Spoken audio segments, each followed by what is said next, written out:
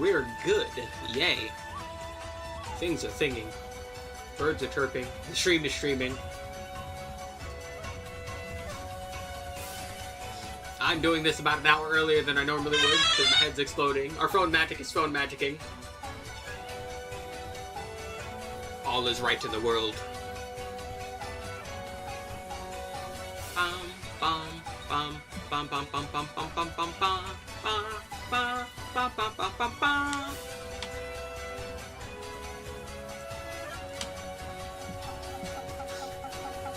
Bum, bum, bum, bum, bum, bum, bum, bum. Bam! Do do do do do do do. And today is gonna be another fun day. We're gonna be ranking some more stuff, more Monster Hunter. Because I love Monster Hunter, in case you haven't noticed by the ample amount of Monster Hunter music and the times I reference it and talk about other things, and the times I've played it on the channel. Which, to be fair, has not been much. It should be more. No joke. I've been wanting to get back into Frontier. I've been playing Frontier off-stream and have been enjoying it quite a bit. I actually helped the guy get to G-Rank last night before I went to bed.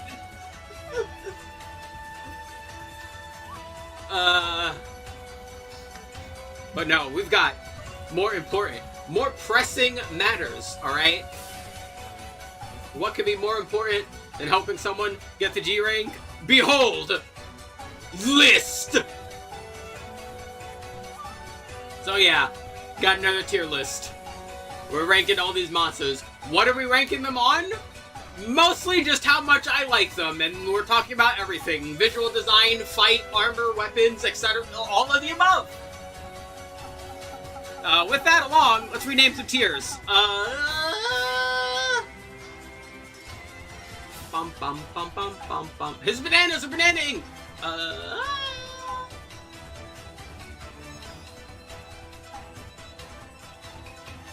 God, what do I call these tiers? Oh, you know what? Hold on. Alright, tasty. Alright, that's the highest tier. Next up. The obvious one would be G-Rank. Yeah, so you know what? Hold on, yeah. We'll do that for the rest of these. Hold on. Duh.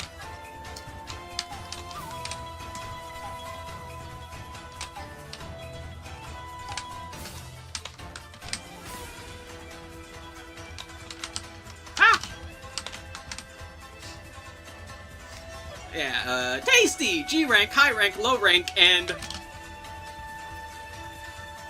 I need something a bit more creative for this. Could be banana? No, because bananas are useful. The things that are underneath low rank are things that I genuinely despise with every fiber of my being, and I, like, never want to fucking see them again. And there's not going to be that many things in that tier. Monster Hunter as a series does a good job of even balancing out the, like, risk-reward ratio when it comes to hunting things, right? Like, nothing is pointless. There's always some reason to do something with it.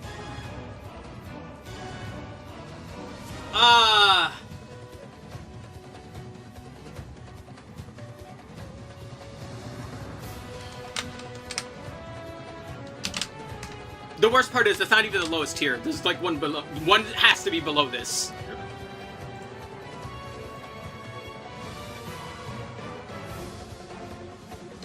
You know what? Yeah. There you go. That's how I feel. Tears. That's how I feel about those monsters. They make me sad.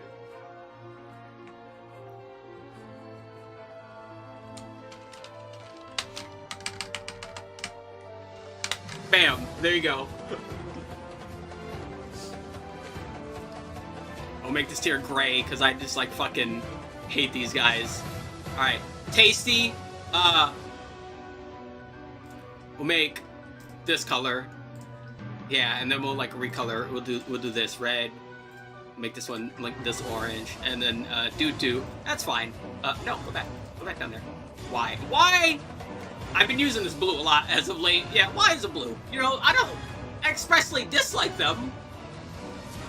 But they make me a little concerned. Alright, so, due to how I organized this, we're going to be going in generation order and alphabetically within the generation. Oh wait, that's a good one. Hold on. Thank you.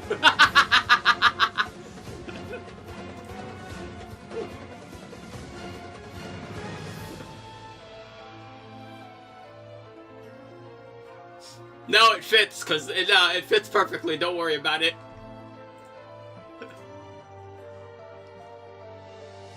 And you know, there's going to be an additional secret tier, by the way, that we're going to add later when we get to a particular monster. Don't worry, we'll get there when we get there. Oh, and of course, because we're talking about Monster Hunter, the playlist, the musical stylings of tonight will be all the Monster Hunter songs I have. So, yeah. Yay. Alright, let's get to it. Behold. Oh, let me reorder this. BAM! Yep, right off rip, we have his bananing. He's twitching it now. He's twitching all over the place. Bum bum bum bum bum bum bum bum bum bum bum bum bum. Yeah. This is Bizarrios. As you can see, this is a rock flying wyvern, because nothing in Monster Hunter is a dragon unless it's expressly said so. This is not a dragon, it is a flying wyvern. Get used to that. There will be many, many weird things about a lot of things. Now, Bizarrios is a bit funky. As you can tell, it's basically a giant rock, which makes it kind of annoying to fight if you're a Blade Master. Using melee weapons against this thing is a pain in the ass, because they tend to throw this monster early at you, which makes it even more annoying. Basically, how Monster Hunter works is there's a sharpness system, where the higher level your sharpness, the more damage your weapons do, but on top of that, weapon hit zones basically, like, bounce against your weapon if your weapon's damage is too low. And because you fight this guy early and he's a giant rock and his hit zones fucking suck, it causes a lot of fucking problems. It means you're basically bouncing off of him, like, all the fucking time early. Now, if you're a gunner and you're using any of the ranged weapons, this guy is a fucking piece of cake. You just pump him full of lead and then it's like nothing, because it's not like your bullets really care, especially if you're using Pierce ammo, especially if you're using a Pierce elemental bow. So, piercing him's honestly not that bad. But if you're using a melee weapon and one that doesn't have some sort of non-bouncing special attack like Switch Axe or Longsword or Hammer Charges, etc., yeah, Bizarrios is just kind of annoying. It's really annoying. I do like that it has, like, really juvenile versions of its later form.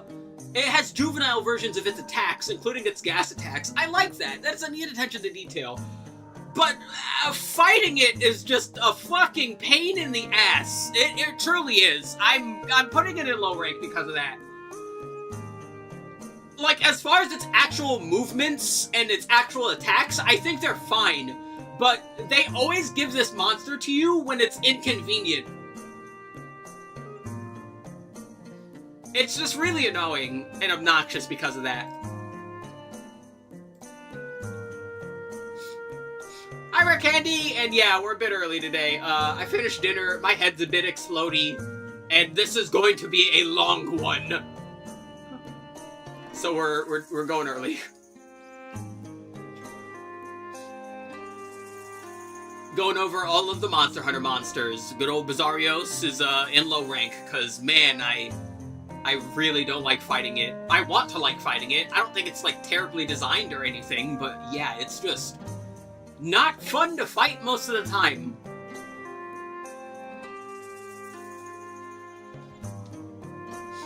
Up next! Cephadrome! Cephadrome is our first Piscine Wyvern. We're gonna be, there's gonna be a few of those. There's gonna be a few of a lot of things. It is basically a hammerhead sand shark on 2 big legs.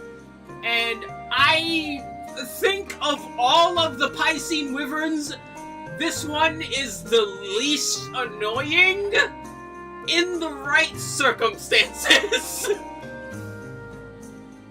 So, these things are tall. These things are very tall. And it means hitting their weak spots, which is usually their face, or in the worst circumstances, their back fin, is really hard for most weapons. It's not the worst, though. Yay! Good old SP.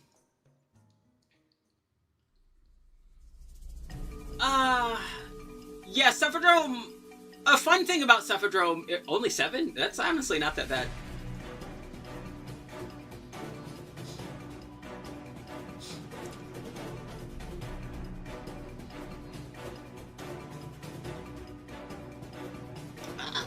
Brain is braining. Yeah, so one thing about Cephadrome is, this is our first monster that, like, digs underground, or in this case, in the sand. And you can use Sonic Bombs to knock it out and get some free damage while it's flipping and flopping around. But then that adds the next problem. Piscine Wyverns never sit the fuck still when you knock them down!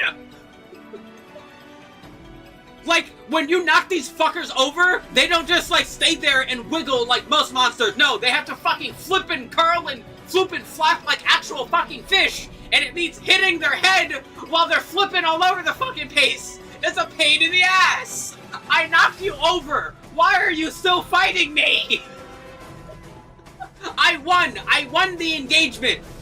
One big thing about Monster Hunter's combat is exploiting timings and weaknesses and really min-maxing those moments you get to hit a monster through its, like, tells.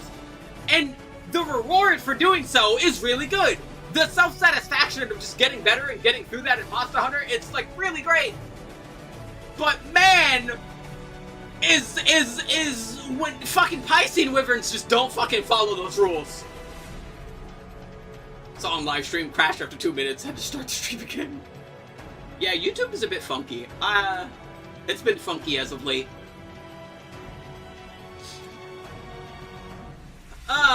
So yeah, Piscine Wyverns, and Cephadrome is one. Like I said, I think he's the least annoying. These are not going to be ordered, by the way. I just feel the need to stress that. He's also going to go in low rank. It's not going to go in Y, because it's not awful. But I don't like it. I really don't like it. Because I feel like the Piscine Wyverns as a whole just kind of share problems, as we will see as we go through this.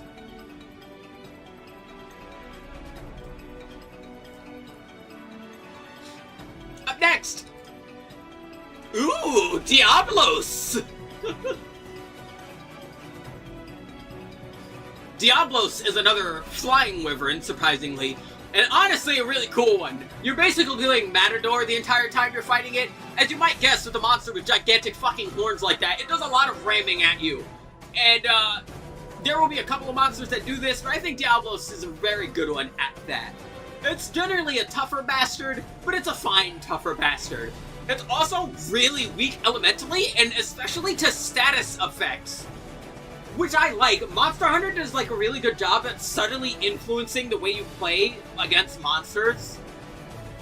And yeah, it turns out the Diablos and its associated family are really weak to status conditions a lot of the time, which is really fun. Other than that, their weakest spot is actually their wing flaps and their tail.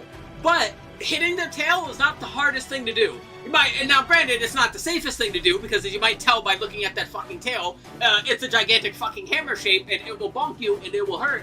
But it is worth it, considering how much extra damage you're gonna get through when you get across to it. Phone magic? Why are you phone magicking? I swear, like, fucking phone magic never decides to fucking send me messages at like fucking like a noon or earlier. And it's always during this moment. Stop it. All in all, Diablos, I think, is honestly pretty solid overall. It's kind of hard for me to hate. I think it's generally well placed among the difficulty of where it's placed in game. I like Diablos. Diablos gets high rank.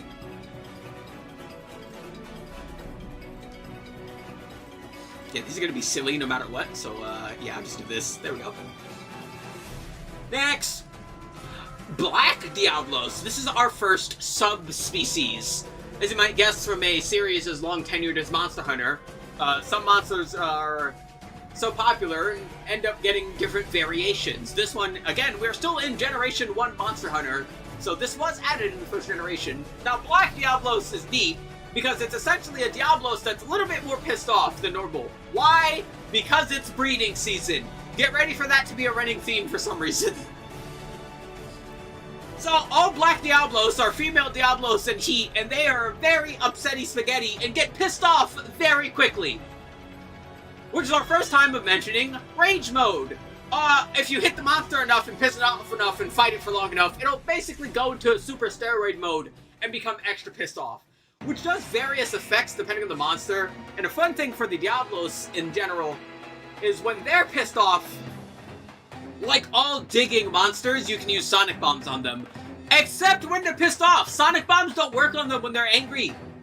Which is really fun, because it basically means you never get to use Sonic Bombs against Black Diablos.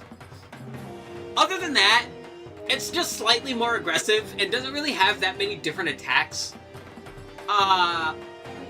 Because it's not that different, putting it in low rank would feel a bit funky, so I'm just going to also put it in high rank. I don't really...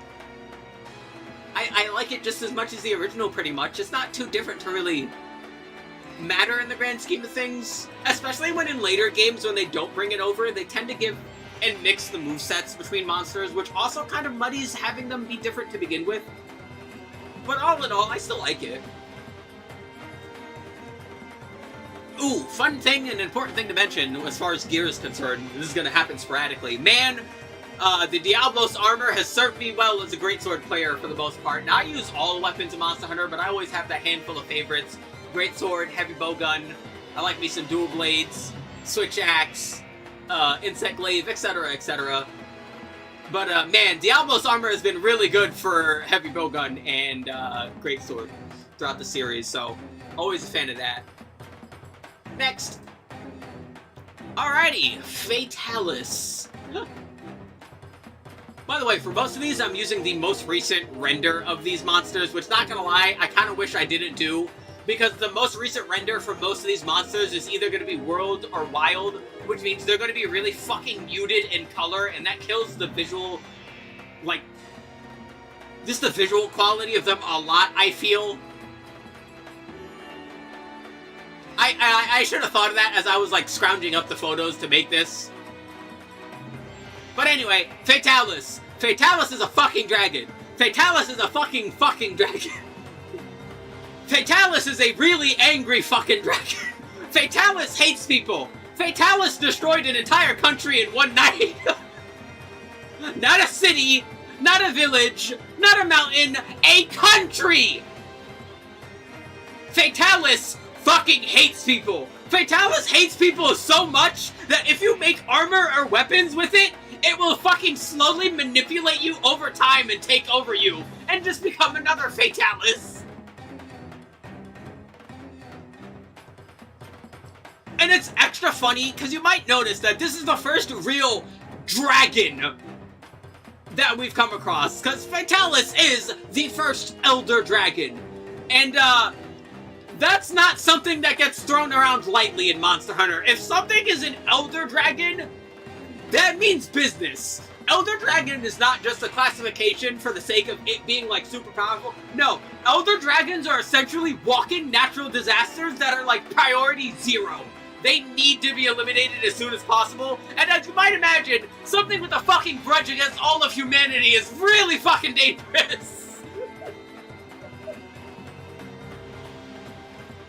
Fatalis is awesome. Fatalis is also a really fun and interesting fight most of the time, because it's the areas you can hit it, like its arms, chest, and legs, are like very okay. You don't want to hit its tail. Its tail is especially high armor.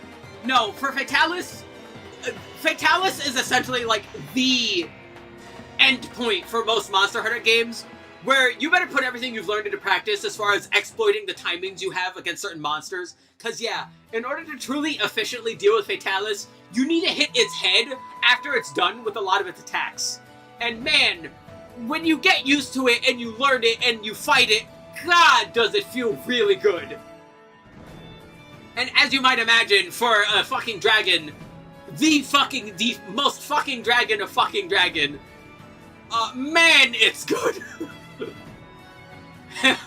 We don't talk about Freedom Fatalis, we'll get there eventually. Oh man, that thing was no, we'll talk about his brother in a moment, because this is alphabetical. We'll get to him in a moment. Also, hi about that, it's long time no see. But man, I love Fatalis. It's not tasty. It's not one of my favorites, but every time I come across it, I do enjoy it. I really enjoy it. It's hard to hate Fatalis. Yeah, I've been doing pretty consistent at 4 as of late, but yeah, this is gonna be a longer one, so I started an hour earlier. Also, I got back into Frontier. I've been doing a lot of Frontier off-stream. Last night I actually helped a guy get to G rank.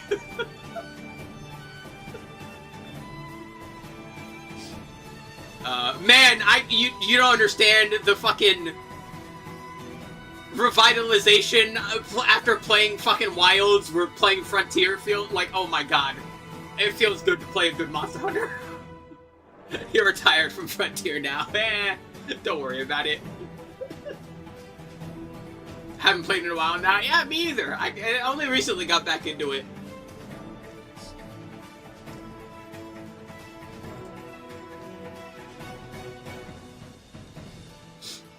Behold, the next monster. Crimson Fatalis.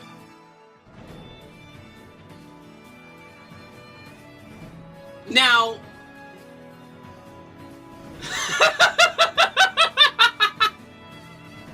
I don't have to. Dude, like, you were there for some of my fucking streams while I was playing that game, dude. I basically hated almost all my time playing Wilds. I have not played Wilds since streaming it. I am not going to play Wilds after streaming it. I'm not playing that game again. Wilds is not only just a bad Monster Hunter game, it's just a bad game. I fucking hated Wilds. Which, unfortunately, no, not unfortunately. When we get to the Wilds monsters, I will try my damnedest to separate my dislike of the game from the monsters. Because I don't think it's the monsters' fault the game they're in fucking sucks dick, but it's gonna be really hard to remove the Wilds isms from when we get there.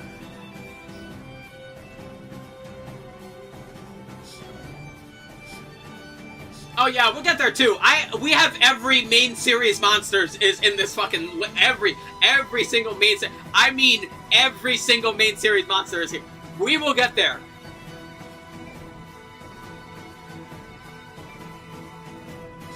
Don't worry, I will talk my shit.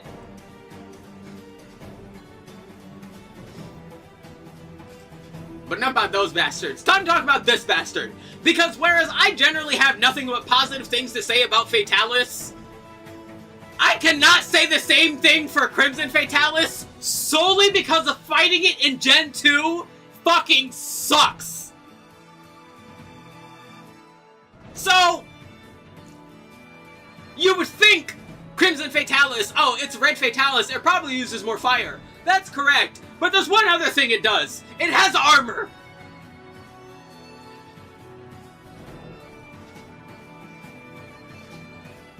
Oh yeah, we decided to separate. I was talking about that with Meow when I was like making this. We decided to separate the Frontier monsters. We will do Frontier on their own some other time. because they're just so different enough, and honestly, I need more time actually, like, playing and getting used to them to really solidify my feelings on them. But yeah, Gen 2 Crimson Fatalis, not gonna lie, brings down Crimson Fatalis a lot. Now, in Generations Ultimate, and Generations, honestly, I think Crimson Fatalis is a fair enough fight. But the big problem is Crimson Fatalis in Gen 2 basically gets armor that reduces its hit zones, and you will bounce against it all the fucking time. So you either need Mind's Eye, or you need attacks that don't do damage based on hit zone. Things like Kragan cluster shots, or fucking gun lance explosions. It's so fucking tedious, dude. It makes what would have been a fine fight substantially worse.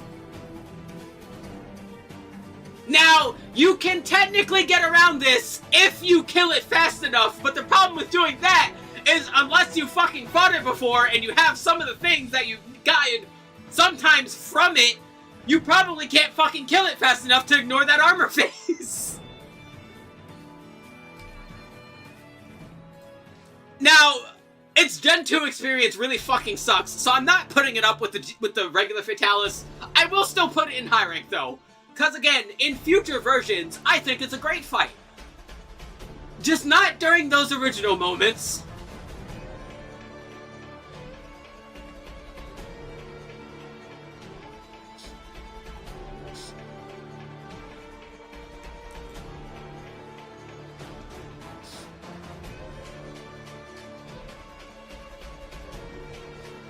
Oh yeah, that's another thing. Nowadays, we have what the separate kill and repel quest.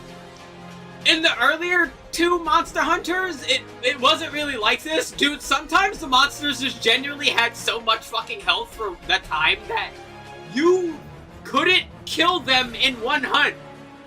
You would actually time out and they would leave, and the next time you would fight them, it would be the same one you fought earlier with all the same health and all the same broken parts, etc. And especially because this fucker had armor, you would probably have to hunt this guy 2 separate times. It fucking sucked.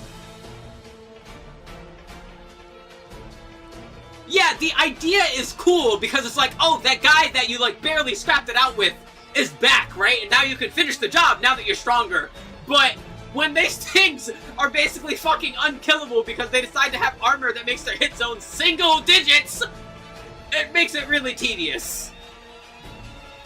And as you will come to see, monster fights that are tedious are honestly some of the worst.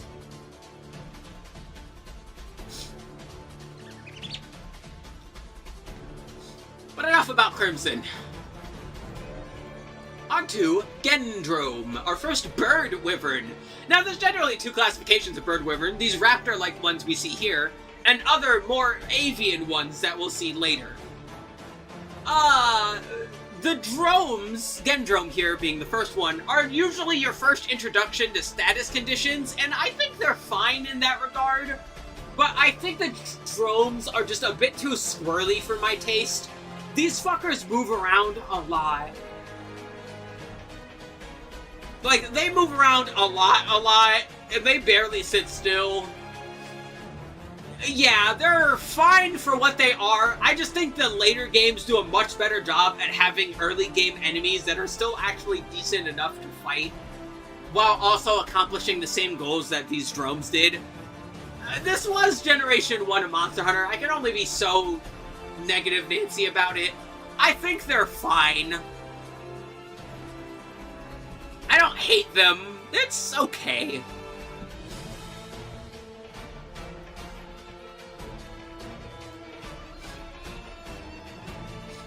I'm not really gonna have too much to say about them either.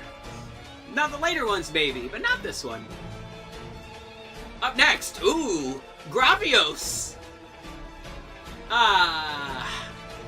So Gravios is actually the adult version of Bizarrios. Yeah, they eventually just like molt and mature and become this thing. And Generally speaking, honestly, it's fine. Honestly, they tend to have a similar problem to Bizarrios, where if you're fighting it with a Blade Master weapon, it's a bit of a pain in the ass. This time, not because you're bouncing off of it most of the fucking time. Instead, because its weakest hit zone is one that's really hard to hit, because Gravios is very big. And its weak zone for Blade Masters is its stomach. And most weapons cannot easily hit its stomach. Greatsword can, Switch Axe can, Longsword kind of can. Most things can't. Similar to Bizarrios, though, if you're using a gunner weapon, this guy's honestly a piece of cake. You're probably gonna fight it pretty damn easily. The hit zones are not a problem, and it's just asking to be fucking pierce shot. One fun thing about Gravios compared to Bizarrios is the introduction of a lot more breath attacks, especially the heat lasers. This guy shoots out giant fucking heat lasers from its mouth, and that's really cool, and it's really hard for me to hate. But surprisingly, they tend to have similar problems to Bizarrios, where just hitting it just is kind of tedious, and they take a little while long to fight simply because you can't hit its weak zone enough. The much more expanded poison gas attacks, I think, are a lot more interesting, because Gravios tend to have not just poison gas, but also heat gas, and as we'll come across later, sleep gas. And honestly, I think that's really cool. You can see the vents along its lower portion of its body and along its back, which is pretty neat, honestly. Like, this is another monster where I don't particularly hate it, but I also don't particularly love it either. It also goes in low rank. Low rank is mostly just going to be those mid monsters. Oh geez, that's a background. Oh, that's the Skullgirl's background.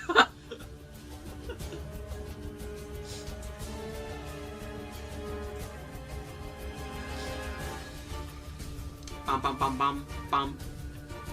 Yeah, Gravios is fine. Bam! Now, Black Gravios. I feel the same way about it that I do with Black Diablos. It's kind of weird because most of the time it's just ever so slightly different than regular Gravios. Especially once again, whereas later generations go along, they kind of just add more and more attacks from one to the other, and they end up getting like blurred together in a weird way. Now, Black Gravios is a bit more mobile. It tends to use its heat beams in a lot different ways, especially with its sweeping heat beams, which is probably the biggest difference, where rather than just shooting a beam straight forward, it will then arc it across the area, or the more interesting one, where it'll go vertically from, and like sweep up and down, kind of like in a V motion in order to try and snipe you that way. Which honestly is a really interesting attack. I don't hate it. I think that attack is really neat. But kind of similarly to Diablos, these monsters just kind of get blurred together and they're not different enough for me to want to separate them. There's going to be a couple more subspecies like that, but as the series goes along, they tend to differentiate the subspecies a lot more. Next. Ooh. Gypsaros. Gypsaros is another flying wyvern. Now this one's really interesting for several reasons. Gypsaros is probably one of the bigger introductions to expanded status effects. Gypsaros can stun you. You see the little rock-looking thing on its head. It can knock up against its beak in order to create a flash, and stun your hunters, which is pretty cool. On top of that, it can spit out poison breath, as well as poison mist from its tail. Its tail, which, as you might tell by the picture, is quite rubbery and stretchy. Which is kind of gross, not gonna lie. It's kind of all funky and gooey and icky and ew. Gypsaros is really interesting because it is essentially rubber. It's pretty rubbery, and it's immune to electricity. Not just the element when you're using it on your weapon, but also shock traps. Yeah, it cannot. You can't use shock traps on Gypsaros. It's too rubbery. I think that's a really neat detail, honestly. However, the most famous thing Gypsyros is known for is faking its death. Something that never works, because when you kill something in Monster Hunter, you get a big old celebratory thingy that happens with like, hey, you killed the monster, congratulations, and then the music starts playing and all that jazz, and the game tells you when a monster is actually dead, so honestly, having a monster fake its death is kind of pointless. All in all, this is another okay monster. This monster is okay. I don't dislike it. There's gonna be a lot of things in low rank, honestly. Now, Gypsyros' older brother, Purple Gypsyros, he's a bit more poisony.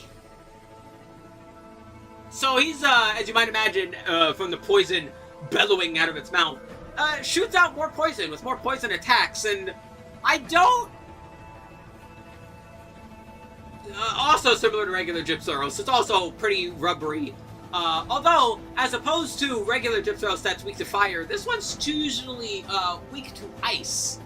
You gotta freeze the rubbery substance solid, and then you can't stretch no more, which is kind of funny. Shrinkage works. This one also is pretty similar. Again, these earlier subspecies are just gonna have that problem where they just kind of exist and are ever so slightly different than their main one, but not enough for any meaningful marks or matters.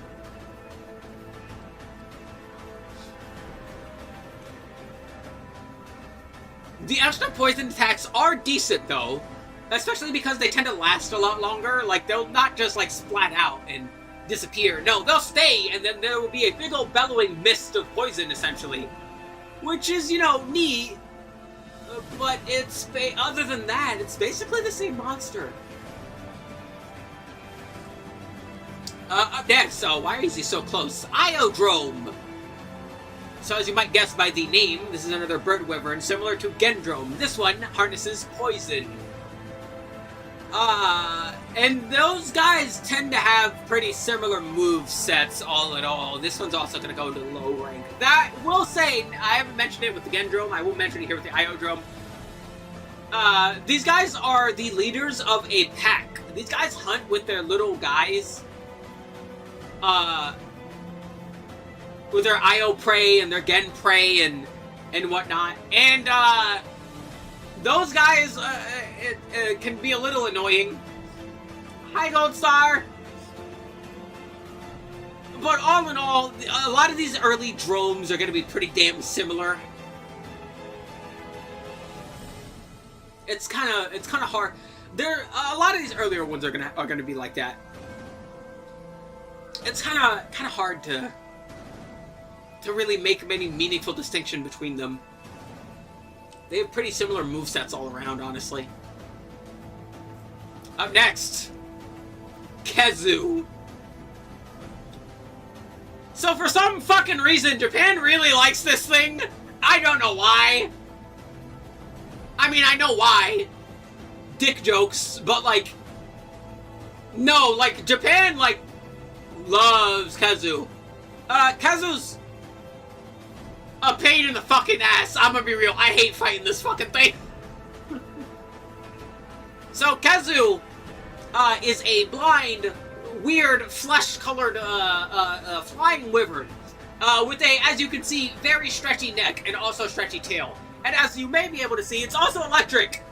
Yeah, this guy shoots out electricity, or more annoyingly, will generate a big old electric energy around him like fucking Blanca. Which, as you might guess, in a game like Monster Hunter, where most players are using melee weapons, is a bit of a fucking pain in the ass! God, I hate that fucking move. On top of that, his tail is, like, surprisingly harder than the rest of his body. So, like, hitting his tail fucking sucks.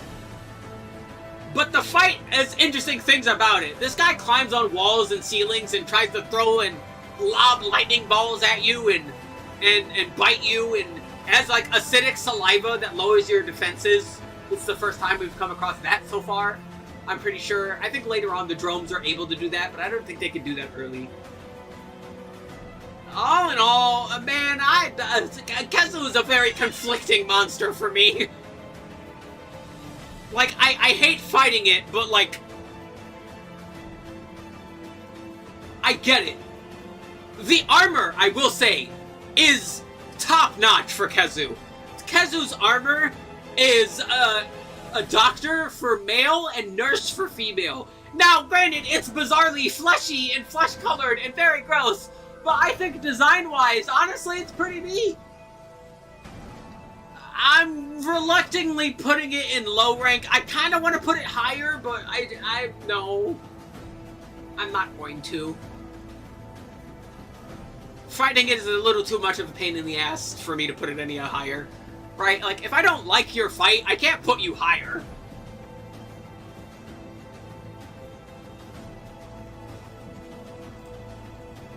Next!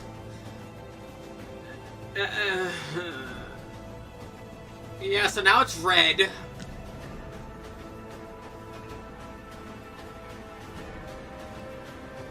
And similar to a lot of Gen 1 subspecies, it's not really that much different than the normal one. It uses electricity slightly more. That's really it. Again, like, these Gen 1 subspecies are in a very peculiar position, man. I wish I could say more about them, but I really can't. Up next, ooh, Kirin. So here we have another Elder Dragon, and as opposed to the big, imposing, all-powerful ones like Fatalis, Kirin is a bit more, sporadic and docile, tends to avoid people most of the time, moving fast as fucking lightning, and oh boy, does this fucker move fast as lightning! I fucking hate fighting Kirin. This is... Okay, so the good news is, it has low health. The bad news is, it has very, very, very fucking high defenses for some reason. It's immune to basically every status. All the statuses it's not immune to do basically nothing to it. It has basically no elemental weakness at all. And on top of that, when it's in rage mode, it goes in a fucking armor mode that makes it even harder to hit. This is a monster where you basically have to hit the head and nothing else, or the fight will go on for extended periods of time. When it shouldn't, because its health is so goddamn low. I like the armor. I like the weapons, which are mostly fashioned out of its horn. The horn, which is the thing that generates its electricity. That's going to be a lot more interesting for a monster we're going to be talking about much later. But as far as the monster in and of itself, not gonna lie, I fucking hate this thing. Why does it exist? I want to like Kirin. I really do. But it's not fun to fight at all. It is a fucking soul-draining fight every time. And God forbid you ever play Frontier and fight the fucking Frontier version of it. I hate that motherfucking Frontier the most. Oh my god, the Frontier version makes me want to fucking touch down a kitten.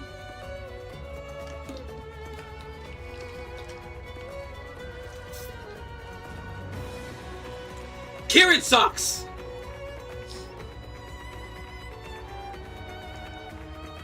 But Kirin's fucking lucky, because there's at least enough good things about it where it's not in the fucking sad tier.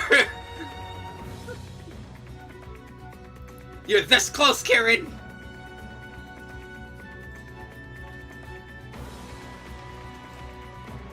Jesus Christ.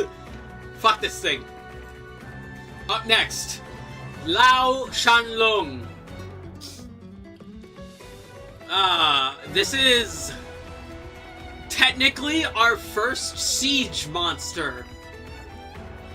Now, siege monsters are typically the giant monsters of Monster Hunter that you have to fight in abnormal ways.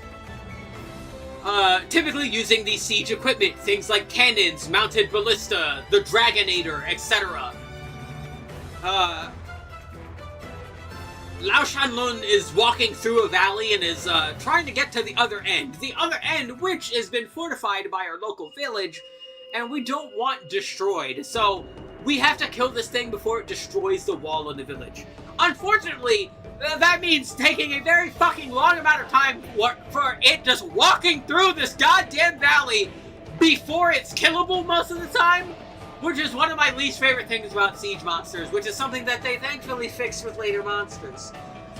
When Lao Shanlun gets low enough, it will hurry the fuck up and move a little bit faster to try and get to the valley, but so much of fighting siege monsters is waiting. And unfortunately, you can't really do too much about it. Lao is especially bad because every time it walks, it has a fucking tremor.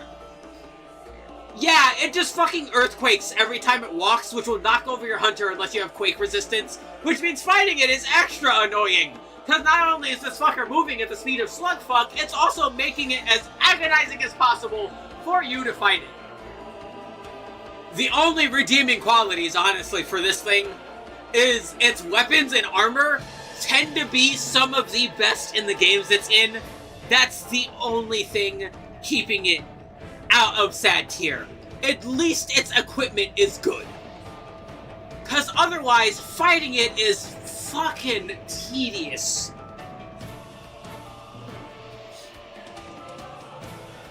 Yeah, and they gave it a fucking subspecies for some reason, Ashen Lao Shanlun, which, similar to all the other subspecies, is not of Gen 1. It's not really different enough to really warrant talking about in the grand scheme of things. It's not that different. Most of these early Gen 1 subspecies are basically ever so slightly more aggressive than their main version. That's about it. That doesn't really mean much.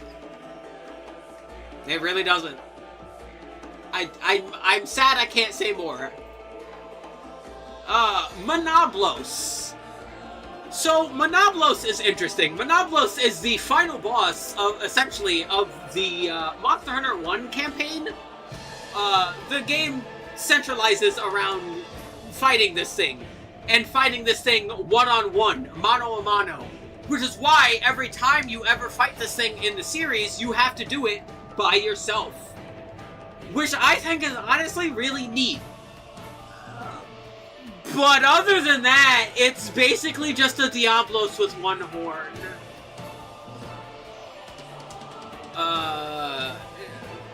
One thing I'll mention here, which this applies to Diablos too, so I'll stress this part out a little. A fun thing about Monoblos and Diablos is against certain walls, when they're using their charging attacks, they can get stuck, and that's a good opportunity to get in free damage. Other than that, I think the fact that you always have to fight it one-on-one is a really interesting tradition that they managed to keep throughout the entire series. But it's just a less interesting version of a monster you've already fought. I don't find Monoblos as interesting or unique as Diablos, so I'm putting it a tier lower. And White Monoblos, Monoblos with no seasoning, is the Monoblos that is ever so slightly, what do you know, angrier than a regular Monoblos. Now, is this one also in mating season, like with regular Diablos? It's something I probably should have went to go look up. I'm gonna go look that up right now.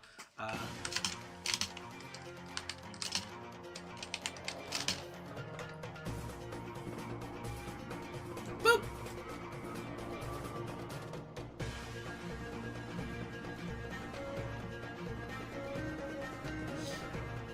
Got it on the Steam. Let's see. Monoblos. What's your deal?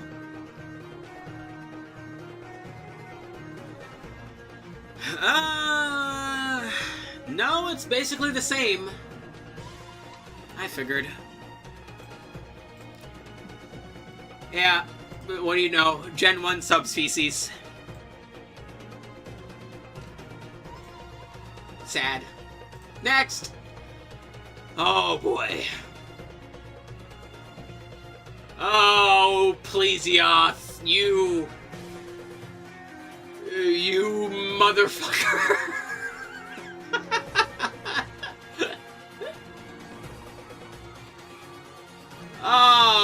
Plesioth is the Piscine Wyvern of Piscine Wyverns. If there is any Piscine Wyvern you know in the series, it is this one. And not for good reasons. Similar to Cephadrome, it's tall, but honestly, usually it feels fucking taller than Cephadrome, which is a little bit more annoying. So that's never fun. On top of that, this motherfucker never stays still. This guy uses its water, the water it accumulates to its body, to fucking slip and slide throughout whatever fucking arena you're fighting him in, which makes fighting him even more tedious. He has high pressurized water jets he can shoot out of his mouth, which is just kind of, annoying. This is the first monster that inflicts water blight, surprisingly, which lowers your stamina regen, which is, not so fun. Ah, man, it's very annoying. And, come Generation 3 of Monster Hunter is where they added the ability to fight monsters underwater, and man, fighting this fucking thing underwater is surprisingly easier than fighting it on land. I don't know why that is. Yeah, fighting this guy underwater is way better than fighting it on land. On land, it's just a fucking pain in the ass because you can very rarely hit its weak spots because of how fucking tall it is. But because it's underwater and it's probably on level with you most of the time, it's actually easy to hit its head and its back fins. I think of all the monsters that will be fought underwater, which is not that many, but there's a few, this one's surprisingly the easiest. And of course, I can't go this far without mentioning the hip check. The fucking hip check from fucking Jersey. Oh boy. This guy's like the poster child for jank Monster Hunter hitboxes. Of shit just hitting you where it clearly has no reason to. And its hip check, its fucking side tackle is the best example of that. Oh man, it's oh boy, I think it's just the worst in Freedom Unite. In every game that's not Freedom Unite, I don't feel it as much. But in Freedom Unite, especially the first time I played Freedom Unite, the first time I got hit by this move, I was fucking stun-locked in real life. I was like, in what fucking universe did that hit me? This one, apparently. This thing's hip check is so infamous, it has a fucking super move in the Monster Hunter Stories series that references it. It came back into actual hell, yeah. Now, you would think, with everything I just said, that I would put it in the Y tier. Honestly, I think Plesioth has enough good, interesting qualities to just keep it in low. I have made my peace with Plesioth. I will not be as merciful for other monsters.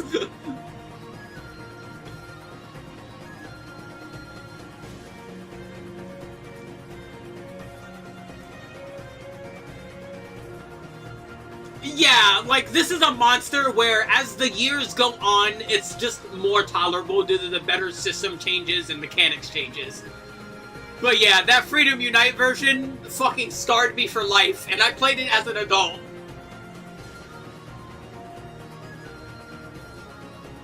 Oh yeah, we're, as you might imagine, playing all the Monster Hunter songs I have on shuffle. Yeah, this one's 5 stars for a reason.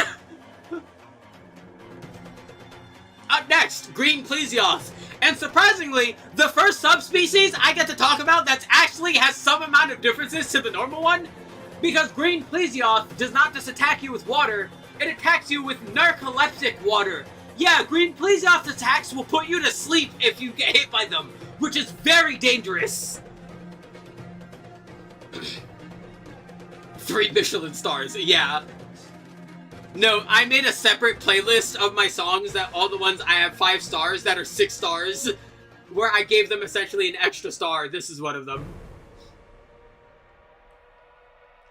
But yeah, Green Plesioth is actually ever so slightly different enough to normal Plesioth, because it has what will become a running theme for later subspecies, either a change of element or a change of status. And that genuinely changes how you have to approach the fight because of that new thing. I'm not going to put Green Plesioth any higher than Plesioth, but I do appreciate the fact that it's different enough to at least be something mentionable. Yeah, it's the whole Monster Hunter soundtrack. We're gonna get nothing but bangers, man. Also, I like its colors. I think it's very pretty.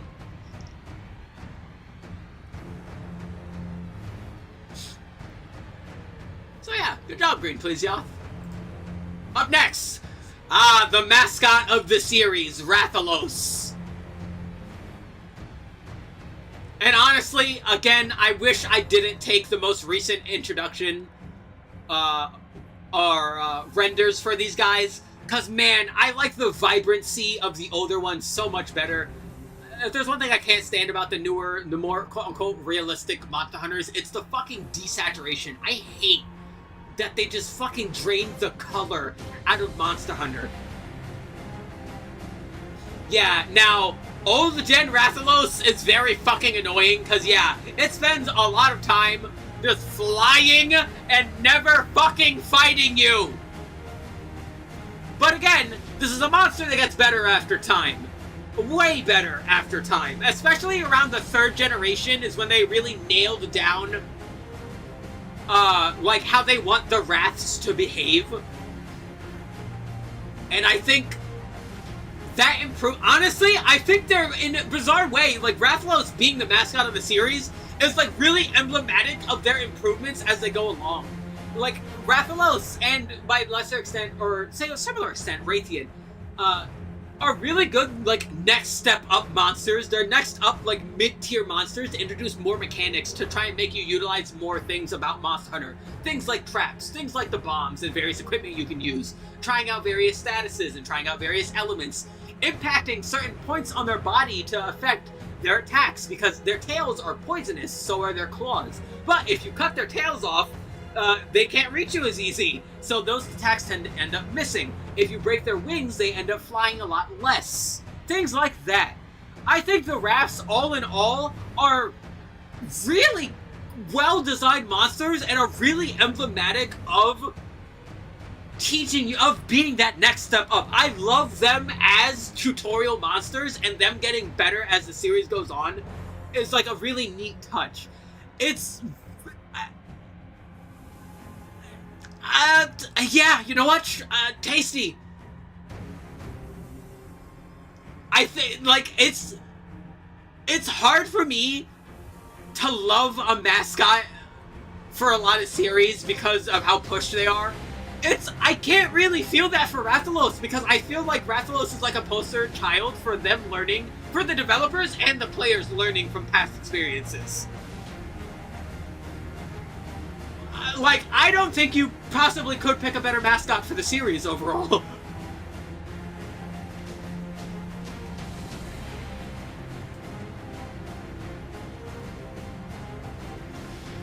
Now, Azure Rathalos, on the other hand,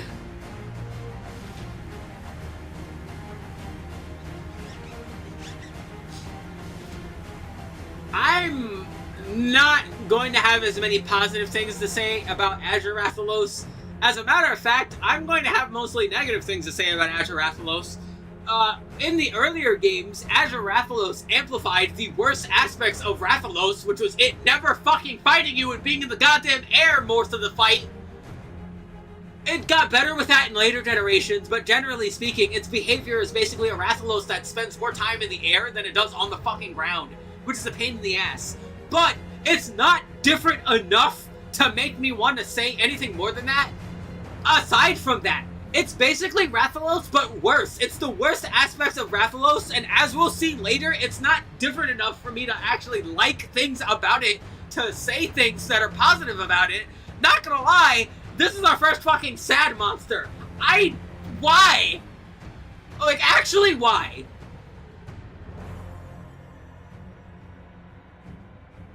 Like, I genuinely, like, Azure Rathalos does not need to exist. Sad tier is mostly going to be things that are just like, why is this here?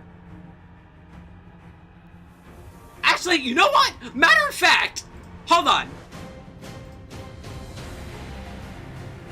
We'll do some switching, actually. Because you know what? Kieran makes me sad. Right? Kieran makes me sad. But no, these guys... like, why? Because why is, like, I question their design on a fundamental level. Like, Kieran is fucking annoying. Kieran is a fucking pain in the ass. Kieran at least has a reason for existing. The things in Y tier are like, you know, matter of fact, hold on, we need to change the colors too. Yeah, we'll switch those colors. Yeah, this is fucking gray. This right here needs to be gray. Because this is like, why do you exist? Like, Azure Rathalos genuinely has no reason to exist as a monster. Just straight up.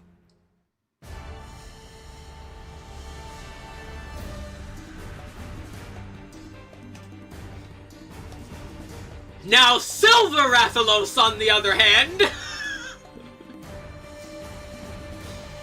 oh, I love Silver Rathalos!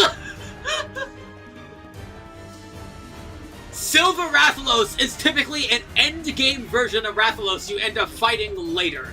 Typically with some of the strongest monsters of the endgame.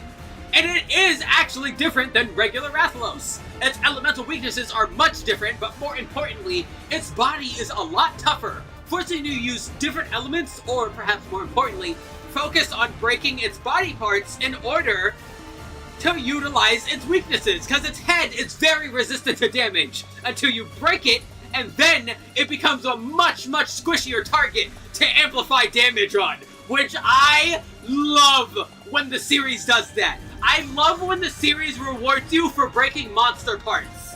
That is such a fundamental thing that not enough monsters do, I feel, and I feel Silver Rathalos does that exceptionally well.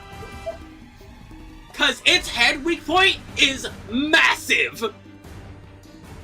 On top of that, it has a ton of interesting attacks compared to Rathalos. It's basically a Rathalos where they decided, hey, let's give it way more attacks. Let's give it more explosive fireballs. Let's give it triple fireball attacks, sweeping attacks, flame breath attacks, flame bang attacks, tail sweeps, tail flips, and the whole 9 yards. I fucking love Silver Rathalos. Silver Rathalos is something I am always happy to see and always excited to fight, especially because Silver Rathalos' armor tends to be some of the best in the game. So fighting it and getting such great fucking weapons and armor is icing on the cake. I love Silver Rathalos.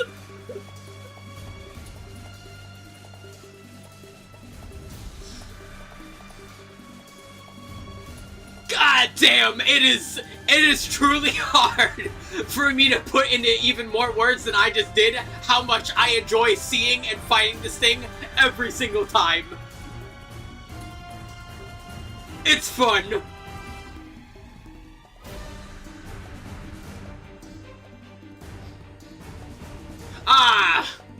Rathalos' partner in crime, and typically the one you end up encountering first, Raytheon.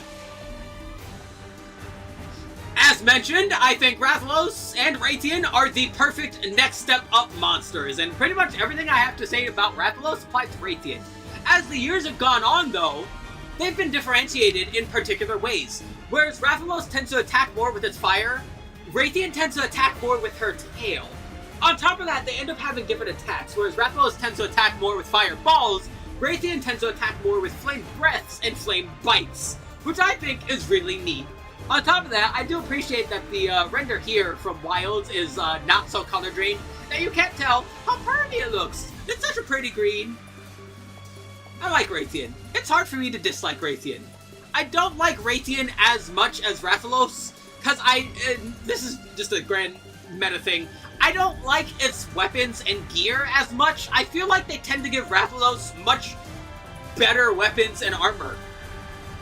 From both a design and, like, actual performance metric, I think that's what's keeping Raytheon out of peak for me personally, but it is hard for me to hate Raytheon. I do like Raytheon.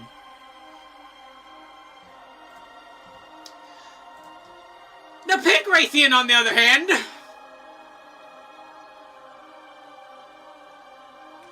so this, I think of all of the wall monsters in Monster Hunter, this one is probably the most frequent and the most infamous. I feel like this monster stops most people from playing and getting into higher ranks of Monster Hunter than any other monster does. And to be quite honest, I'm not sure why.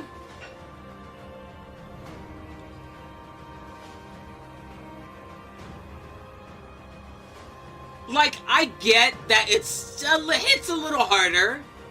You know, its tail flips a little more. The flame breath attacks are slightly more annoying, but I've never had a problem with Pink Raytheon. Even like my very first time playing. My first game was Monster Hunter 3 Ultimate. And even in 3 Ultimate, I never really had a problem with this monster. But moreover, similar to Azure Rathalos, yeah, it's not really different enough, and I question why it exists most of the time. Like, it's just kind of there most of the time. Like, if you can fight a Raytheon, you can fight a Pink Raytheon. Like, I like the color. I like the color a lot more than Azure Rathalos, but that's about it. Other than that, yeah, like, this monster doesn't really need to exist.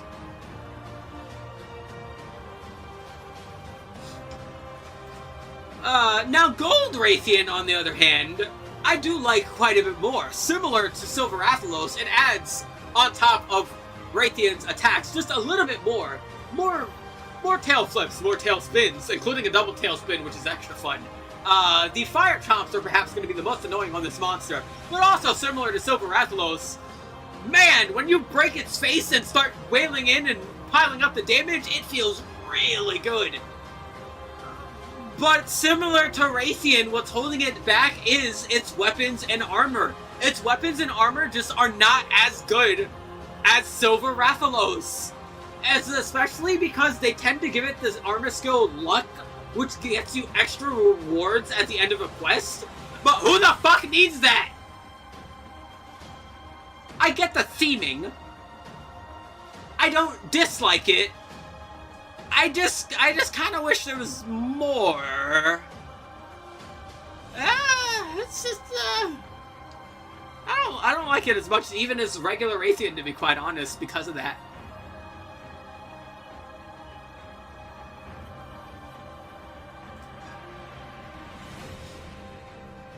Yeah, it's okay.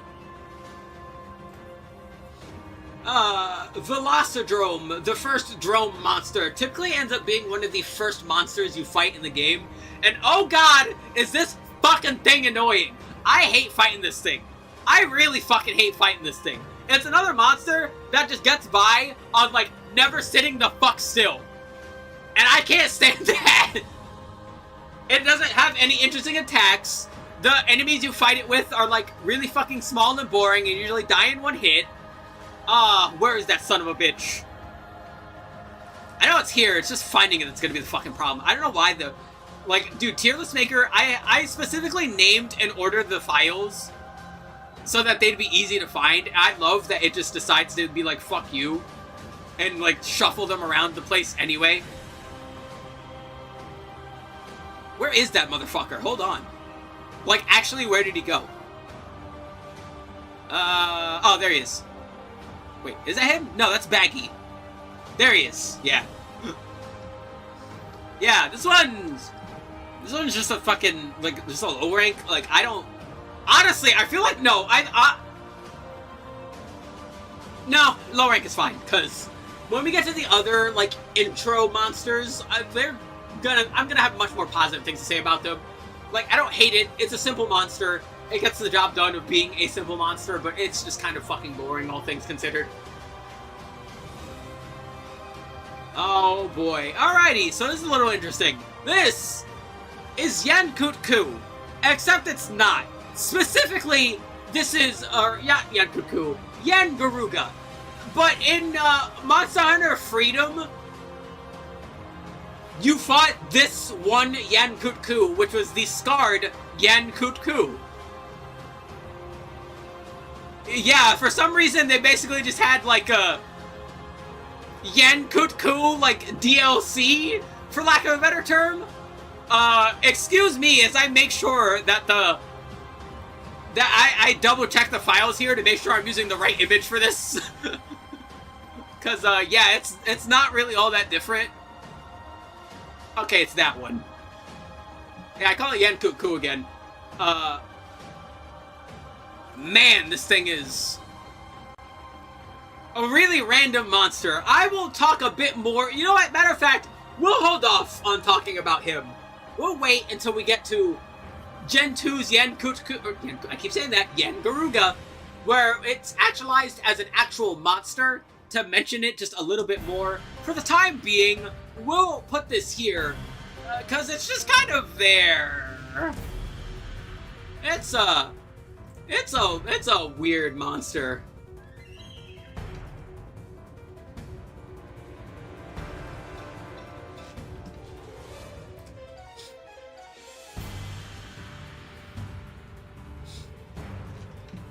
Yeah. I don't have much to say about the scarred Yangaruga, as it is. But I think that is the last of the Gen 1 monsters, surprisingly. Oh no! Here's Yankutku! Yeah, I sat here talking about him.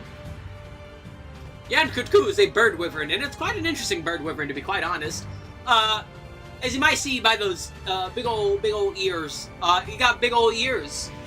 And it's really fun, because you get to throw sonic bombs at him and stagger him that way, which is very silly, and I really like doing that. And when you do that, his head goes all up in the air, and he's all like, whoa, and he's all like confused. That's fun. He has fire capabilities. He shoots out fireballs, so you do need to be a little bit careful. Especially because as the games go along, these fireballs tend to bounce along the ground, and they can sneak up on you that way if you're not expecting them to go as far as they do. Ah! Hold on a moment. Let me take off my sweater. I am sweaty. Whee! There we go. Yeah. There we go.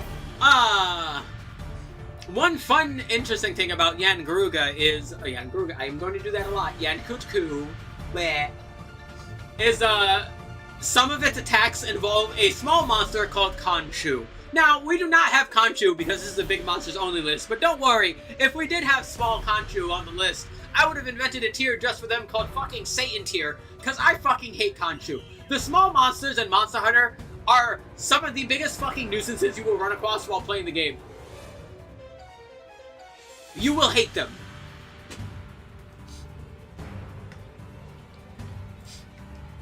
Give me a moment.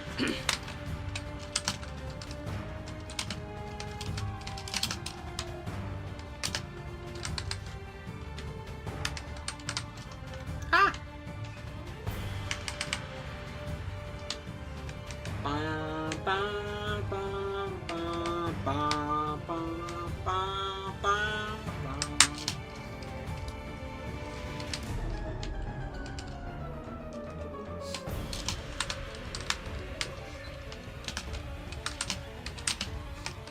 Boop.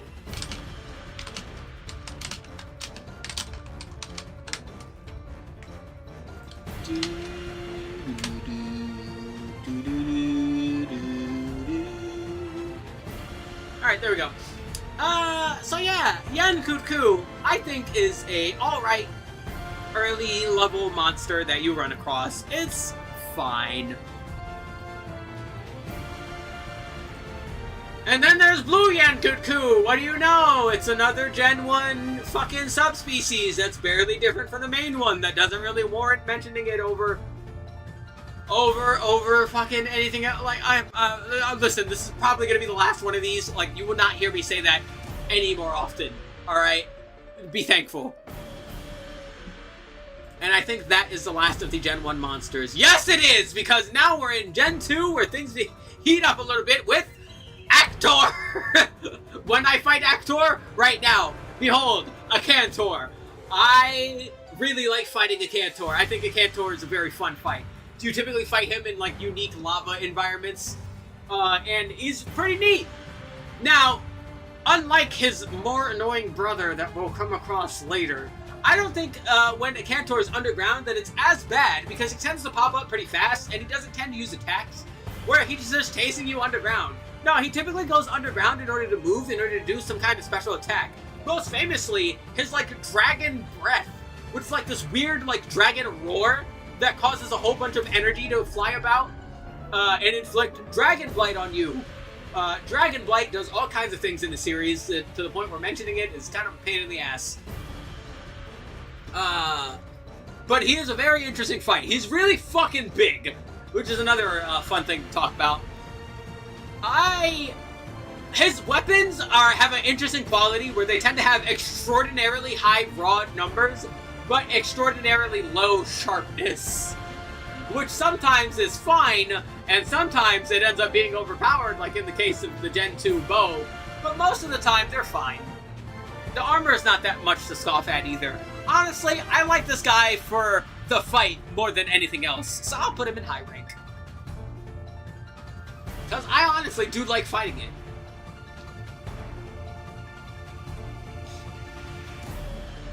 Next! Oh lord, I fucking hate this thing. Alrighty. Blangonga. This is our first monkey, and I'm going to have positive things to say about, like, 3 of them, if that. This is not one of them.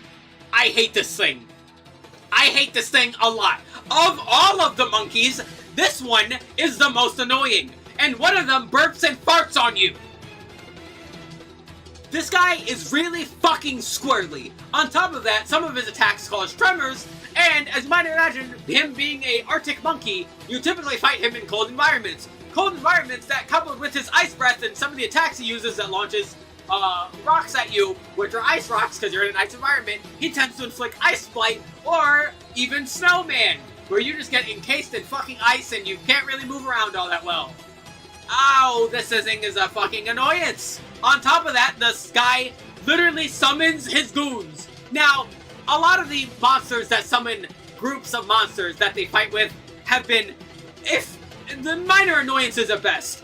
This fucking thing, when it summons the Blangos, they will piss you off. These things take pot shots, these things throw their own rocks, these things sneak up on you and just like, BAH!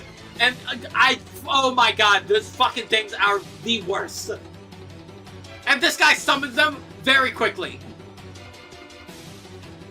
This guy barely fucking sits still, has really fucking annoying attacks, inflicts really annoying status conditions, and if all that wasn't bad enough, as if all that wasn't annoying enough, for some fucking reason, this is one of the very few, if I think actually only monsters in the entire series that can take off the paintballs.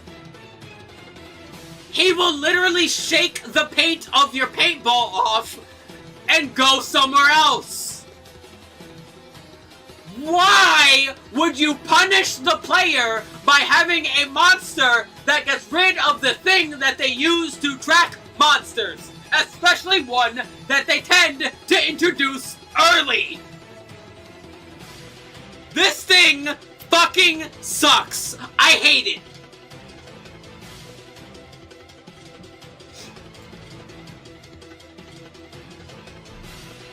I fucking hate this thing. This thing sucks.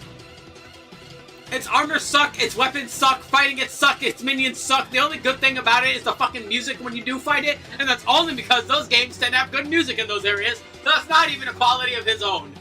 This thing can go fuck itself.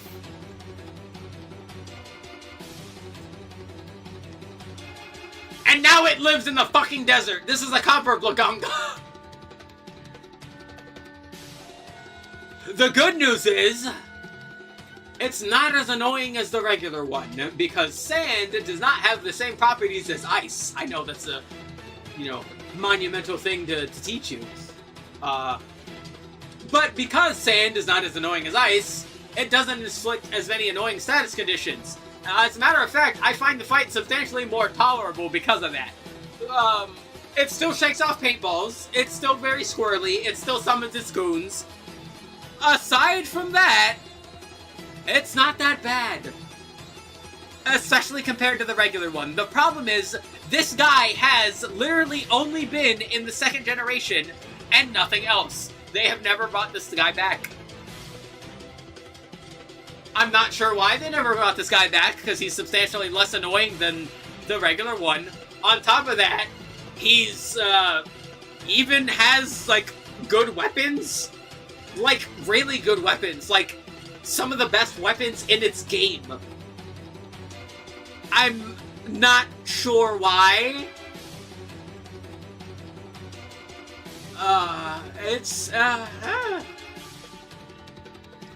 So it's basically the same monster, but with an ever so slightly better fight, with gear that makes it worth it. So, you'll go one step above. You're mostly fighting this thing for the gear. Also, its fur is actually pretty tough. You usually end up needing, like, pretty high sharpness in order to actually fight it. Which, is, never fun. Never like when that happens. But, you only do fight it in G rank, basically, so you'll probably have purple sharpness by the time you get there. It could be worse. I think it's fine.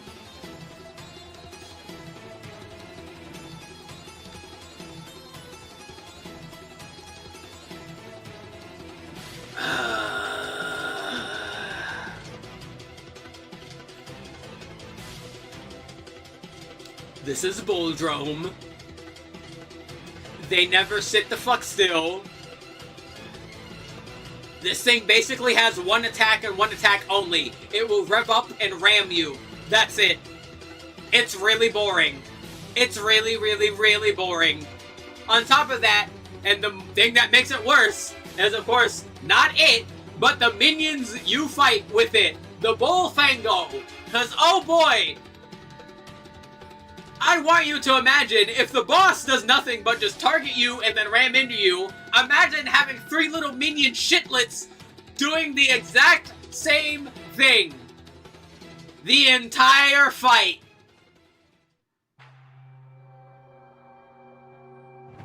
God, I hate these things. The only good news is they have really, really low health and they die really, really quickly. But oh man, is it never fucking fun to run across. Genuinely, it's a nuisance every time.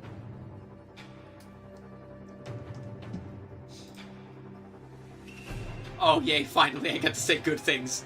Now, hold on, while we're talking about my boy, I should do this. If I have the song for the monster, I will play the song for the monster when we get to it. And we will absolutely play the Chameleos song, because I love Chameleos. Chameleos is great. Man, where to begin? First of all, design. I love it. It's a fucking chameleon elder dragon. Which is interesting, because I mentioned that most elder dragons are essentially walking natural disasters. Chameleos isn't. Chameleos is actually really passive and peaceful for the most part, tending to mind their own business and only get in the way of things and bother things if they're bothered themselves.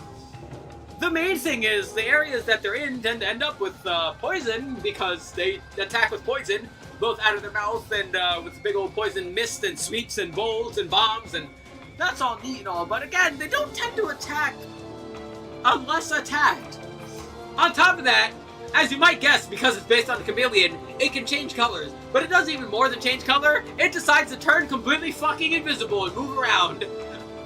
In earlier generations, this is really neat, because it was essentially invisible the entire time, and you had to get used to the tells on the ground, like the tufts of air, the grass moving, etc., in order to fight it. In later generations, they made it a lot more tolerable and only make it go invisible during certain moments and during certain attacks and during only a bit of its rage mode, which definitely makes it a bit easier to fight. And I also like that too, honestly. I don't mind it.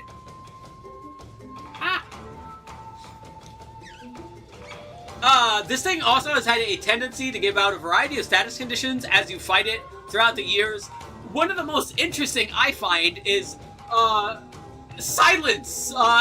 It can inflict silence on you in Monster Hunter 2 and Monster Hunter Freedom that makes it so that you can't use chat commands. And I love when games have something to do with the chat command in interesting ways like that. I adore when they do things like that.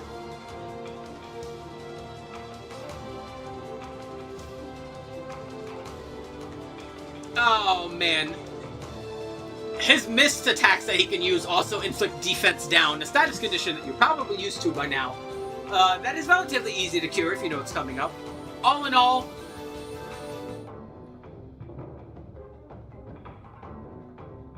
and the most fun thing for me, the music, because when it's invisible, the music gets muffled. I love when games do fun things with the music like that. I absolutely adore them. And oh man, muffling the music when a monster becomes invisible is a fantastic idea. It's really good. On top of that, its movements are really nice too. It moves like a chameleon a lot of the time with really stilted movements, like it's making second decisions about the things it's trying to do. But perhaps the most annoying thing about it, and perhaps the only negative thing, is some of its attacks, all of the attacks with its tongue, can steal items from you, which, while annoying, is nowhere near enough of a game-breaking thing for me to put it any less than tasty. It's one of my favorite monsters. I fucking love Chameleos.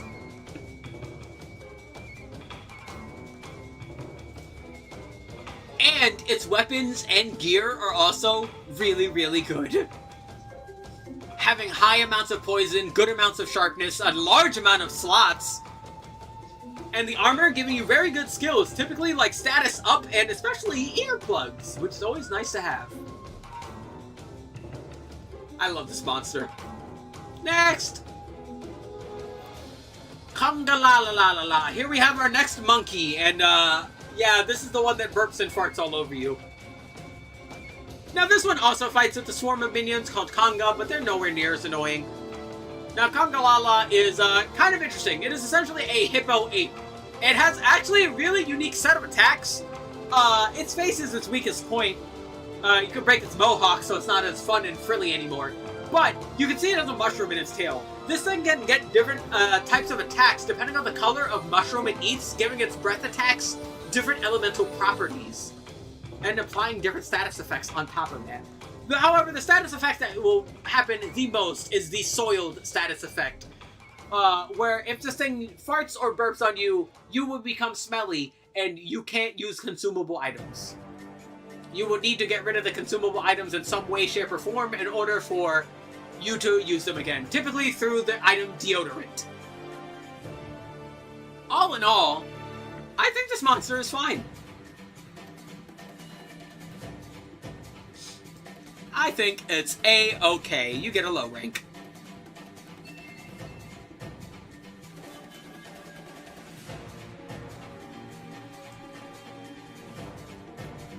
But it does have a subspecies, the Emerald Congalala, which is green. And unfortunately, this is another one of those earlier gen subspecies that doesn't really have that much different in the grand scheme of things. Its burp and fart attacks are ever so slightly different, but not in a noticeable way. Thankfully, that's not going to be that much of a trend. I know I already said that, but yeah, it's not going to be too bad. One interesting thing about Emerald Congalala compared to regular Congalala is it usually doesn't actually fight with the Conga. It usually fights you by itself. That's about it, though.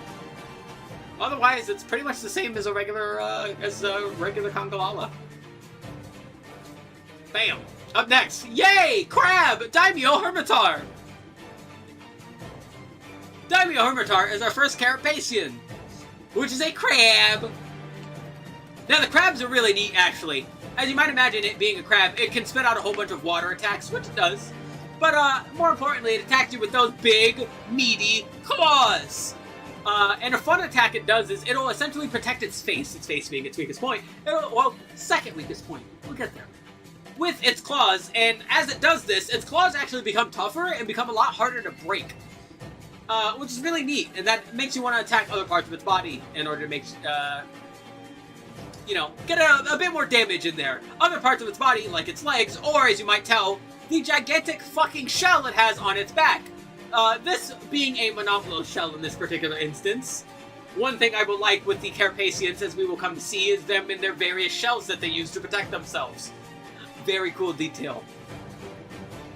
Now, that shell is not just for show. This motherfucker is used to using that shell as a battering ram, essentially mimicking the monster that it decided to take and attack you with it, which is very neat.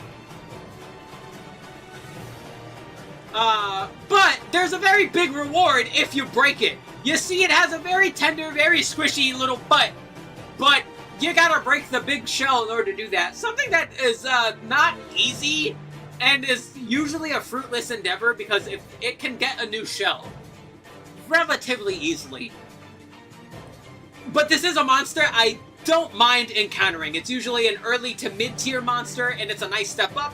Has decent armor, decent weapons, a good amount of water when you get them. I really like Daimyo Hermitar. You got a high rank, buddy. I like you.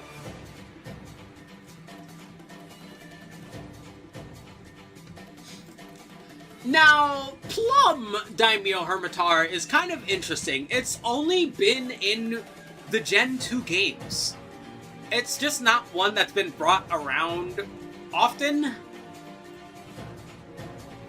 It has a Diablo skull on its back instead of a Monoblo skull, which is pretty cool.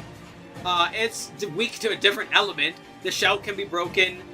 And it's another earlier subspecies that's just ever so slightly more aggressive than normal, but is otherwise identical.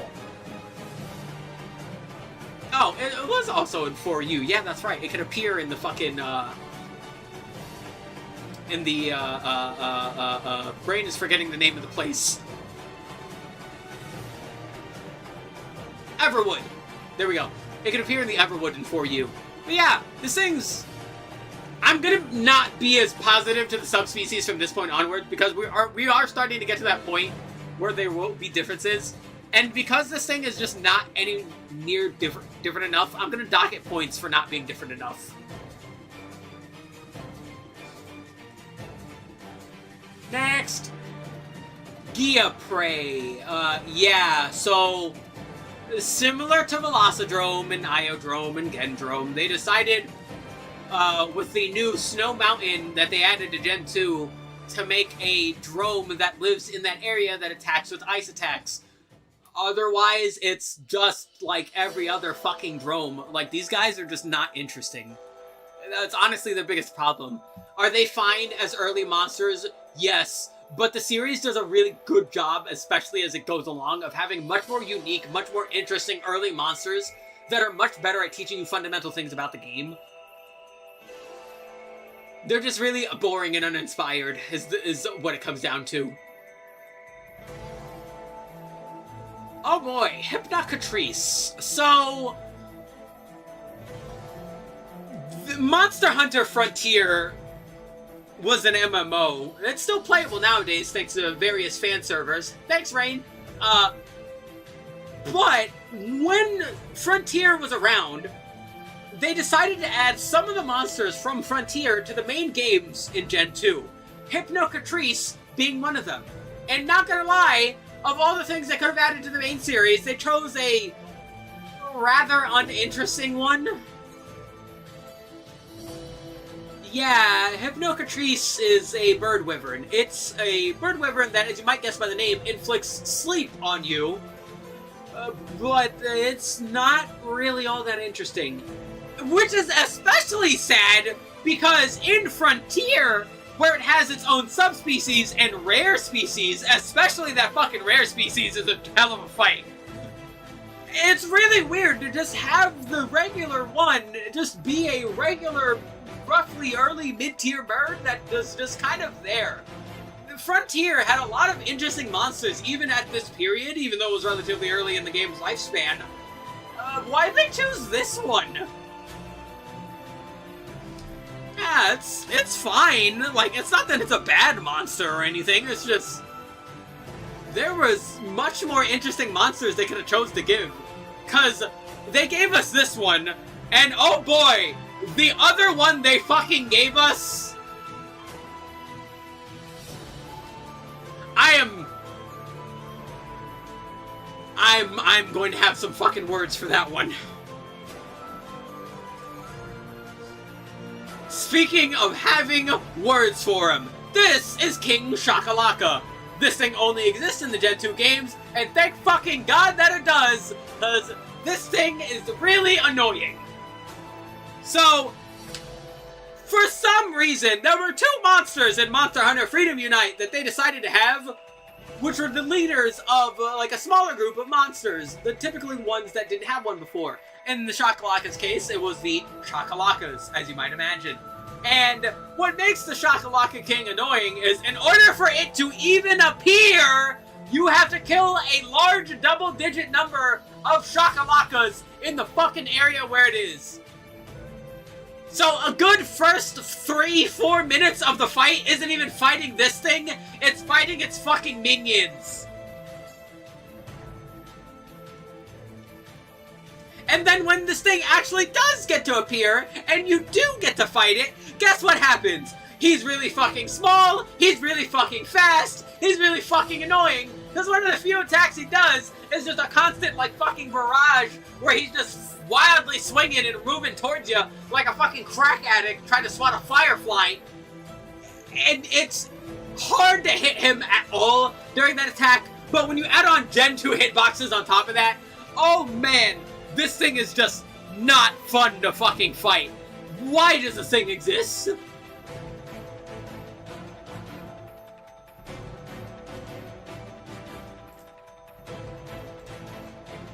Oh boy, yay! A good monster we get to talk about. That right there is Kushala Dora. Do I have the Kushala song?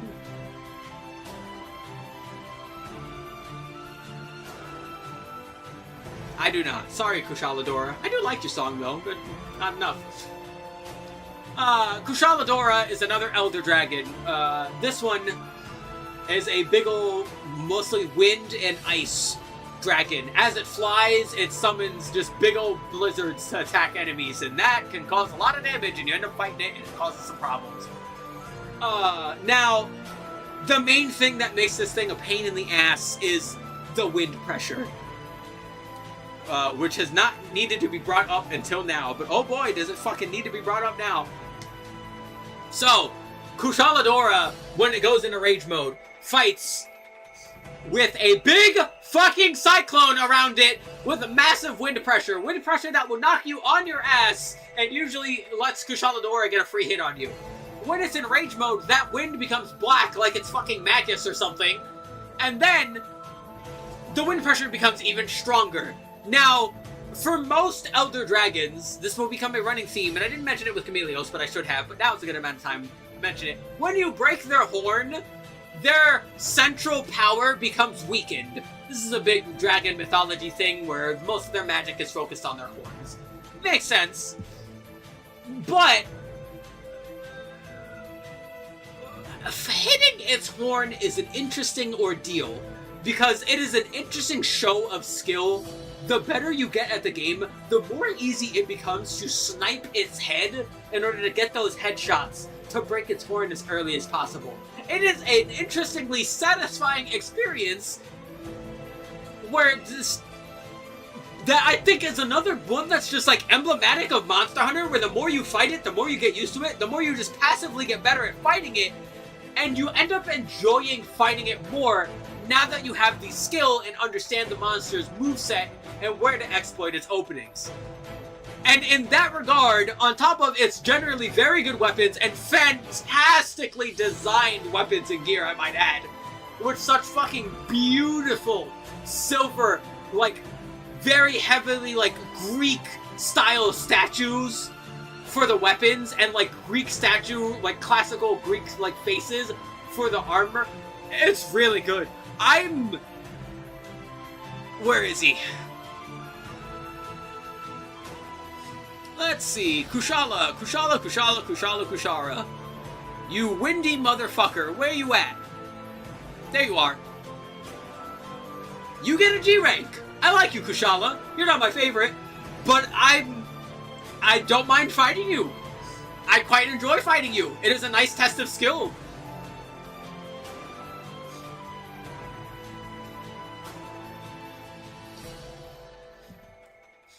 Hell, honestly, the only thing that's annoying about fighting it are where in some games it will shoot out like mini tornadoes that home in on you. Now those things fucking suck. I hate those. All of those can go like fucking teabag a bear trap. Other than that, I think it's fine. Bat. Up next. Now Rusted Kushaladora, on the other hand. So, an important thing about fighting Kushaladora, as I mentioned, is getting used to those headshots, right? Being able to snipe at the head in order to knock off its wind pressure and make it easier to fight. Rusted Kushaladora has a similar thing, with one thing on top of that. Its fucking armor is way harder. So, you typically end up needing Mind's Eye or the highest level sharpness in order to fucking hit this thing to begin with. And oh man, is that a fucking pain in the ass! The good news is, this monster is not in that many games. The bad news is, the games it's in, you will hate him. You will absolutely fucking hate him, especially in Gen 2. The earlier you fight this thing, the worse it will feel. It will feel substantially worse. Man, other than that, it tends to use physical attacks more than Kushaladora, rather than the wind attacks. But man, just hitting it is a pain. Like, it's another monster that's tedious to fight, because the act of actually doing damage to it is annoying. It's just really annoying.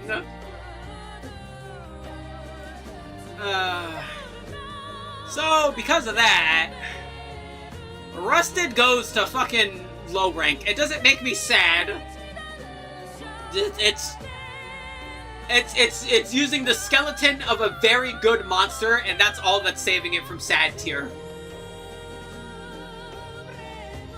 That's about it.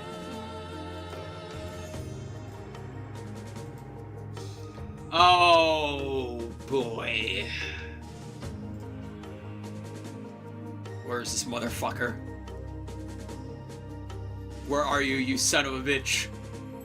Reveal yourself to me, you evil fucking Piscine son of a bitch. It'd be really funny if I didn't get the fucking icon on. Let me go look at double look at my files here so I make sure I know what it looks like.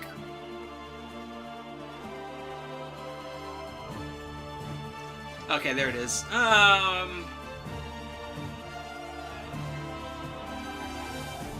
There he is, yeah.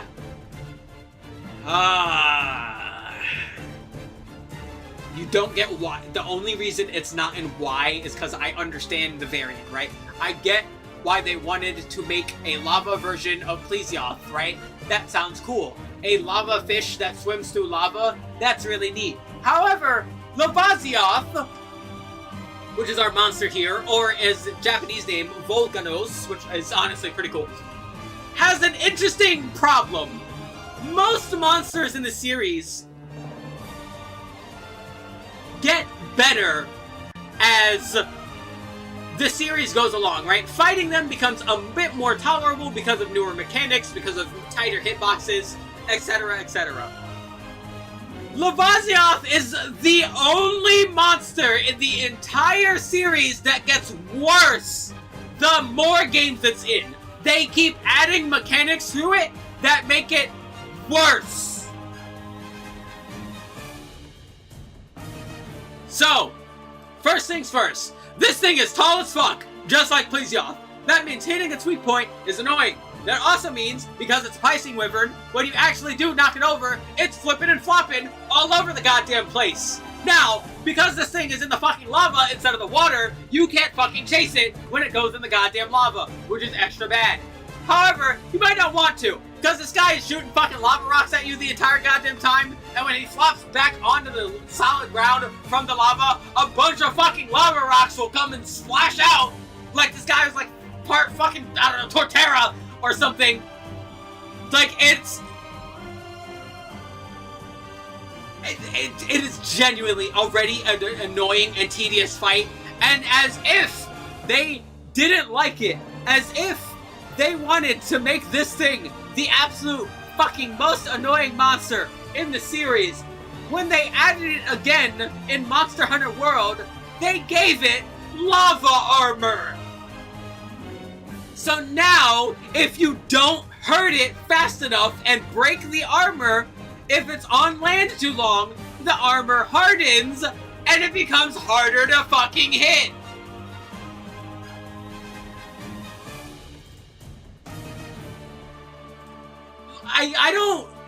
Genuinely, it is impressive to make a monster shittier as every generation goes along.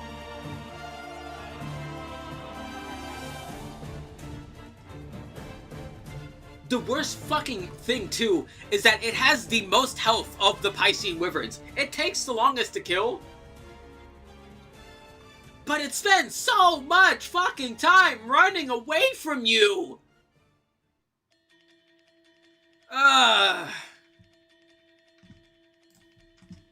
Fuck this thing. Finally, a good monster.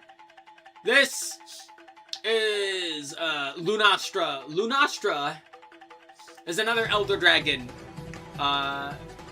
She got a husband called Teostra. And in the earlier gens, they share a relatively similar moveset. But as the generations go along, and by that I mean when she came back in Monster Hunter World, because she was only in Gen 2 in World, they decided to give her much more intricate, much more unique attacks, and make her a completely different fight compared to Teostra. Now, I have not played World, which is going to be a problem when we get to the World section of monsters, but don't worry, I will know what to do when we get there. So I'm still going to give it credit for at least being a lot more different than Teostra in that regard. In the earlier gens, however, it was basically identical to Teostra, but I do like fighting Teostra. You get a low rank though, because I have not fought the world version, and this is based on my personal experience of the monster. But I fought Teostra just a lot more, and I'm more used to how Teostra is and how Teostra fights, and Lunastra is just not something that I come across often enough. It's just not in enough games in the series compared to Teostra. And the one game it is in where it's different, I haven't played. So, yeah, it's there. I like the armor, though. I think the armor and weapons are quite neat. I love their designs. But yeah, Lunastra's fine. Into low she goes, right there. Right here. Yeah, don't hate it, but yeah.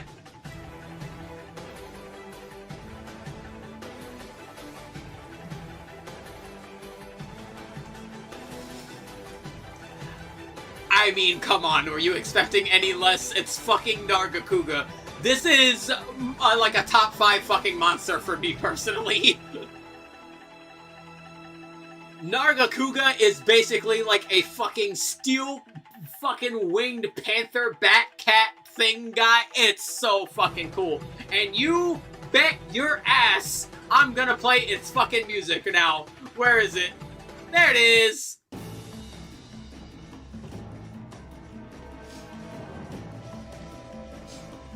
Nargacuga is fucking cool.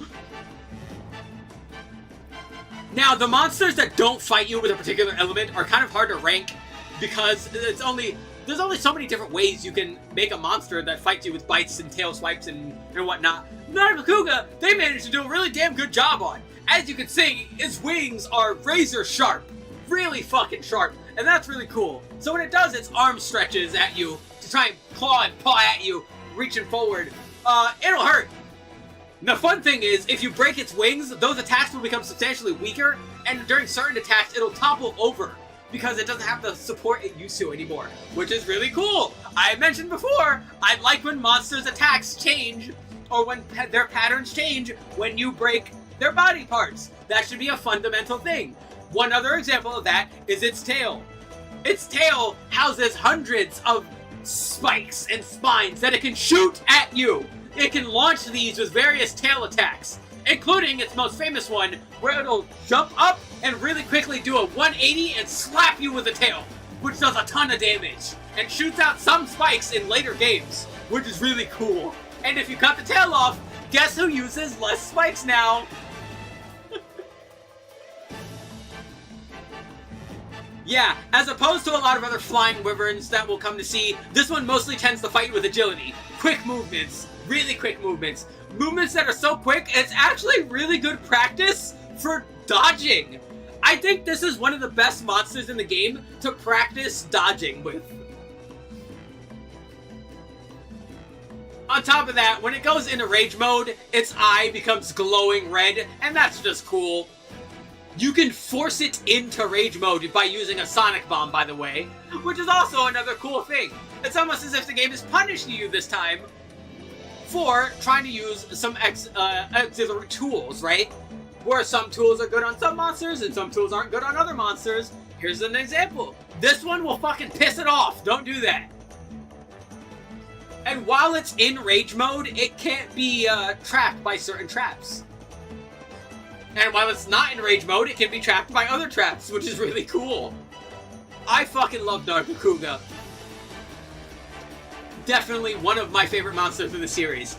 Oh, and the armor and weapons, fucking slick, jet black weapons with its exemplary wings and spikes all over the place. And the armor is some of the coolest fucking ninja armor ever. Just straight up, it's fucking amazing. On top of giving you excellent skills that improve your maneuverability. They give you evade distance, they give you evasion up. Hell, they'll even give you some critical. They'll even give you some increased critical hit chance. Fucking fantastic armor and weapons. Great design, great fight. It's just a good monster, man.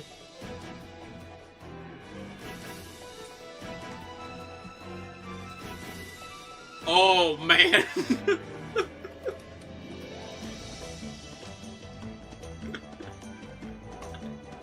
Yeah, Gen 2's got some fucking bangers, man. Oh boy, Rajang. Meet one of the few monsters that can go toe-to-toe with Elder Dragons. Yeah. Rajang. Sorry, Portable Third Quest song, but we need to do some changing here. There it is. Rajang is a monkey. A really fucking angry monkey. This thing is like the fucking personification of power. This guy hits you with really quick, really swift, really fucking hard attacks. Punch flurries, ground slams, Blanca balls. Yeah, Blanca balls, because this thing is fucking electric. Including fucking mouth lasers. Now, as opposed to the Elder Dragons, where the power is concentrated in the horns, this thing's power is concentrated in its tail. So if you break the tail, its electric attacks become substantially weaker. But trust me, it does not fucking need them. It will have no shortage of attacks to hurt you with without electricity. This guy hits fast, hits hard, is a very fun but tough fight. You'll get punished really bad for hitting it, but rewarded extremely well for, again, punching through and noticing those fucking moments where you can exploit the time. On top of that, its entire body is basically a giant weak point, so the thing is actually very squishy. The only thing that makes fighting it hard is getting used to its aggression. You need to get used to how it fights in order to make the fight easier. There's no tricks, there's no traps, you gotta fucking hit him. What is probably my favorite attack, though, is one that I don't think he does in too many games, but he especially does a lot in 4U, where he will literally run to a corner of the area you're in, fucking go underneath, and rip a large portion of the earth to fucking throw at you. It's really cool.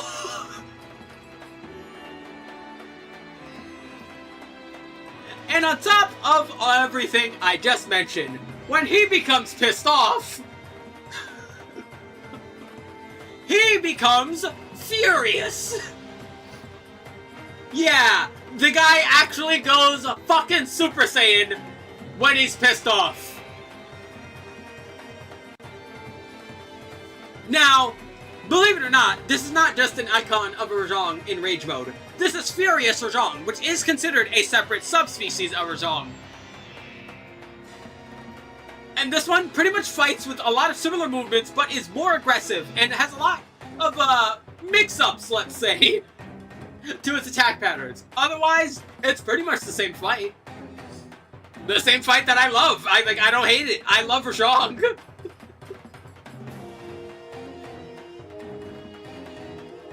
The fun part with Furious Rajang, though, is it goes Super Saiyan 3 when he goes into Rage Mode. With that, I will take a very quick break. I need to go use the bathroom.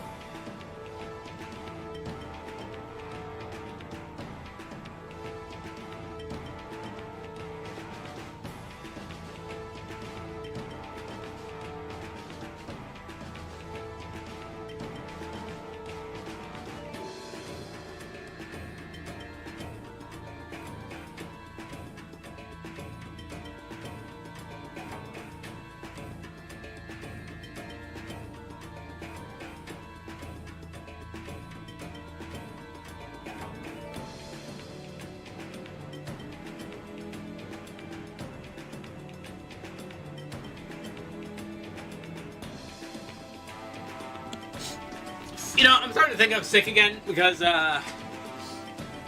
man, it is cold. It is cold. It is cold in the house. It is cold in my room. I am very sweaty. I think I'm sick again. Yeah, great. Oh well. Next. Shen Gaoren.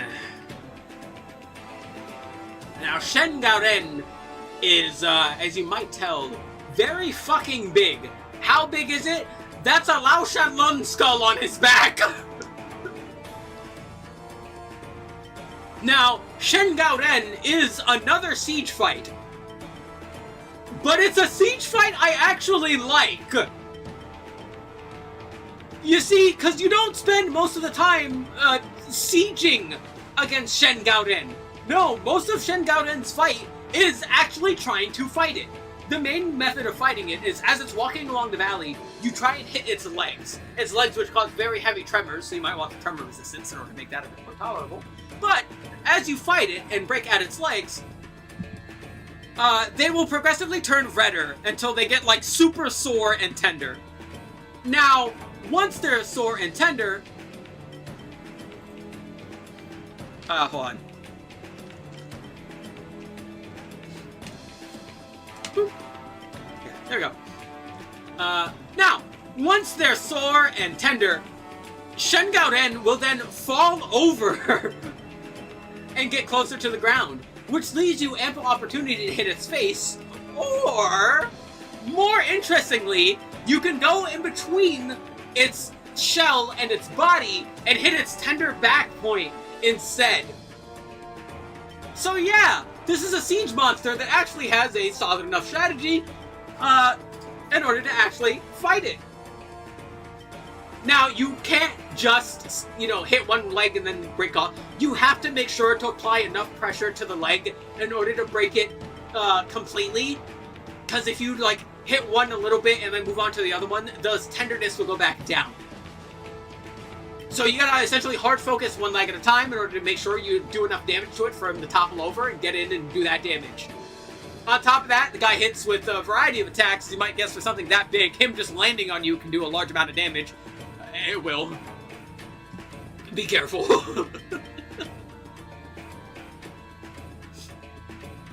Other than that, one other thing that's unique about him compared to a lot of other siege monsters is he'll actually try and fucking hit you. Yeah, he'll try and swipe at you, try and stop you, and stomp on you specifically with his big old legs to try and get you to leave him the fuck alone. Hell, sometimes he'll just squat down and try and land on you immediately, which is really cool. Shen Gaoren is pretty cool.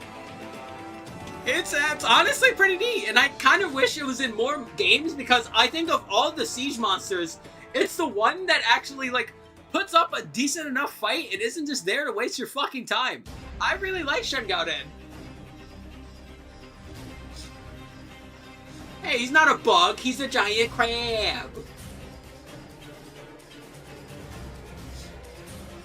But yeah, this giant crab actually has a really good fight, good music, good weapons, good armor.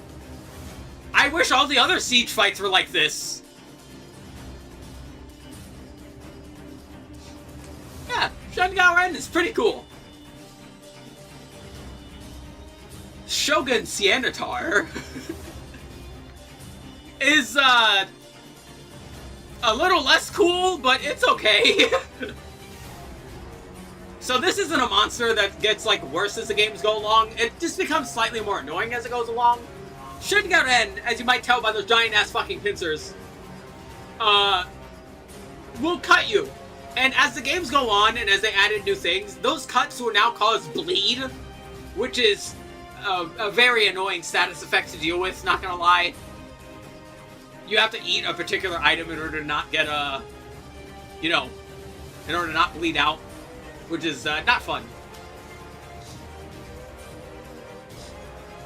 Oh boy, Monster Hunter cards. Let's see, will they be normies or will they be cool? They're probably gonna be normies. Watch Nergigante be the chase thing. Don't worry, we'll talk about him when we get there.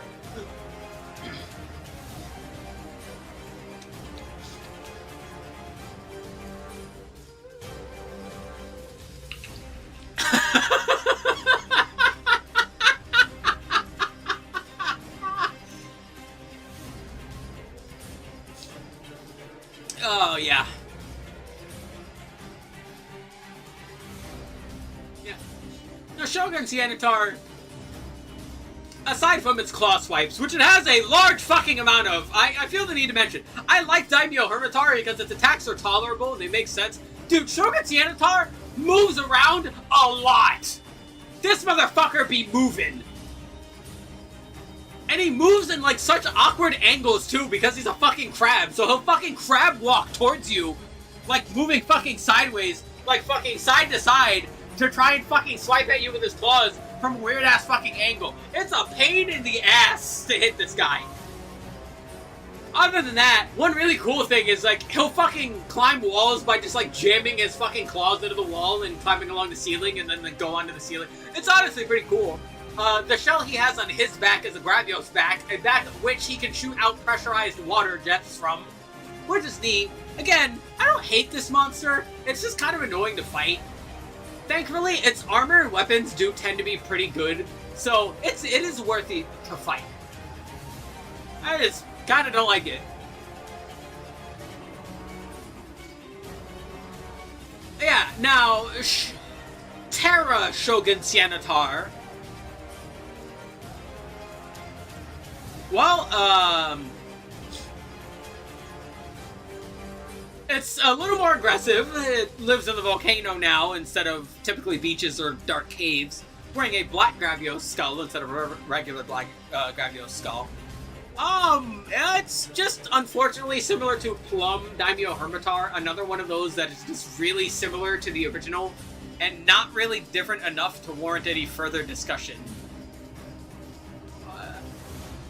Yeah, it's just kind of there.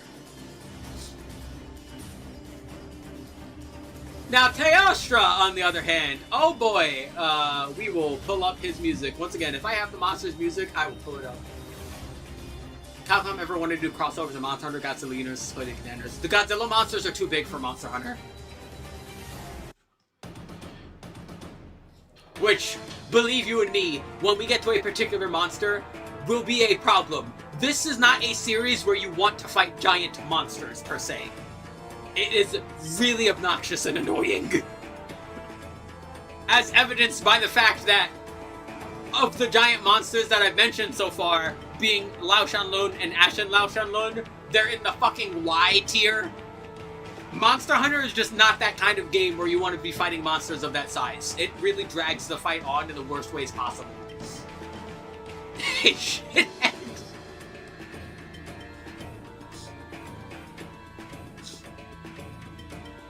Other Monster Hunter monsters, you had to climb them like Shadow of the Colossus style. Well, in some of the games you do. Those monsters are usually fucking bad. Sorry, I meant high rat. Again, the core mechanics and gameplay style of Monster Hunter just does not work with gigantic monsters like that. It takes the flow and fun of Monster Hunter and slows it to a ginormous crawl. One of the reasons I was complimenting Shen Gao Ren so much is because it is one of those giant monsters where that doesn't happen.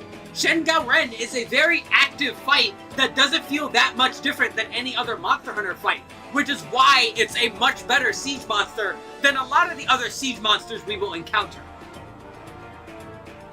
Cause yeah, the giant monsters of Monster Hunter can get pretty fucking bad. Most of them are really fucking bad.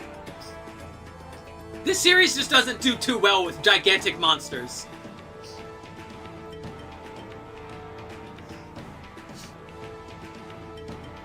Like, they're cool in theory, but the execution has been poor every single time, except, like, maybe 2. But enough about that. On to Teostra. Flame Kitty has a lot to talk about here. First of all, as you listen, banger music. Ugh. I think if they put effort to make a game where that's the main motif, it could possibly work, but it would have to be the focus. I don't want it to be the focus. That's the problem. That's not why I play Monster Hunter. I don't play Monster Hunter to fight giant monsters like that, because that's fucking boring. If I wanted to do that, I would play one of the Monster Hunter spin-offs that tends to do those things, but have them be a little more active. I like Monster Hunter's weightiness. I like Monster Hunter's feel. That feeling of Monster Hunter is why it is still good to play, and that's why those giant monsters suck the most, because they don't have that feel. Because you can't fight those monsters like you fight other monsters. That's why they're bad. And I don't think focusing on it would be a good idea, to be quite honest, because again, that's just, we should have Fox play Ikaruga. Bro won't even play Contra. You want him to play fucking Ikaruga?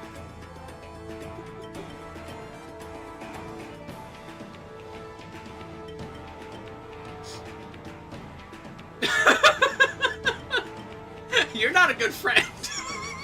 You're mean.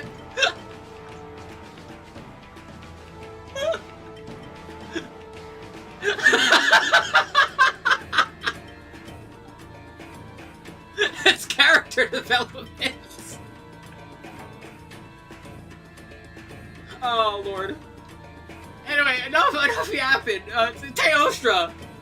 Teostra's a very fun fight. So I mentioned that Lunastra and Teostra early on share a lot of similarities, but as the years go on, they become much, much more different and varied. Teostra has a lot more interesting, intricate attacks, including its dust, which is something that Lunastra got much better at in World, but as Teostra has appeared more, it's got a lot of its things from Teostra.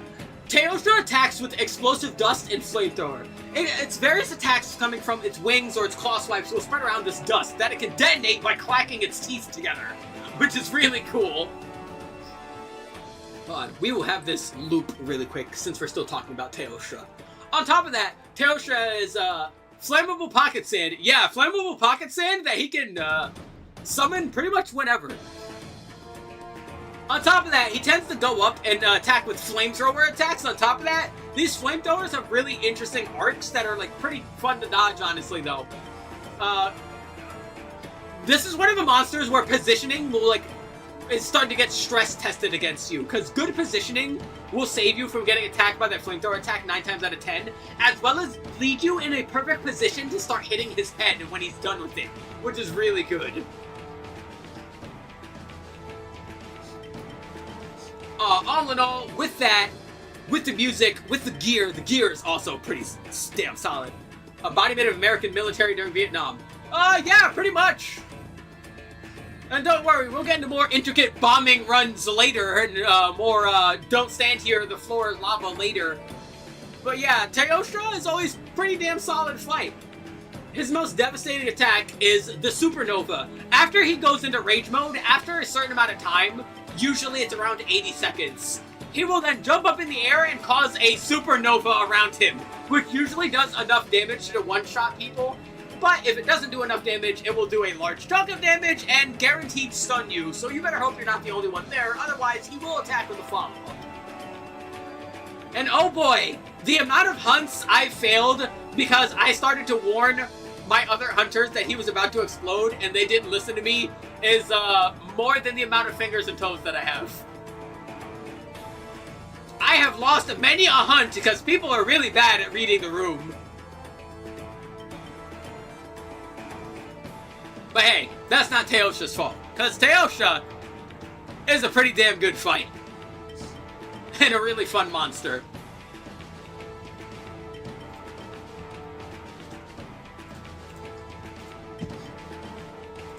Up next, Tigrex!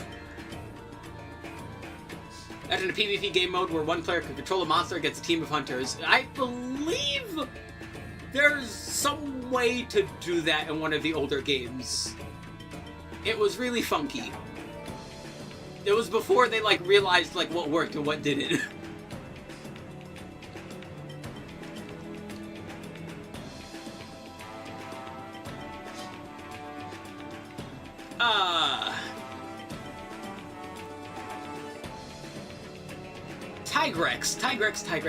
Tigrex is very, very fun monster.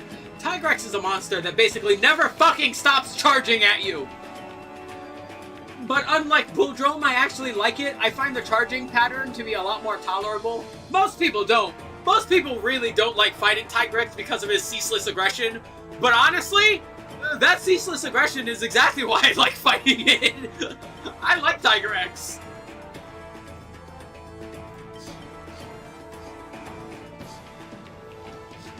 He's really fucking loud, hits really hard, has a lot of more attacks other than that charge, including interesting spin moves, and his roars are so loud that they can actually just do damage to you. Actually hurt you and knock you away. Tigrex is... I like Tigrex. I know a lot of people, especially gunners, tend not to like his ceaseless aggression, but once again, I'm someone that uses all the weapons pretty much, and I like fighting Tigrex with guns.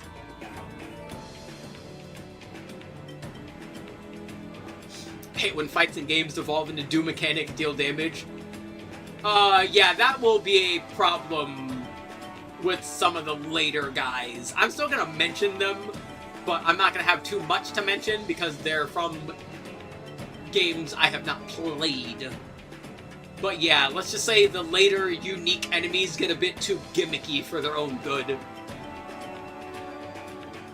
But yeah, the thing with Tigrex is just another step up to the fundamentals of Monster Hunter, where you're supposed to know how and where to exploit your opponent's openings, right? When that monster has that breathing room, however brief, to exploit it to get your damage in order to get that flinch, in order to get that topple. Like, if there's any monster that will put that to the test, it's Tiger X. And it's a test I enjoy taking every time. I know a lot of people don't. I'm not one of those people. I love fighting Tiger X.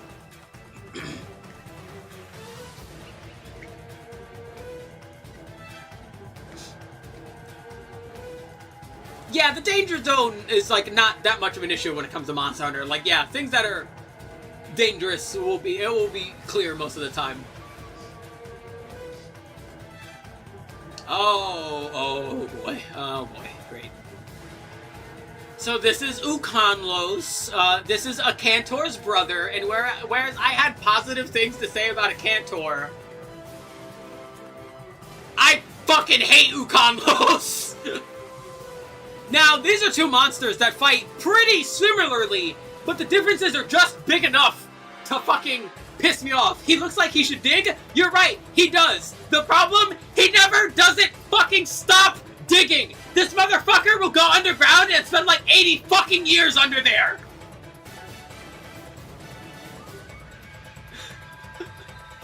That's the problem. The problem's not that this monster digs. The problem is that this monster digs too fucking much. This guy stays under the ground a lot. And the thing that annoys me the most about a lot of the monsters that are in the bottom fucking tier is fighting monsters that are annoying to hit should not be a thing. Like, it should not be an effort for me to recognize when I should be able to hit you, but when you spend more than half the fight underground, that's fucking terrible. And you would think, this is why we need to teach crafters how to make landmines. Well, you're half right. You see, for most digging monsters, as long as they're not in rage mode, you can use sonic bombs to knock them out of the ground.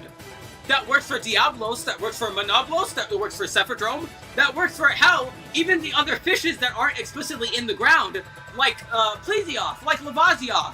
Things that go in areas where you can't reach, you can typically use sonic bombs to force them back onto land. You can't do that with Ukanlos!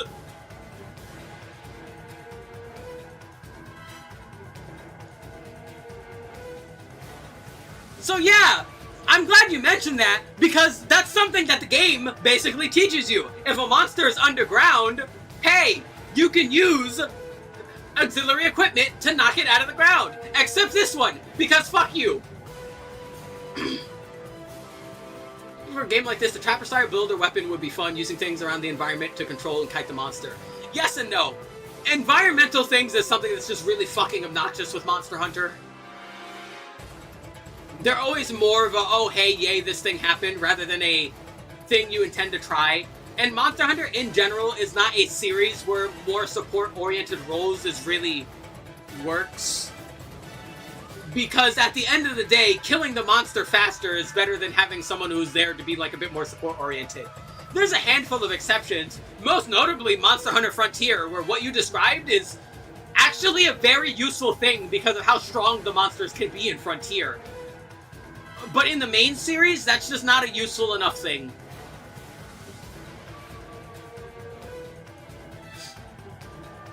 Would have fun prepping a battlefield with shitload of traps before a fight. Because of how Monster Hunter's traps work, you can only place down one trap at a time. Like, being the support role in a Monster Hunter game is not easy. It is something that you need to know, and know how monsters' thresholds, and, like, know their status condition thresholds, and their, like, breakpoints and whatnot, in order to fully exploit.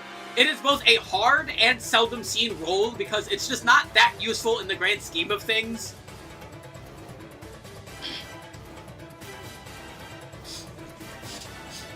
Also, playing this role solo would be a pain in the ass, but yeah, like, it basically does have a high scaling. The two weapons that tend to do this role the most are Light Bowgun and Sword and Shield. Light Bowgun has a wide access to status ammo and applies it really well, and Sword and Shield typically has higher status numbers than the dual blades and can use items while it's sheathed, which means you can emergency heal teammates with a lot of your stuff. Again, See, the problem is, like, because of how Monster Hunter works, just doing damage to the monster and flinching it that way is good enough CC. So the question really becomes, why have someone who's there as a support status condition applier when you could just be doing more damage and kill them faster? Like, at the end of the day, Monster Hunter is just damage focused. Like, doing more damage just outputs the better result. It's basically what it comes down to. It's not that the support role can't be useful in the main series, it's just not useful enough. And yeah, I would agree with you where saying do more damage gets more boring quickly, but this is Monster Hunter where the literal core gameplay loop is so strong that it just isn't. Like, just full stop, it just isn't. Like, yeah, just do more damage is not that simple, and just do more damage in and of itself requires a lot of skill and gameplay variety and replay value in order to even achieve that to begin with. Again, it's just not really a playstyle that works in Monster Hunter is the thing. It's just not that kind of game, and that's fine. I don't think every game should do traditional roles, because as we will come to see, oh boy, when you try to shoehorn in roles in a game where it doesn't fucking work, it will become a problem. Don't worry, we'll get there. We'll get to the example monsters why what you're saying is done in Monster Hunter and is the worst fucking thing ever, because it has happened and it's terrible. But we'll get there when we get there.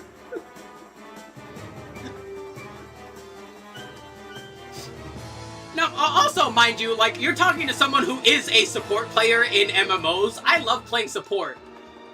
Monster Hunter is just not the game for that. It's just that simple.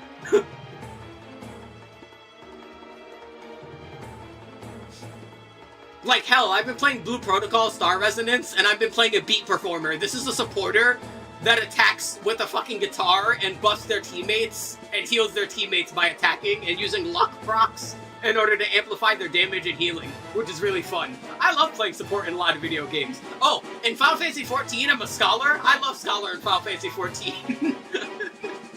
I like support. I love support roles. But, yeah, this just isn't really the series where that works. Comes to big things like this, I've always enjoyed controlling the enemy, controlling where they can go. I get that, but this just isn't really the series for that. That's all it comes down to. Because of just how Monster Hunter works and the Monster Hunter mechanics, trying to shoehorn in more traditional roles like that just doesn't work. That would work a lot more in something like, hell, even Phantasy Star. And a lot of other, like, MMOs, but not really Monster Hunter. And again, we will get to the moments where they did try to do those things, and it ended up terribly.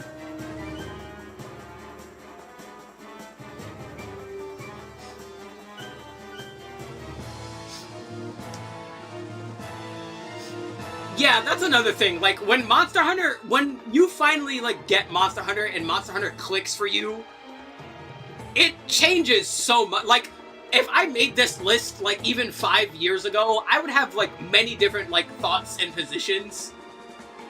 But it's just one of those series where the more you play it and the more you get used to it, like, the more you understand the intricacies, it like, piles on. It truly is, like really expressive in that regard.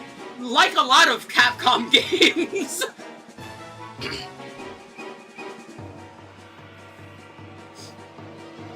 But to me, those are the best kind of games, though, right? Like, the core fundamental gameplay loop is what makes you keep playing. Because there are key intricacies that are there that expand upon themselves in such meaningful ways and lean you in such interesting directions. As I mentioned, so many of these monsters that I mentioned are great checkpoints for wanting to introduce you to the greater mechanics. Things like auxiliary traps, things like elements and status, right? Things that silently nudge you towards playing in particular ways, right? In order for you to understand the game as a whole. It just takes time to get there. Understandably, Monster Hunter is not easy, but it takes time to get there. But when you do get there, it changes so much about how you play. And how you play other games, to be quite honest. But enough about this fucking thing, because oh boy, looking at this thing, just looking at it fucking infuriates me. If there's one good thing I will say about it, its weapons tend to have low sharpness but really high damage. Typically better sharpness than a Cantor's weapons, at least. But I fucking hate fighting it. Speaking of I fucking hate fighting it, yeah, you wanted a bug. Here's a bug. This is the Vespoid Queen. It's a giant fucking Vespoid. Yeah, Vespoids. Those little big ol', Howdy. Check it out. You can lose. No. Well, too bad you got a bug. Also, damn, bro. You just got here. You're not even gonna say hi. You're not even gonna fucking say anything.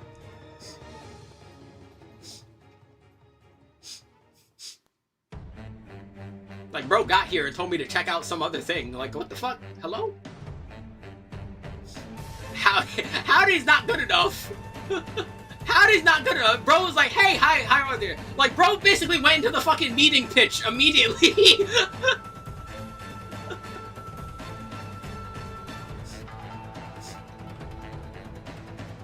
Like, bro didn't just say hi first. Like, bro said hi, go look at something else. No, I'm not gonna do that. What the fuck?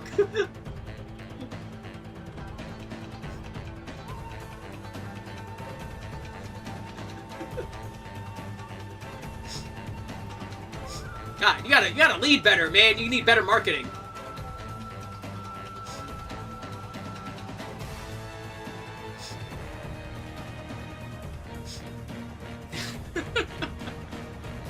Anyway, yeah, Vespoid Queen. Unfortunately, similar to King Shakalaka, in order to even fight this thing, you have to spend 3 to 4 minutes killing about 20 fucking Vespoids for her to even appear. Why would they even fucking design it that way? It's like going to a bar and being like, hi, wanna fight? Yeah, literally, that's what that was. Like, what the fuck? Sometimes that works. Not with me, motherfucker.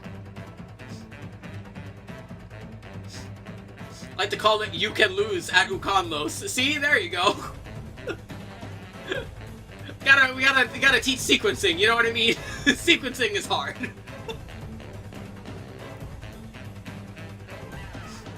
It's like that other day when we were talking about Fox and he was complaining about getting free food, but he should have led with the fact that like the food was like fucked up and then like the food was like old food. You know what I mean? Like you gotta rearrange those first, you know? Like it's not what you're saying is not wrong. You just gotta order them correctly first. You know what I mean?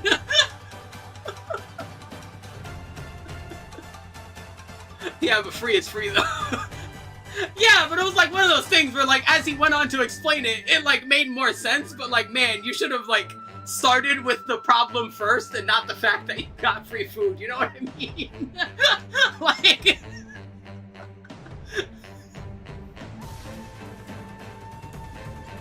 was like that. As long as it's edible. I mean, I agree.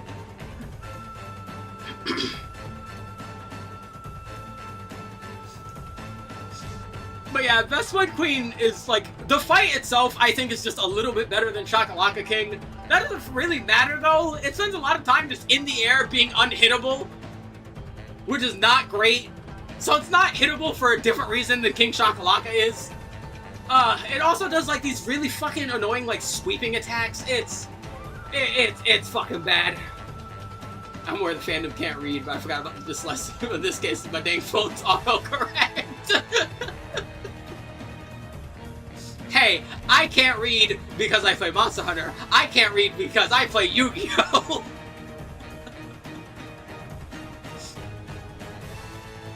But yeah, man, Vespoid Queen is just not fun. I like, this is something that they only did in Freedom Unite, and I'm glad they only did it in Freedom Unite, because truly, I want you to imagine if for every other monster that fights with a herd of animals, that you had to fight like 20 of their fucking minions before you even fight them.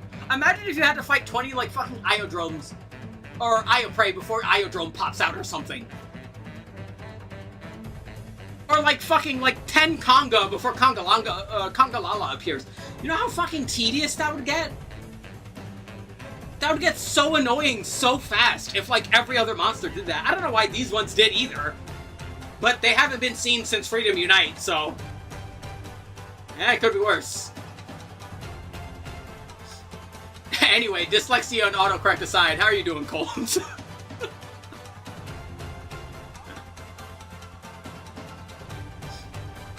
Sounds like a normal try, Great Jaggy. Yeah, but Great Jaggy's always there, right? Like, you don't have to kill the minions for him to appear. He's just, like, fucking about in the map sometimes, you know? That's the main issue. Ooh.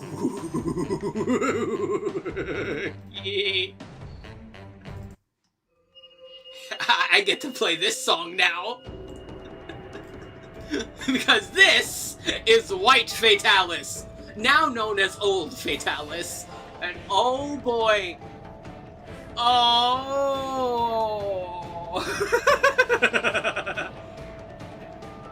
I love White Fatalis.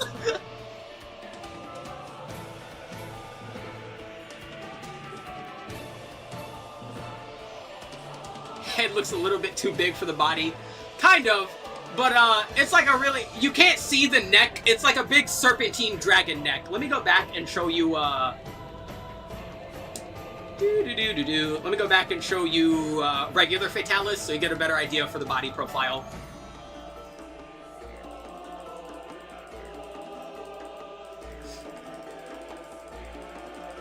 Woo, woo, woo, woo, woo, woo, woo, woo.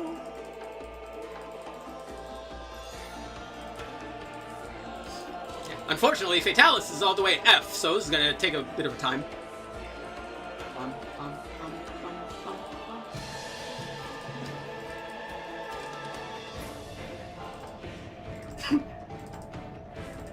Don't worry, we're almost there.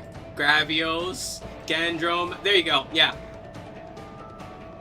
So this is Fatalis, and this is Crimson Fatalis. This is like a bit of a better idea of what its head is like. They have the exact same body proportions, so... yeah.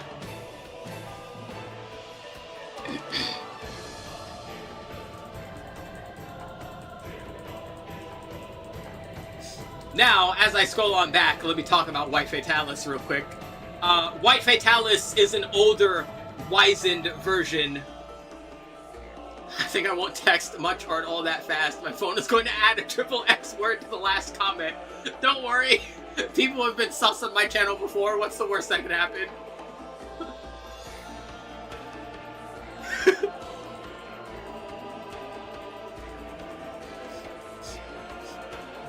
You're talking to someone that fucks dragons, alright? We're not gonna be... Trust me, the time for gooning has approached. You be as horny as you want on main. Who's gonna care?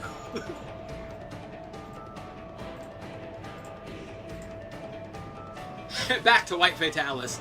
Yeah, White Fatalis is a Fatalis that is now older and wizened and has learned how to harness the power of electricity on top of its dragon and fire energy.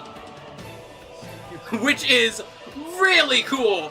It also has this song that you've been hearing the entire time. This song, which is phenomenal. This is one of my favorite songs in Monster Hunter. Full stop.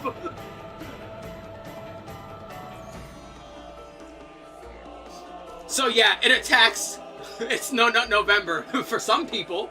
What? Not everyone celebrates every holiday. What? You think Jewish people celebrate Christmas? Huh? You think they celebrate Hanukkah? Huh? I don't think so.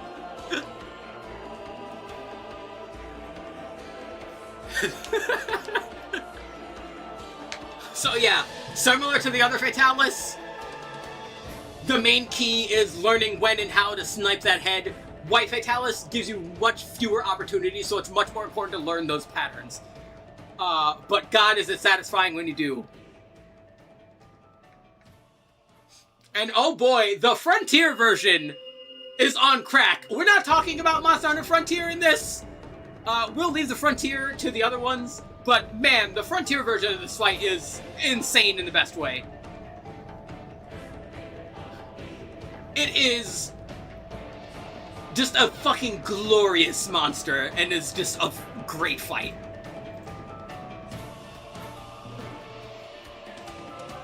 Ah, man, I love White Vitalis.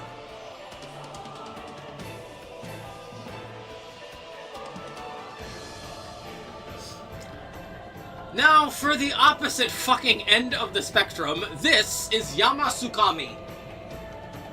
Yamasukami is essentially a fucking gas tentacle balloon. A really slow, really lumbering, taken 80 years to actually get to the fucking arena where you can actually kill it. Fucking gas thing. And oh boy, you know, I now need to go find this. Give me a quick moment, because I need to go find a picture of its mouth open, because if I had to see it while fighting it, you guys have to see it now. Because I fucking hate that. I hate it a lot. Let's see, one of these fucking pictures has got to have its mouth open. Oh yeah, right there, yeah, that's great. That's a fantastic picture right there.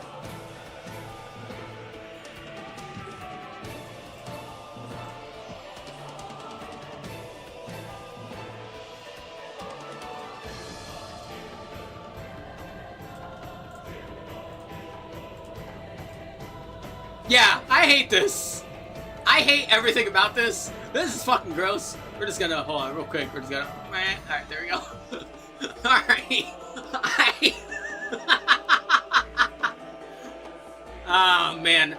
I think, conceptually, and, like, lore-wise, I think Yamasukami is pretty cool. It mostly floats around like a filter feeder, and, like, inhales and, like, you know, passively goes along, has various gases that it uses to attack. The main annoying thing about it is actually fucking fighting it. It is a really slow and tedious fight. In order to even fight it, you have to wait for it to fucking climb the tower. And that takes forever! It takes forever climbing the fucking tower, but unfortunately, it's one of those moments where you can do damage to it as it's climbing, which is something that you should do. Because when it gets to the top, the fight doesn't get any better, because as you might imagine for a fucking monster that floats along the ground, yeah, this thing's in the air most of the fucking fight.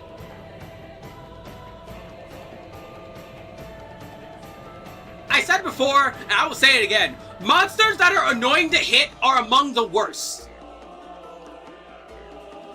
Like, the most of the fight is just this thing being either A, intangible, or B, slow.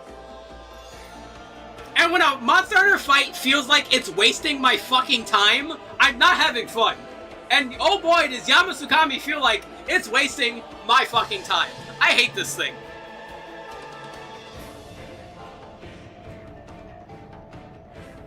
Affront to the universe is an understatement, because again, I think, like, conceptually, it's a cool monster. The execution's just dog shit. That's all it comes down to. And the subspecies that it has in Frontier is not any better. Believe me, I fucking fought them.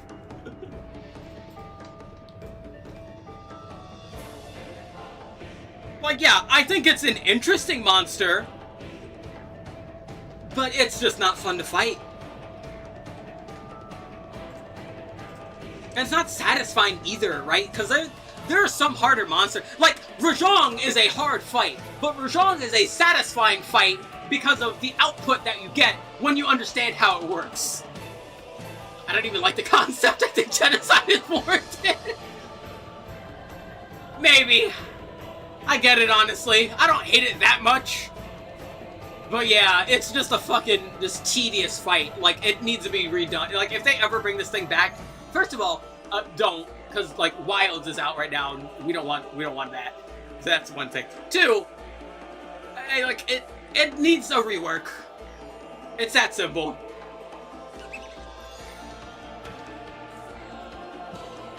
I think we're almost done with the Gen 2 monsters. What's up next? Yan Garuga. Yeah, we get to talk about this guy a little bit more now that we're here.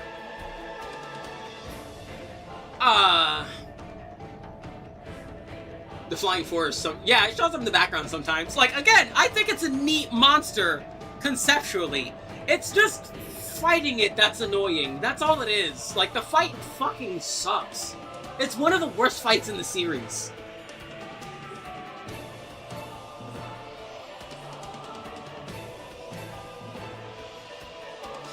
But yeah. Time for a monster that I enjoy substantially more. Also, yeah, let's play his music, because we do have it. Because, yeah, Yen Garuga fights you like a crackhead. You see, Yen Garuga basically fights like it's a mix between Raytheon, Rathalos, and Yen Kutku. It is a sporadic, wily, frisky, fucking just swift, crackhead body energy monster. And I really like fighting it every time, pretty much. Yeah, that happens a few times. I still want to know what that fucking thing is on the ice map in Monster Hunter Rise that you can see at nighttime.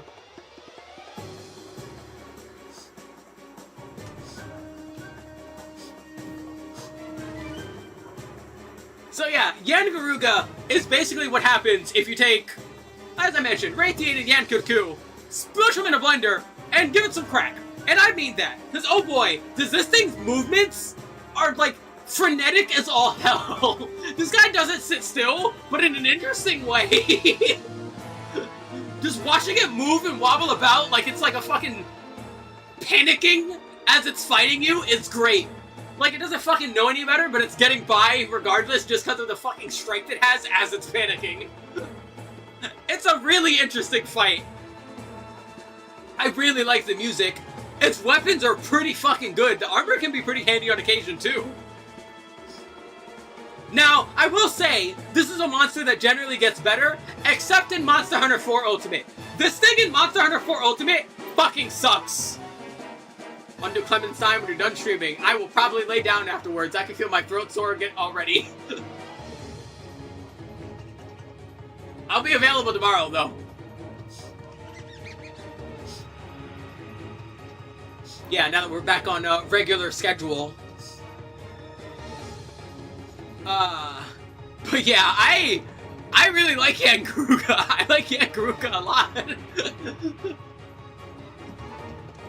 Like I said, except in 4 Ultimate, because in 4 Ultimate, there's that famous thing where it can literally one frame cancel its body charge.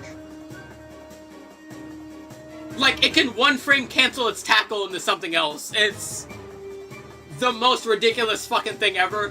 Aside from 4U, I like fighting them. And I think that is the last of the Gen 2 monsters. Up next is Agnactor! Yeah! We are now in Gen 3, my first generation of Monster Hunter. My first game was 3 Ultimate. And oh boy, I really like Agnactor. Agnactor is our first Leviathan. This is a new species introduced in Monster Hunter Tri. These guys are all big serpentine monsters, and they're really neat.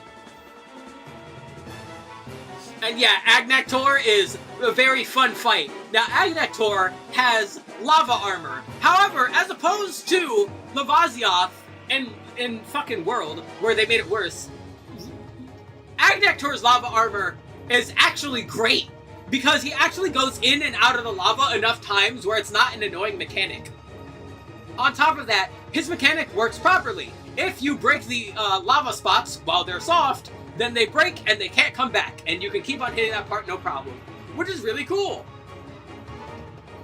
I actually quite like that. He attacks with various beak attacks too. He digs into the lava in order to attack. So yeah, he'll like peck at the ground several times, spit out fireballs, big ol' heat beams, sweeping heat beams, interesting tail spins. The tailspins from the Leviathans are really cool because of how they twist up before they spin out, which is really fun. All in all, Agnactor, pretty damn solid. Let's see, where you at? I really would like to know why this like shuffled the location of all the monsters. There he is. Yeah, Agnaktor's pretty damn good. Hey, you know what else is kind of good? His subspecies, Glacial Agnaktor.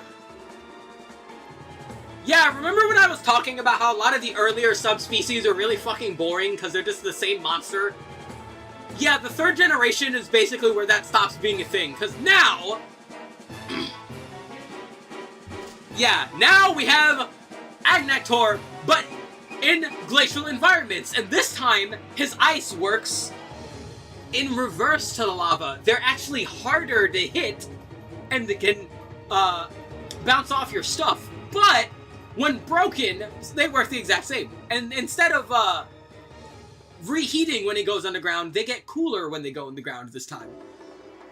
Which really pressures you to try and break the certain spots as quickly as possible. Which I think is honestly a neat way of doing that. Now, if you might think, well, how am I going to do that if it gets really hard all the time? Do I just got to wait around? Well, yes and no. You see, if you use fire or blast attacks, you'll actually be able to break the ice a lot earlier than you could normally.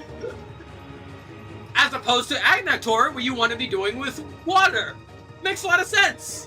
It's really intuitive, it makes sense. It's basically the same fight, but with ice instead of fire. And I honestly still like it just as much.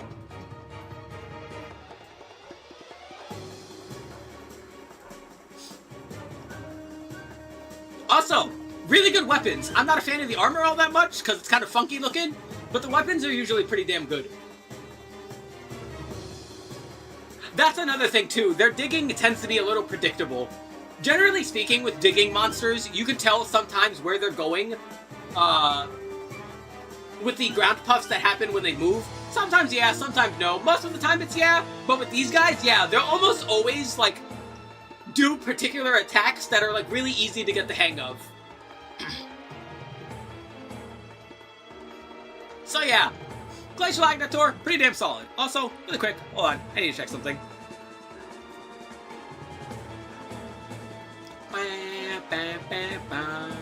Ah! Button, press the button. Do. Okay, we're good. Alright, just wanted to double check something. Alright. Bam, up next. Oh boy, we've got the big boy right up front. Alphabet is mean. This is Alatreon. Alatreon is another Elder Dragon, and it's again, Elder Dragons are not something that are rarely given. This fucker has control of several elements at once. Ice and electricity while it's in the air, fire and dragon while it's on the ground. This is another monster that will really push you to the test as far as exploiting openings is concerned. Similar to the Fatalis trio. And I think for the Gen 3 version, essentially, it does a really damn good job of it. I like fighting this guy. Now, I have not fought the World version, because I have not played World. And I know that one is a bit more divisive, but generally, if I were to play it, I would probably find it pretty fine. I probably wouldn't struggle with it like other people do. I'm trying not to sound, like, gloaty while saying that, but, like, I'm used to this shit. It's probably not that big of a deal. Now, on the other hand, man, the earlier fights, though, especially for Tri, breaking this guy's horns, that was a struggle. Yeah, this guy's, horns were mean, to put it mildly. Also, let me stretch that out a little bit. There we go. Like, of all the monsters with notorious breaks in the series, original Alatreon horns are, like, top 3 most annoying. All in all, solid monster. Fucking phenomenal weapon and armor design, usually giving you awakening and element attack up because it has mastery of all the elements, so of course it'll awaken the elements on your weapons. Makes a whole lot of sense. Gives you blight proof on top of that sometimes too. The weapons have really good natural sharpness and really high dragon element, which is also really good. It's just a fantastic monster all around.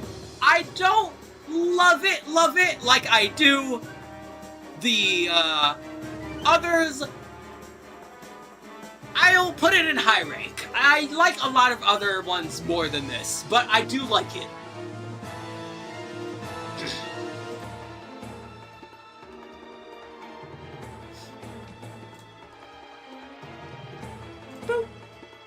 Ooh.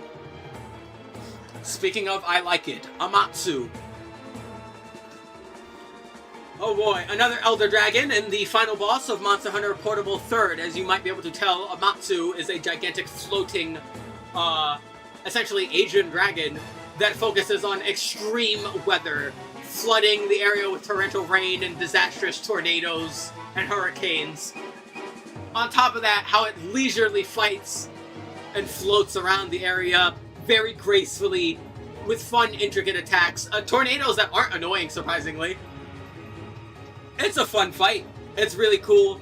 The Rise fight is actually really fun. I need to do that just a little bit more. But man, fighting it at Rise is also fun. I think that's a nice addition where they like added stuff to it without it being too annoying. Like it was just on the cusp of being like too gimmicky, but I think they managed to do just fine there. So yeah, I really like fighting it in Rise. I like fighting it in classic versions. Fighting it in Frontier is really fun with things like Tongfa. Because then you just jump up to its face and you just go BAT! But yeah, I like Amatsu. I love the armor a lot of Amatsu because it has like really classical Japanese design, which is always very neat.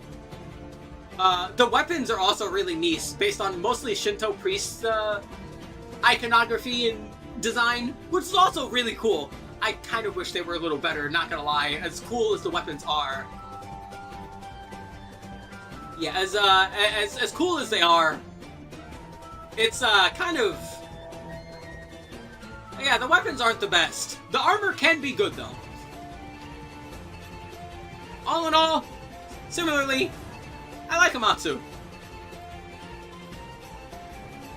An Elder Dragon has to be really fucking bad for me to hate it. Up next, Arzuros. One of the earlier monsters you fight in Monster Hunter 3. He is one of the newer species, the Fanged Beast. He is a bear! And he's quite a fun bear with armored claws that break through trees and slap you. Really good. Kind of hard to hate. Really simple. It's a bear. You want to fight a bear? Here's a bear. Fight him. Do it. What are you waiting for, pussy? He's a very simple monster that attacks with a lot of attacks, like a rapid claw swipe attack. He'll try and sit on your face, but not in a good way. He'll rush forward towards you. He'll shoot out big old heavy waves. All kinds of fun stuff. This is a hard monster to hate. I think it's a really good, like, new version of a lot of a next step up intro monster, which is something that Monster Hunter 3 in general does a really good job of, which is essentially being like a soft reboot of the series. Which is something we'll come across a lot more when we get to the Bird Wyverns. But as for Arzuros, I like you, Arzuros. Good job.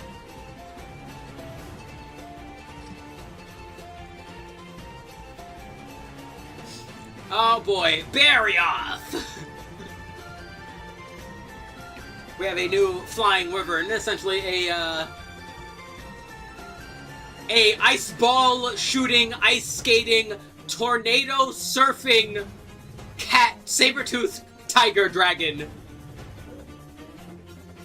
It's hard to hate Barioth! Similar to Nargacuga, it follows a lot of the patterns that Nargacuga does. Breaking its wings make it a lot more unstable when it's doing certain attacks, giving you a lot more breathing room and free hits on it. Breaking its fangs are the main goal and make its ice attacks a lot more weak. Cutting its tail off helps with that because it cuts the distance that it can use with its tail swipes, which it does use quite a bit of compared to a lot of other monsters. But more importantly, this thing can shoot out giant fucking hurricanes with its ice breath. Literally gigantic fucking ice tunnels, and surf on them to hit you. Very cool monster. Pun not intended, but who gives a shit? Bum bum bum bum bum bum bum. Let's see, make sure I'm using the right icon for this. Yeah, it's that one. All right. Boop. I like Barioth. And now here is Sand Barioth! Yeah, this is a Barioth that does not have elemental properties. He lives in the desert. Time to whip up them desert winds, crabs! I like the color variation a lot on this one. Like, the very angry red face is, like, really neat. Otherwise, this is, interestingly enough, a monster that is pretty similar to the original, except it loses an element and doesn't really gain that much in the grand scheme of things. The most it gains is its wind attacks can actually use smaller tornadoes that can track you. And oh boy, do I fucking hate when that happens. But I don't hate it enough to hurt him that much. I just wish it was just a little bit more unique compared to regular Barioth. And now after Barioth, we have Baroth. These two monsters came out in the same game. I don't know how the fuck that happened, that they didn't change the name enough, but who knows. So yeah, Baroth is actually our first Brute Wyvern. I think in general, Brute Wyverns are my favorite classification of monster that isn't Elder Dragon. I find their fights to be like really fun, really scrappy. Barioth is a monster that lives in the desert and mostly hangs around the mud holes of the desert in order to cover itself in mud for protection, as well as various attacks. As you can see here, it is shaking off excess mud in order to potentially trap you in mud and slow you down and stifle you that way. On top of that, it will charge at you like a very angry train, whistle included. But the fun thing about this one is you can bust his face and knock off his entire face crown, which is a motif for a lot of its weapons, and especially its armor, is that hard carapace skin on its head, which is very cool.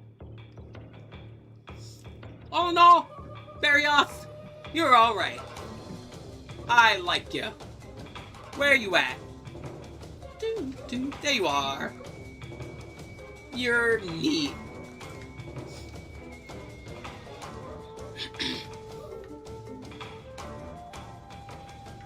Also, I mentioned this a bit earlier, but I'm gonna like re-mention this now. You know, things being in low rank doesn't mean I like them. Like, these two bottom tiers are just straight up, I don't fucking like this thing. Right? These things are, I either find them tolerable, or I think they're okay.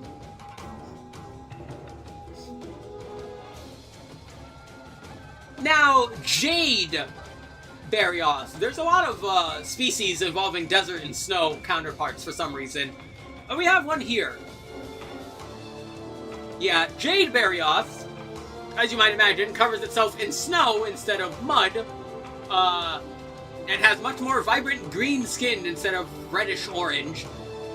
All in all, it's a pretty similar monster, but if there's one thing I will say that pisses me off about Jade Barioth compared to regular Barioth, or Baroth, but it's that fucking hidden area that you can only get to when you're fighting it.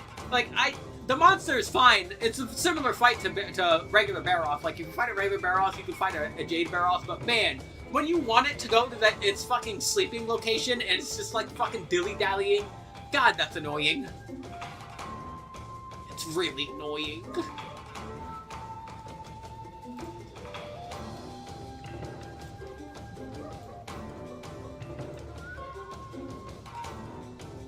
I may not even...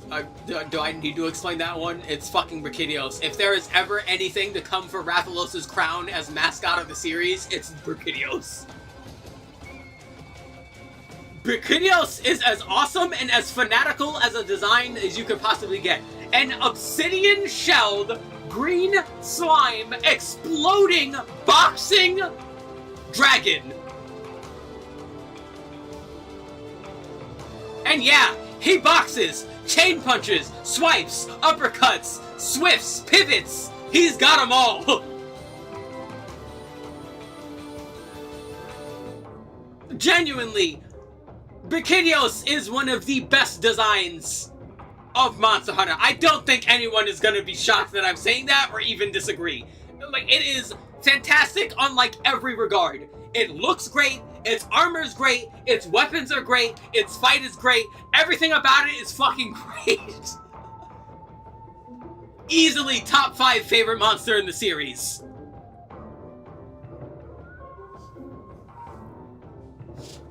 My top 5 is gonna have a lot more than 5 by the end of this.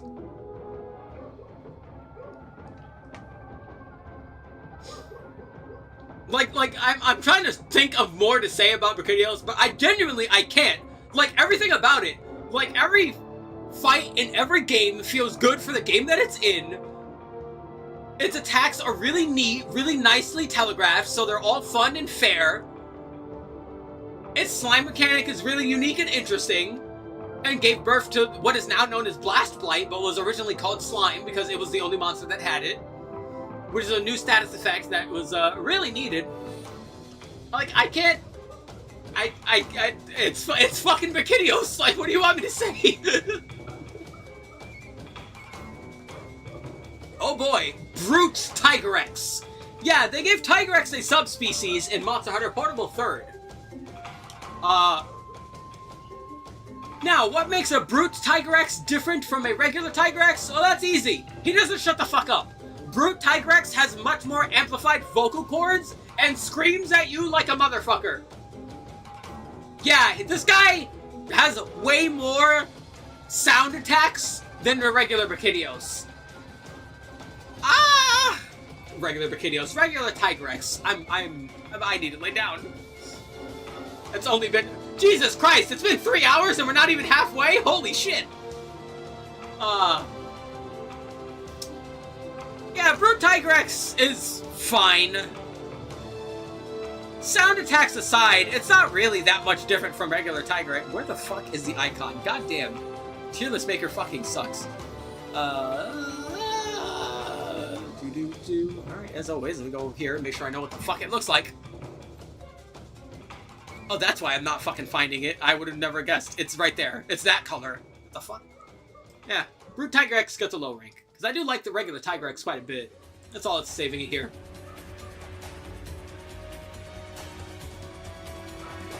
Oh boy, Sedeus.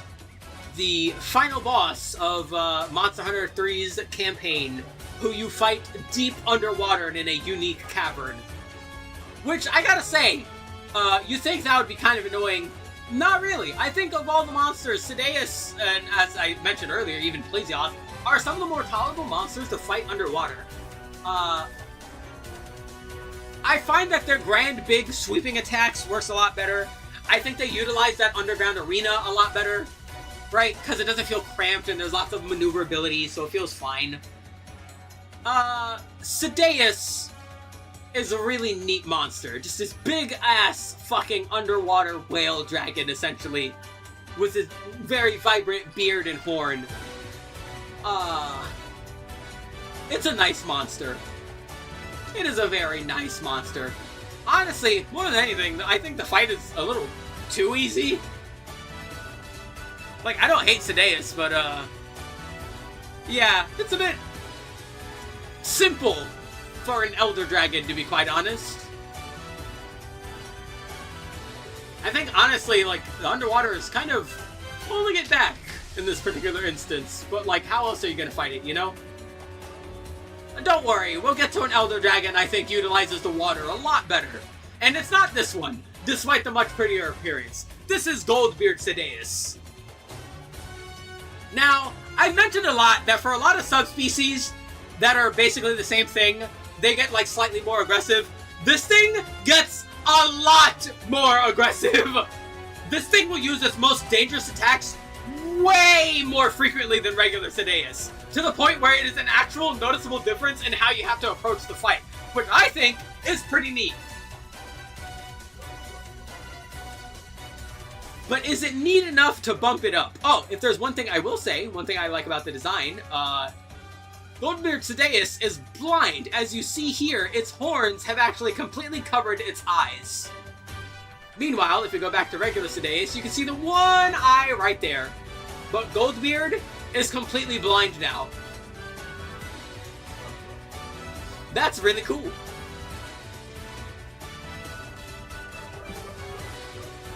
Whew. Ah, not me, the picture. Why are you fighting me? Wah. There we go. Bat. And bat. There we go. Back to normal. So Oh, Goldbeard. Goldbeard, Goldbeard, Goldbeard. How do I feel about Goldbeard? I also think it's just fine. I do appreciate that it is more aggressive. Like, I do like that. But all in all, it is still a very similar fight. It's just slightly better than regular Sedeus, I think. Not enough to put it a tier above. But it's fine. The weapons and armor you get are pretty cool. They have very heavy Viking and Egyptian inspirings behind both of their designs, which sounds fucking crazy, but when you actually see the armors and the weapons, man, are they really cool. With like Egyptian and Norse runic designs all over. It's really cool.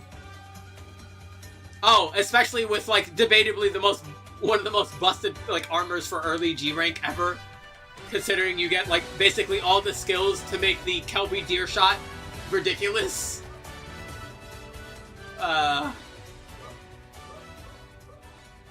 Good lord, what were they thinking?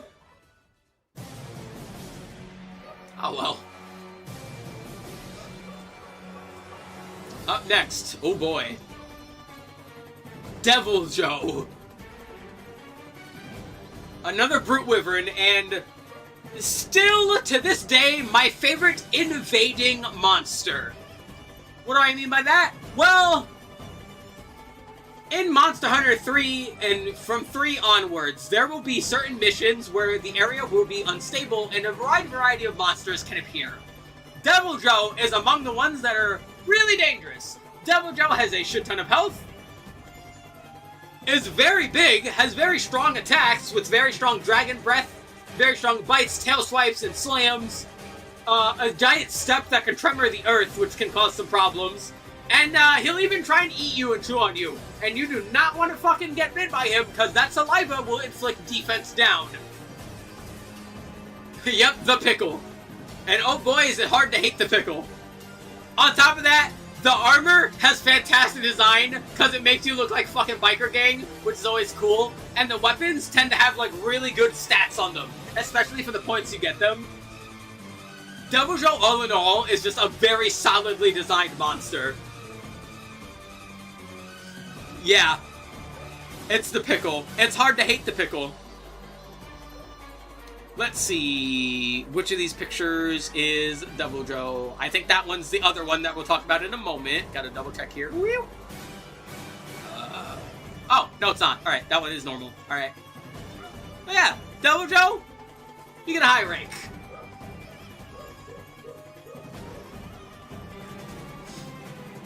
Now, your variant, on the other hand, not gonna lie, I don't like Savage Devil Joe as much as normal Devil Joe.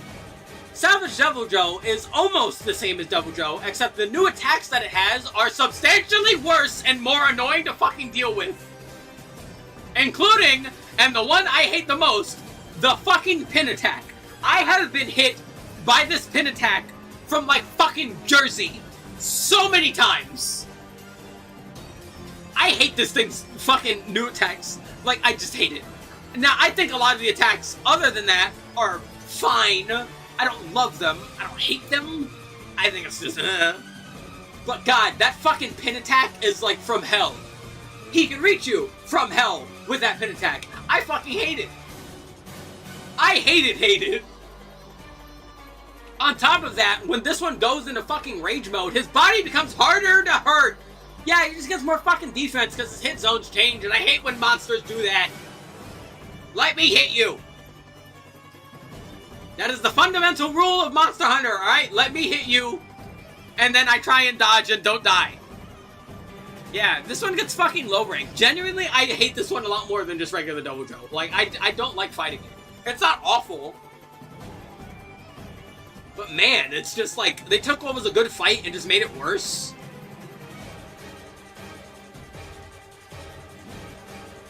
Oh boy, Dire Morales. Hold on, let me, yeah, let me flip that for y'all. Yeah, remember when I mentioned the monster that can utilize the water a bit more than Sedeus? Oh, here he is. Dire Morales is such a fun fight. Dio Morales is essentially a walking volcano.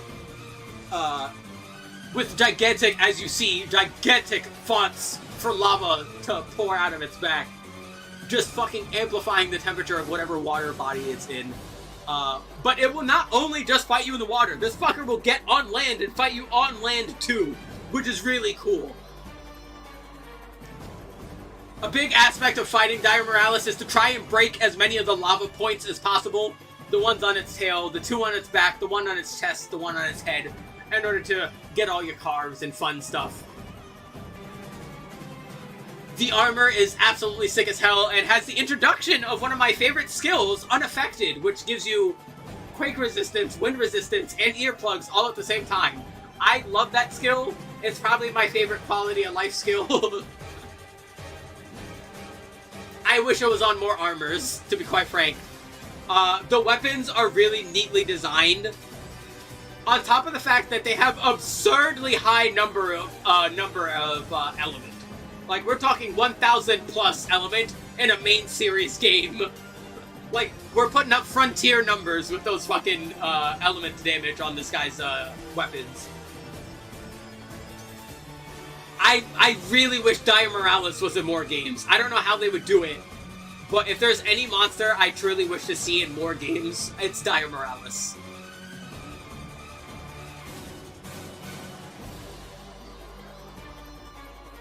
Up next. Oh yeah, let me reflip this. Boop. Duramboros. Another Brute Wyvern. God, the fucking Brute Wyverns are great, aren't they? Boop. There we go.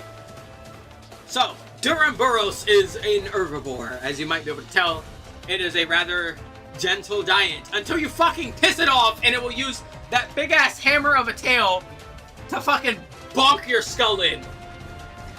Yeah, that thing's not for show. That thing hurts. But the fun part is, you get to break it off. But, more dangerously, however, yeah, this thing really knows how to utilize its tail. This thing has surprisingly mastered momentum. It knows how to use its tail to launch itself in order to do devastating attacks. Like swing its tail forward in order to launch itself at you, swing its tail upwards in order to flip and slam onto the ground, and even spin around like a ballerina on its tippy toes in order to use centripetal force to hurt you. The fun part is, when it's doing this, if you have enough balls, you can actually go in between and go underneath its tail to hit its toes to try and trip it in order to hit its true weak spot, its humps on its back. Which again, I love. I love when the game is leading you to natural ways to try and exert more of your own pressure on the monster in order to gain an advantage. And I think Duramboros does that excellently. I just wish the gear was better. That's really the only thing holding Duramboros from being in G rank. I like its fight. I like its fight a lot. I like its design a lot. But its weapons just aren't good. Visually, they look great. My favorite is the Switch Axe, because it's a mace. But performance-wise, yeah, they're not the best. And the armor is also not the best. As neat as it looks. Now give me a quick moment. I need more water. I might actually just want to make fucking tea, come to think of it. My throat is starting to get a little sore. Yeah. I will be back.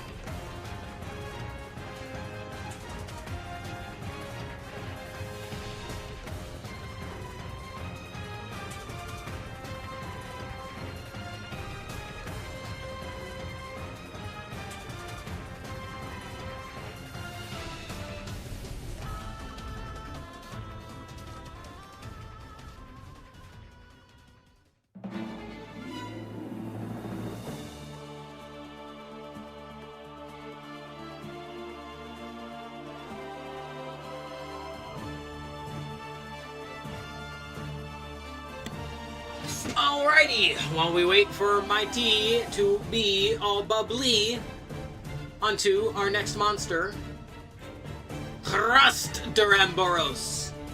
Whereas you see, regular Duramboros lives in forest and swamps, Rust Duramboros lives in the desert. And because of said desert environment, its skin has become a lot rougher and tougher and even metallic. Its tail, rather than being a hammer, has now been shaped more into an axe shape.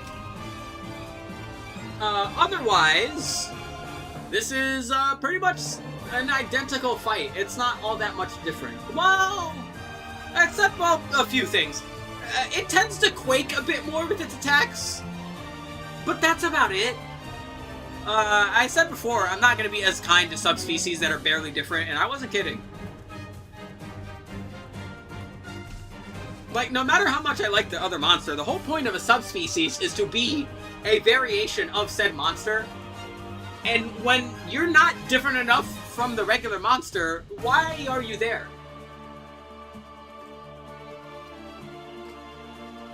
Oh boy, Giganox.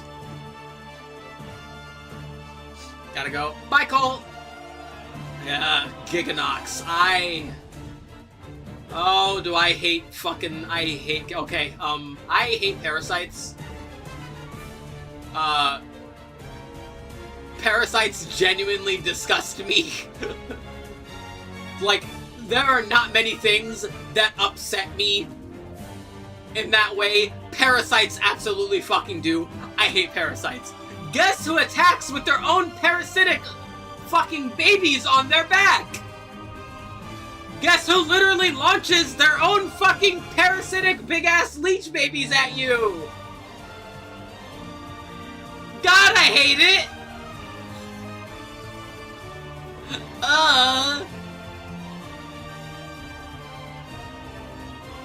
On top of that, this thing is essentially a redesigned version of Kezu. Similar to Kezu, it is rather stretchy and has really fucking awkward hitboxes, but more importantly, those hitboxes are fucking fast. This motherfucker be swinging. It attacks fast with those stretchy attacks, unlike Kezu. And that's really annoying, not gonna lie. As you can tell by this image, it can also hang out on the roof and, like, latch at you. This time, instead of electricity, spitting poison balls at you. So there's that on top of that. It's a mostly poison monster. You might be able to tell by its underside, looking quite reddish there. Its underside is quite sensitive. It is its weakest spot. But good luck trying to hit it. Because, yeah, flipping it over to be able to hit the underside is not simple. And it usually only does it when it's about to fucking die anyway, which makes it even more of an annoyance. And the worst thing, and the thing that annoys me the most, when he goes into rage mode, his entire upper body turns black and becomes harder. So now, all your fucking weapons are gonna bounce off.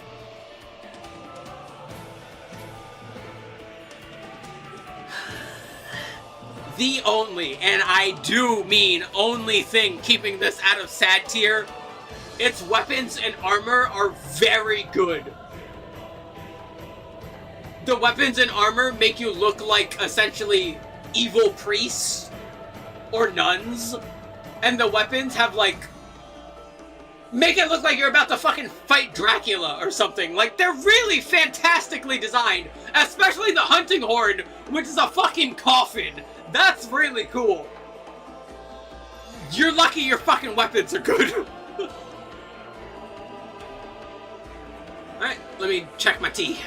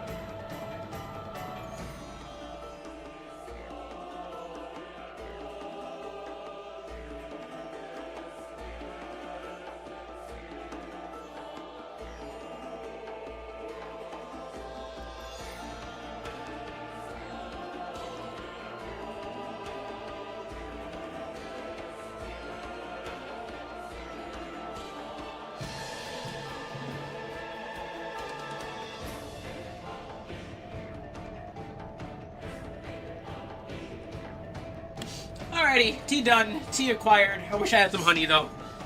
Oh well. Boop. You know, I don't know why my background is hell-bent on showing me Ayla thighs today. Not that I mind, I'm just confused.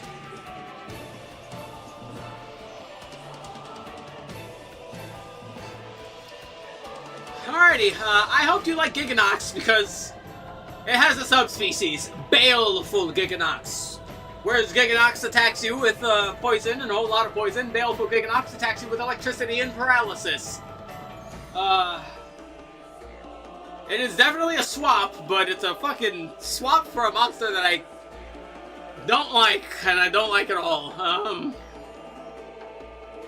I don't really have that much negative to say about it outside of the things I've said about Giganox, though. It is a very similar fight.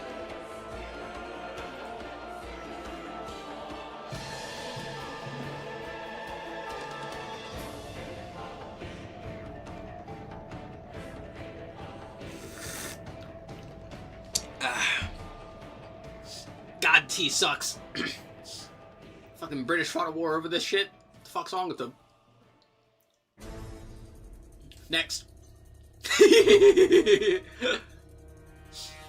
Behold, Gobble, a gigantic mouth, lantern, porcupine fish.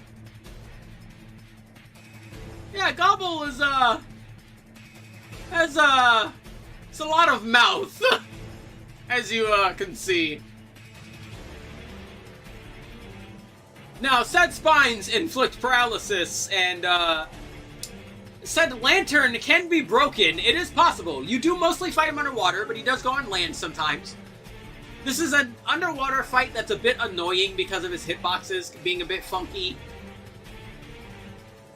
But honestly, I think it's something you can tolerate.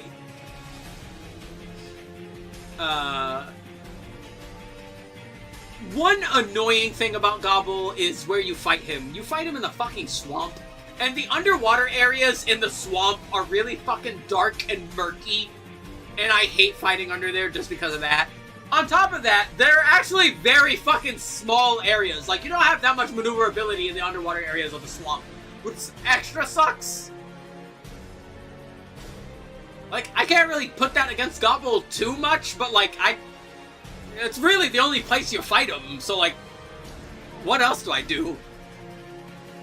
I don't hate this monster. This is another low rank. I get it.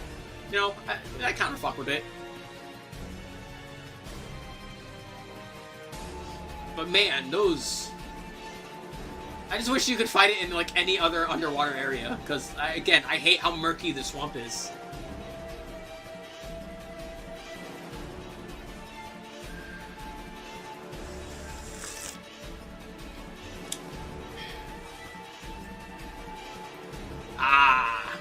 Alrighty, here's our first,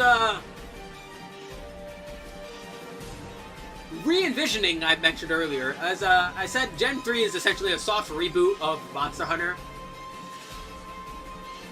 And I truly mean that. Behold, Great Baggy. Great Baggy is similar to the drones of the past. However, its fight is a bit more intricate. Its attacks are more diverse. It's not as spindly, like it has some power behind its attacks. It's not as squirrely, thankfully, so, you know, hitting him is not a pain in the ass. This one attacks with Sleep Breath, which the other ones have not, which is quite neat, actually, on top of that. This one's mostly found in colder regions. It also does attack with its Horde, but a Horde that is tolerable. I find that these ones are just better versions of the original versions. And so, I'm putting it in high rank. I think the drones are good. Or the greats, as it were, the Aggies.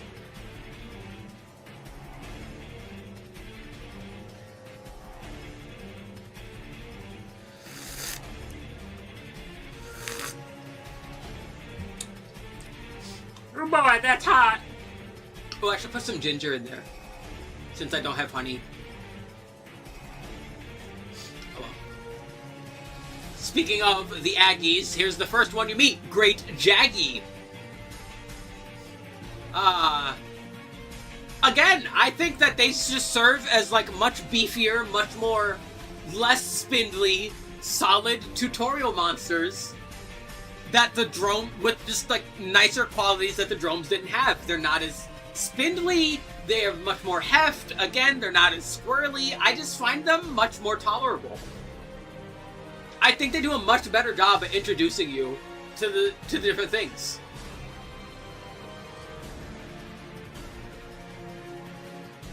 And with our final of this trio, Great Roggy, who typically lives in swampy areas or volcanoes and attacks with poison. Everything I said for the other two applies to this one. I think Roggy is also really good. Again, I think they're a much needed improvement to the drones, and I wish they'd stop fucking adding the drones in game and put the other Aggies in games. Because I don't like the drones. They're too fucking spindly and annoying.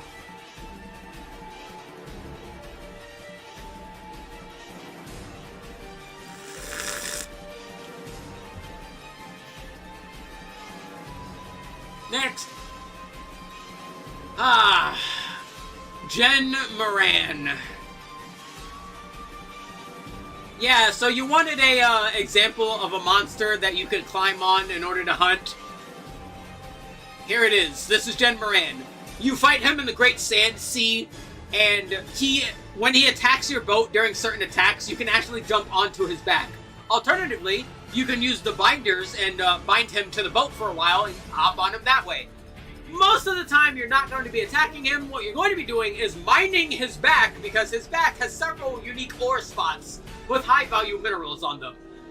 When you're done getting all of those and you're attacking him, though, yeah, you're just standing on him and attacking. It's really fucking boring and tedious. As I mentioned, these fights do exist in Monster Hunter. This is an example of that. And it's just fucking boring. The good news is, unlike all the other Siege fights, by the third generation, they finally realized that having the player sit there with their fucking dick in their hand for like another fucking 10 minutes waiting for the monster to actually move to the area where they can kill him is a pain in the ass. So, when you get Jen Moran's health low enough, he'll just transport you to the final area immediately. He still takes another fucking several minutes to actually get to you, but you'll at least go over there. This will at least give you some time to grab some stuff from the nearby area. So it's not the worst, but like, come the fuck on, I want to hunt.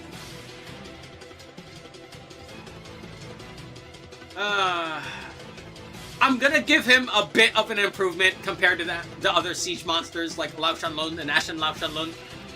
But I still don't like it. I really don't like it.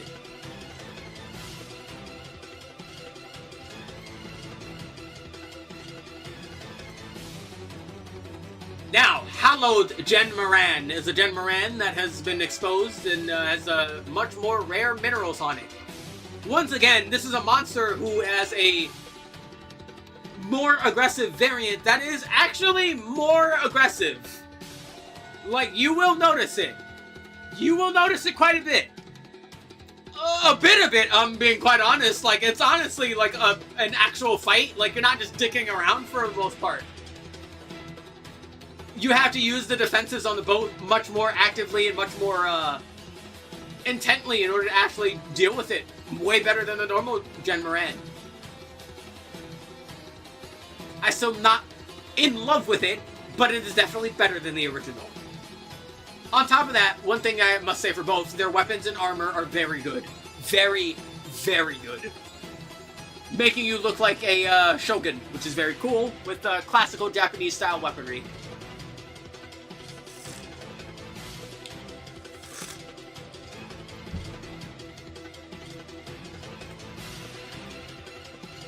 Oh boy, Lagiacrus.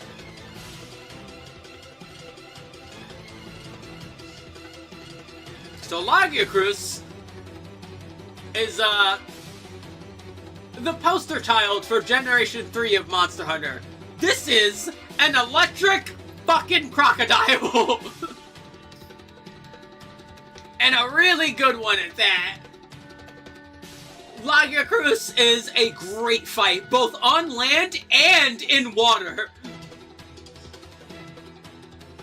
Mostly reasonable attacks underwater, good maneuverability. Being underwater makes it easier to attack the back, which is pretty good. And more importantly, attack the head to break those horns.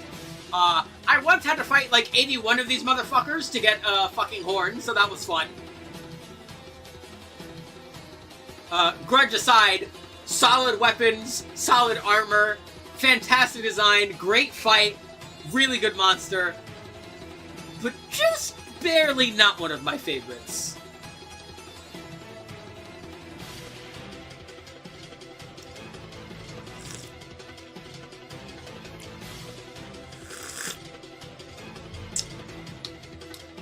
Tea is teaing. But don't worry, Lagiacruz. There's sure to be better next time, like oh. Well, this is Ivory Lagiacruz. This is a Lagiacruz that almost exclusively fights you on land. Yeah, this one doesn't really go into the water all that much. Because of that, it's been able to learn and amplify its electrical attacks a lot more, and attacks you with much different electric attacks than the normal one has. Until they brought Lagiacruz back in games that don't have water, and it ended up using those moves anyway, but... you know... It's not really your fault. I don't like it as much as regular Lagiacruz, but I do still like it. Now, Abyssal Lagiacruz, on the other hand, would make a sick tattoo. But we're not here to talk about tattoos. We're here to talk about monster design. You fight this one in the same underground arena or underwater arena that you fight the Sideus in, which is pretty neat. This one is exclusively underwater in that arena.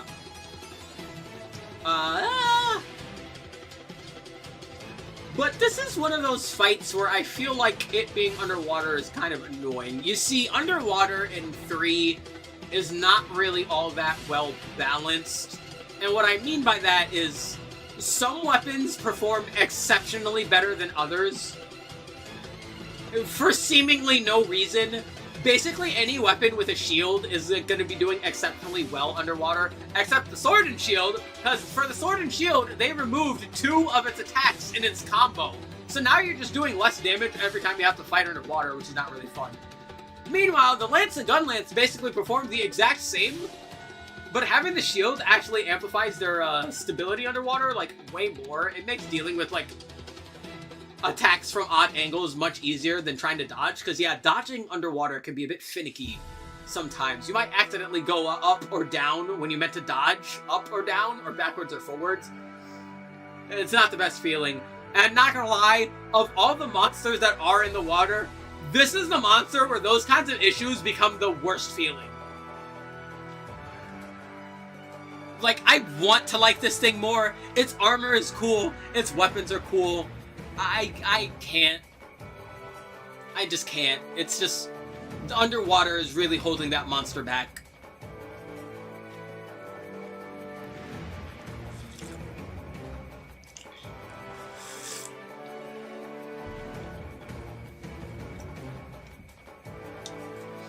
Boop. This is Lagombi. Lagombi is a ice bunny bear.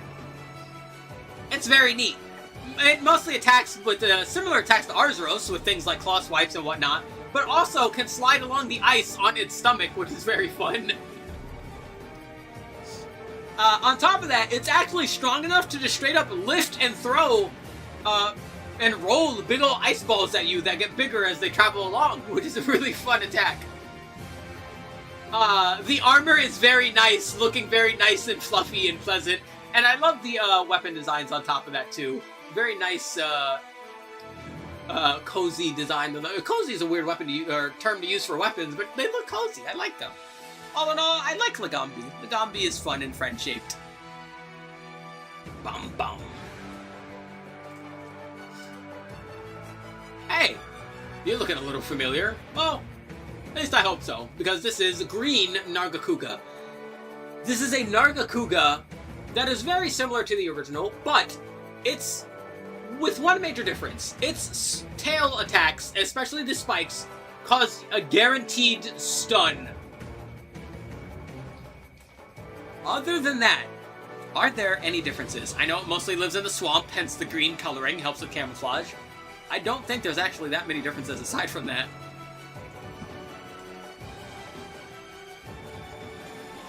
The weapons tend to have paralysis instead of poison now, which is quite fun.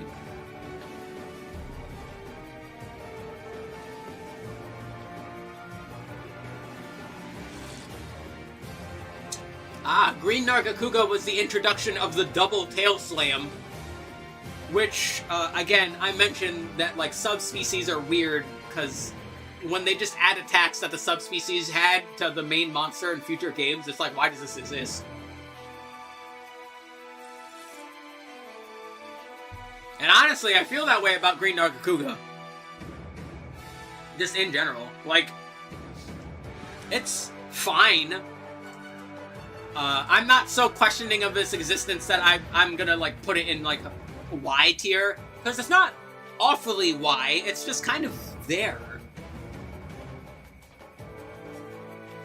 Right? It's just a very, very funky monster. Is all. Yeah, I don't know how to really feel about it, you know?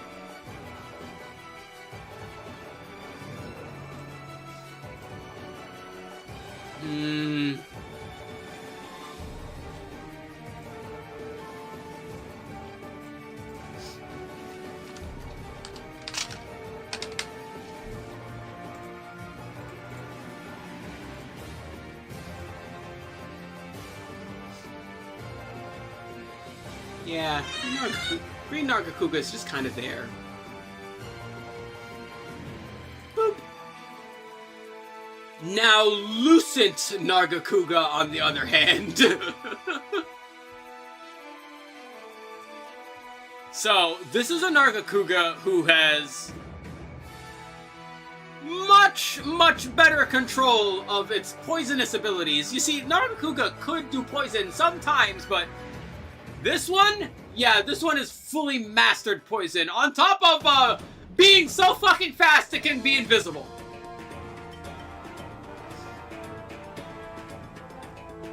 On top of that, visually it's quite striking. The blue blades on its wings counteract with the red glowing eyes and white fur quite nicely.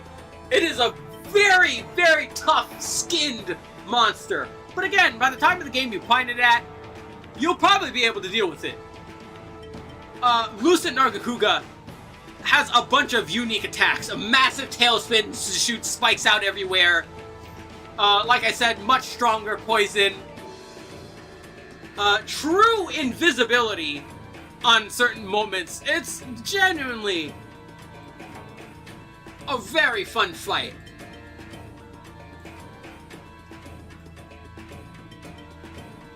Now, I'm not in love with it like I am regular Nargacuga, though. But I do like it. I like it a lot.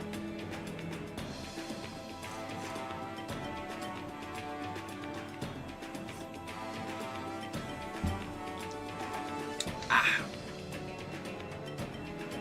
Ba, ba, ba.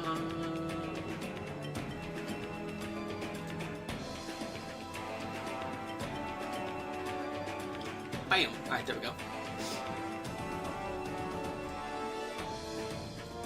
Up next.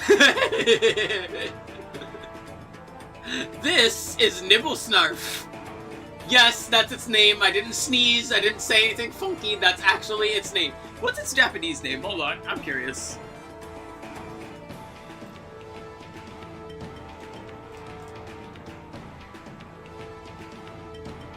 Hapuruboka. I like that name too. Nibblesnarf is really neat. Nibblesnarf is Leviathans. Yeah, similar to Gobble. Yeah, those are also Leviathans. I know it's kind of funky because they're like big old flat fish. But yeah, they are Leviathans. And as you might tell by his appearance, he lives in the ground. And as you also might be able to tell by what he's doing right now, he likes eating things. He eats a lot of things. His main attack is to swim towards you in the sand and try and eat you. It's very fun. However, once again, considering that 3 is a soft reboot of the series, they needed new monsters to teach you auxiliary things like using items. And what do you know? Just like in this picture, if you put a barrel bomb on the path of Nibblesnarf's eating, it will blow up and stun the Nibblesnarf. and then you can literally fish the Nibblesnarf out of the sand in order to deal damage to its underside, which is its weakest point. That's really fucking cool. Like other underground monsters, you can Sonic Bomb him if he's not in rage mode. And he's got a ton of cool attacks like spinning in the sand, eating you of course, and gigantic sand wind tunnels that he can spit from his mouth. Nibblesnarf is a very cool monster, honestly.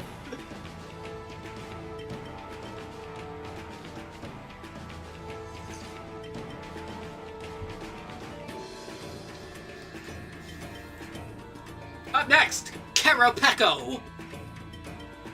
Carapeco, as you might be able to tell, is a songbird. Yeah, it uses that chest in order to inflate and play out air, and it can manipulate its beak into various shapes to make various sounds, including other monster sounds.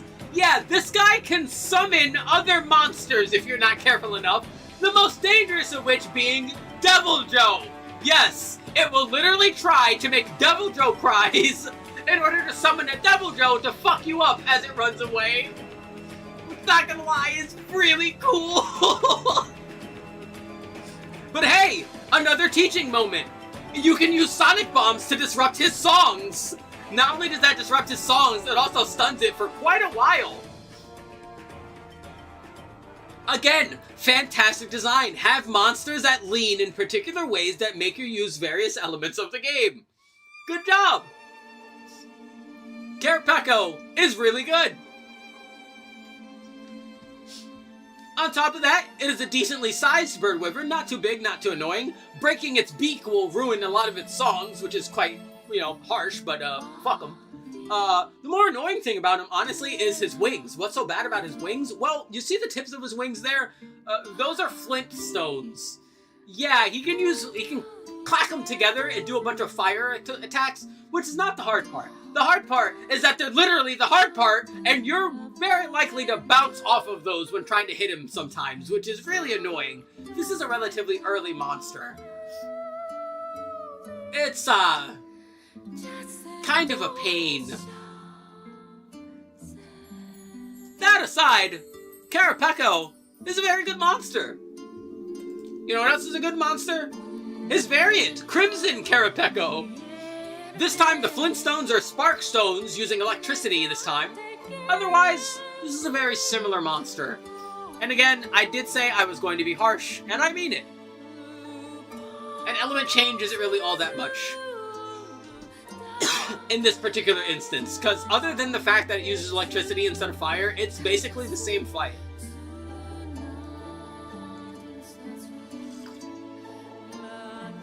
One thing I will say is the additional songs it can do are not just to summon monsters, it can also it can also buff itself and anything that hears the song, including attack up, defense up, things like that. Give you stamina, healing, but it heals everything that hears it, so, neat effects, neat monster. Very neat monster. Up next, Royal Ludroth. Here we have a relatively earlier monster. Another monster that can be fought on land and underwater. Although this one you don't typically have to fight underwater too often.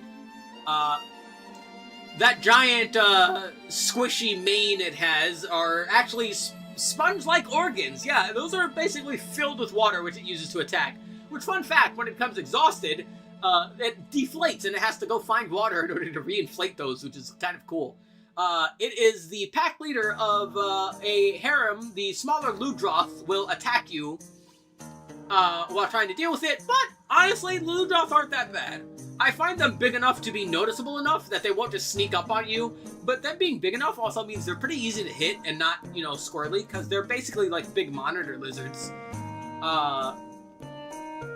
So yeah, Ludroth is pretty solid. Really solid overall. Oh, and if you might not have guessed by the fact that I mentioned those are sponges, it attacks with water. Also does fun rolling attacks on top of that. I think this is a solid enough monster. I don't hate it. I love it. It's alright. It does have a subspecies, Poison Ludroth. Yeah, those are filled with poison. It's not inflating those normally. Now, this is one of those things where it is a similar fight, but the change of element changes a lot. Because changing from element to status is a bit more major than changing it from one element to another element. Depending on the element, of course. We'll get to that in a moment. Now, Poison Ludroth's attacks are a bit more deadly because they're poison instead of water. Elemental resistance is a lot easier to have than status resistance in a game like Monster Hunter because of how the skill system works. So, you know, it hitting you with these strong poison attacks and being poisoned can actually be dangerous. Otherwise, I like the coloration a lot. Very nice, vibrant pink with splashing purples with the typical gray. It's quite nice. I still like it though. You know, it's alright. Good job. Uragan.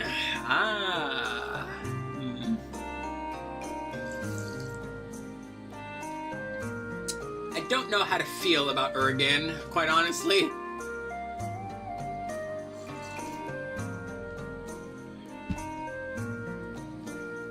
Now, I mentioned before, I like monsters that do things when you break them. Uragan attacks with two main things. Its chin, that it slams on the ground in order to cause various effects, and most obvious of which being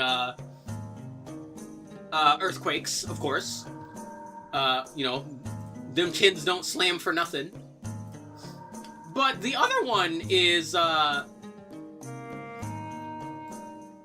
it can roll. It will roll up and like roll around the arena like Sonic the Hedgehog.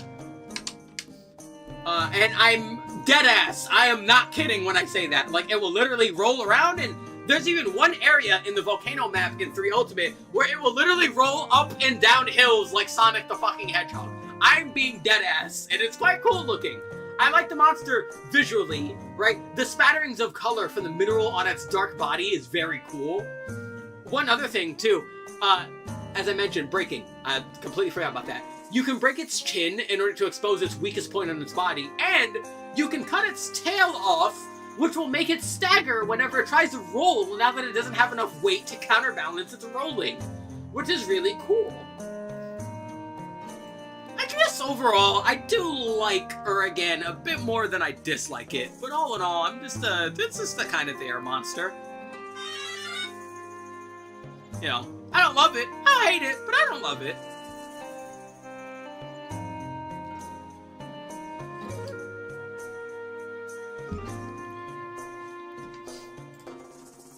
Up next, its variant.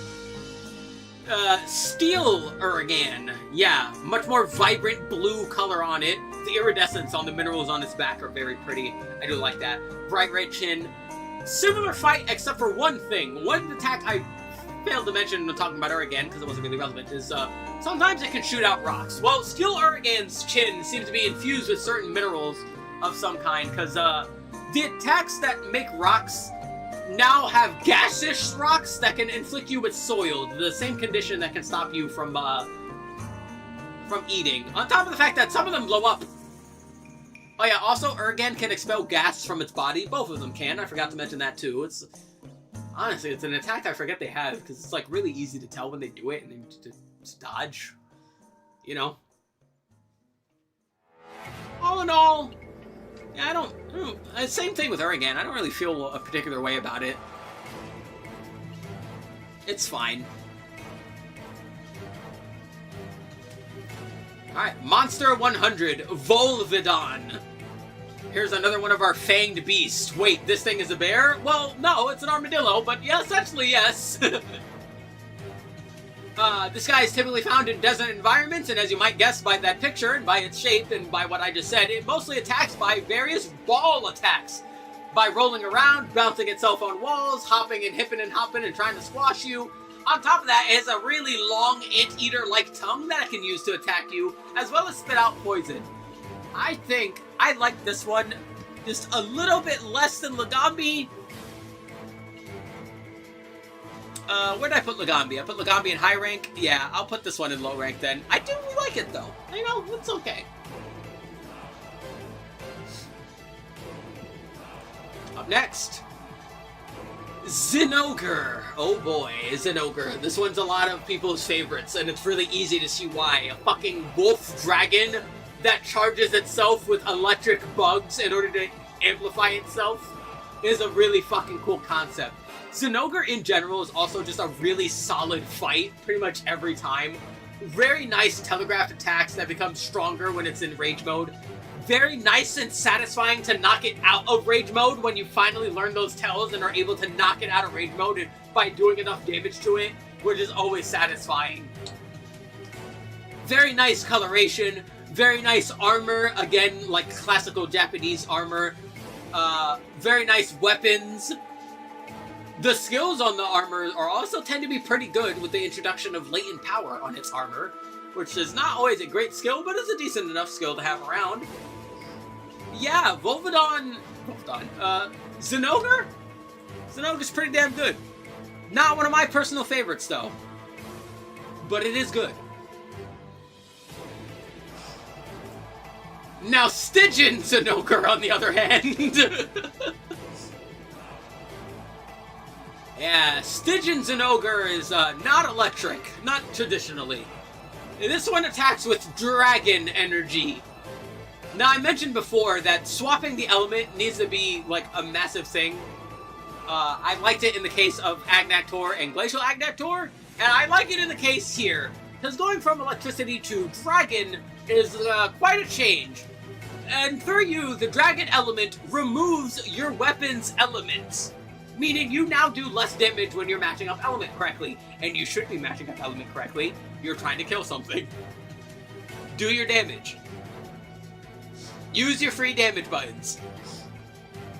On top of that, this Zinogre uses its bugs differently than the traditional Zinogre.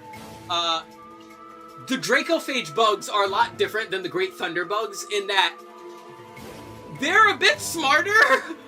Like, they attack in much different ways, including homing and sometimes zigzagging.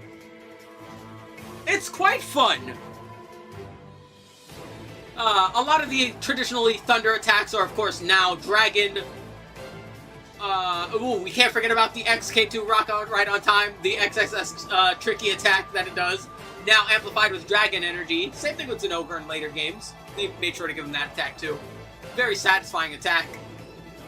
All in all, I like Zinogre. I like Stygian Zinogre. I like Stygian Zinogre just a little bit more than regular Zinogre.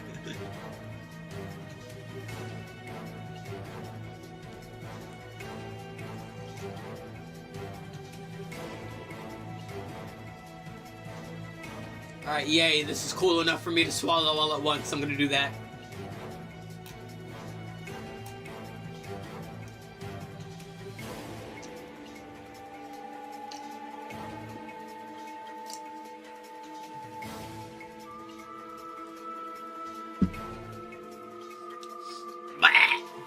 God, I hate tea.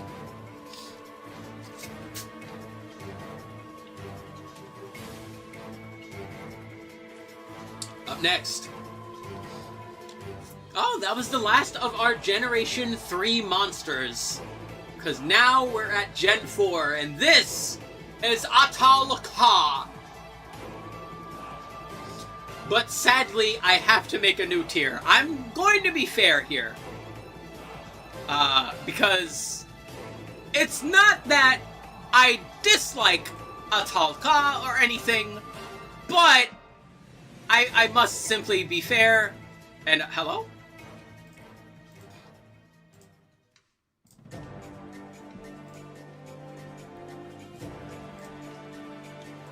Yeah, but I must be fair.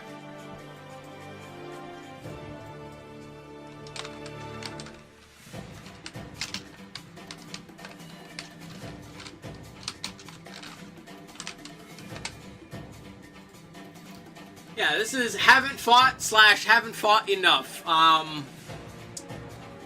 And sadly, I have to put Atal Ka there. The funniest part is me and Meow are just about at Atal Ka, but yeah, we haven't gotten around to it as of late. The worst part is, I know I'm going to like this monster. Its armor, weapons, and actual fight are all fantastic, and I know they're fantastic, but having not done it myself, I must be reasonable and put it in that tier. That tier is going to have a lot of members as we go along, especially when we get to the 5th generation.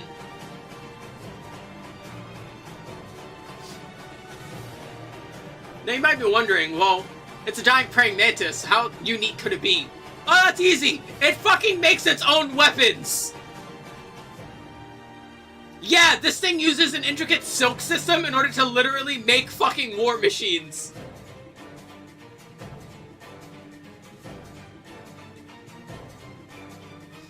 Also, look at it!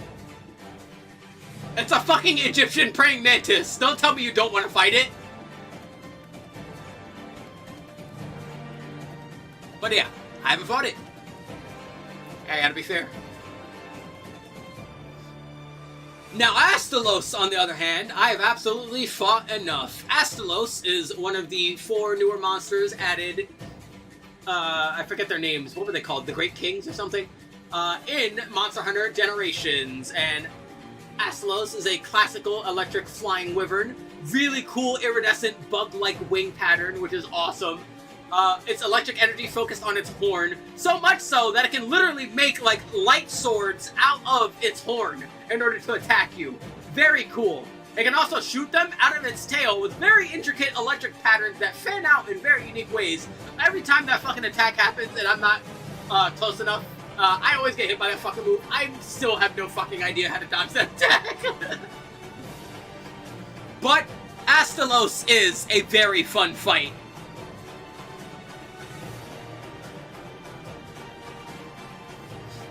Cool gear on top of that.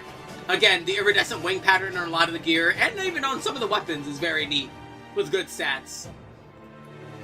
Now, Bolt Reaver Astalos. This is our first Deviant. What are Deviants? Deviants were monsters added in Generations, and later on in Generations Ultimate, like with this one, that are essentially older, wizened versions of the monsters, who have been through a shit ton of fights, more than you have, and are now like old, grizzled veterans.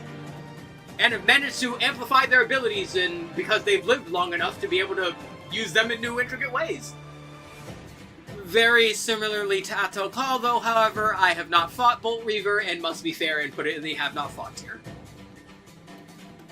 I love the design, though. Here's another Deviant. Bloodbath Diabolos. Many people consider this like one of the best fights in the series. I am not many people because, once again, I have not fought it. Meow, gotta get around to that one of these days. The problem with the Deviants, especially as it is in Generations Ultimate, is that you basically don't have to fight them if you don't want to, which is kind of weird. You might want to fight some of them because of their gear, but honestly, that's not that many of them. How that gear worked, because the gear was so limited in Generations 1, like, some of their armor pieces are, like, actually pretty handy, most notably, one we'll get to later. But in Generations Ultimate, because of the expanded gear, you're not really dealing with the Deviants, and you're mostly just fighting them just to fight them, and if you don't need to fight them for progress, you probably won't end up fighting them in Generations Ultimate until you just feel like fighting them just to finally fight them. So, me and Meow have not fought most of them. Outside of course, the original Generations. Fought a bunch of those. I'll have words for those ones, don't worry. But all the Generations Ultimate ones, I'm not gonna have too much to say, unfortunately. I gotta be fair and reasonable. I've not fought them. I can't really place an opinion on them, but I haven't fought them. Now, Crystalbeard Urigan, on the other hand, is a fucking bastard. I hate this thing.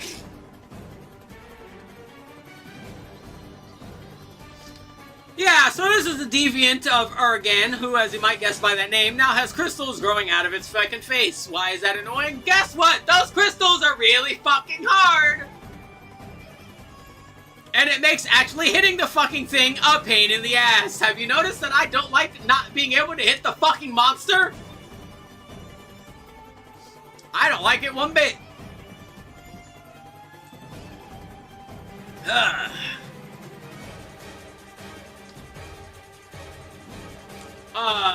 Now, its rock attacks have essentially been replaced with crystals, which is kind of neat.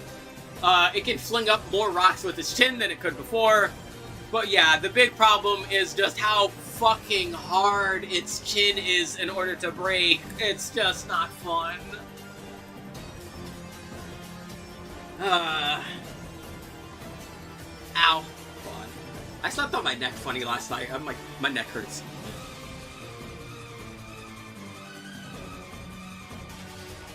Oh, yeah, I have not mentioned this at any point before because it wasn't really relevant, but I feel the need to mention it now because of how fucking annoying the chin is. There, in the older games, well, in all the games, certain types of damage do certain types of damage. What a sentence, right? What I mean by that is, like, some melee weapons will inflict cut damage, some will inflict impact damage, right? Shots and ranged weapons will inflict shot damage, and they all have, like, elements on top of that. You need, for example, the most classic example, you need cutting damage to cut tails, right? That makes sense. You're trying to cut the tail, you need to cut it. Well, what's the problem? You need impact damage to break Uragan's chin.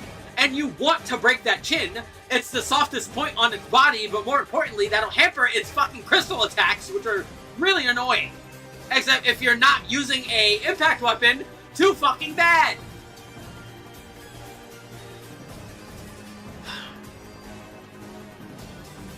And I really like, again, when affecting the monster's body parts affects its attacks and its fight, but this is one time where you can't really fucking do that because of how annoying it is. This fight makes me fucking sad. This fight makes me very sad.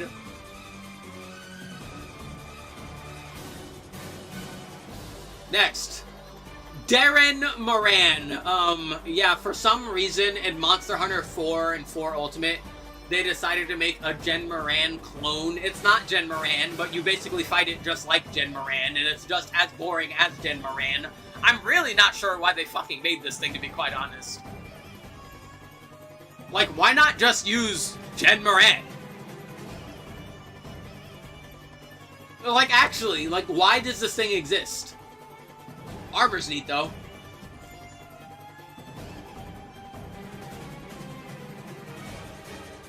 Oh. Now that right there is Dalamadur. Dalamadur is massive, as you can see. Dalamadur is so big, you fight him in his own arena, which is a mountain that he is wrapped around. He is so big that he has multiple points on his body that you could be hitting. You could be attacking his hands, you could be attacking segments of his body, you could be attacking his tail, or you could try and muster up to the top of the spire and jump on his head in order to do the max amount of damage. On top of that, this is a siege monster, question mark. I don't call it a siege monster because there's no siege equipment. But this is a giant monster that is actually good because he uses a variety of attacks. Claw swipes, flame breath, dragon breath, tail swipes, spikes shooting out of his body. Yeah, some of those fuckers swing. You can break his head, you can break his claws, his tail, his fucking back spikes. Dude, when this thing gets pissed off, he starts summoning fucking meteors from the sky. And oh boy, do these meteors fucking hurt. See, this is how you make a giant monster in something like Monster Hunter, right? The problem with the previous ones is that they spent too much fucking time meandering, which means that, like, you were just doing nothing more than half the fucking fight. No, this guy, you're pretty much always hitting him. That's all it takes. That's really all it takes. Just let me fucking hit him so we can do things. And if all that wasn't cool enough, it even has a more aggressive fucking variant. And believe me, when we say more aggressive, we fucking mean it. Shah Dalamadur absolutely attacks more frequently and with more intensity and, more importantly, more damage. So I hope you learned how to avoid those previous attacks when fighting the regular version, because oh man, the Shah Dalamadur's attacks will hurt you way more than the regular one. But still, an absolutely fun fight. Both of them are fun fights. Just really good.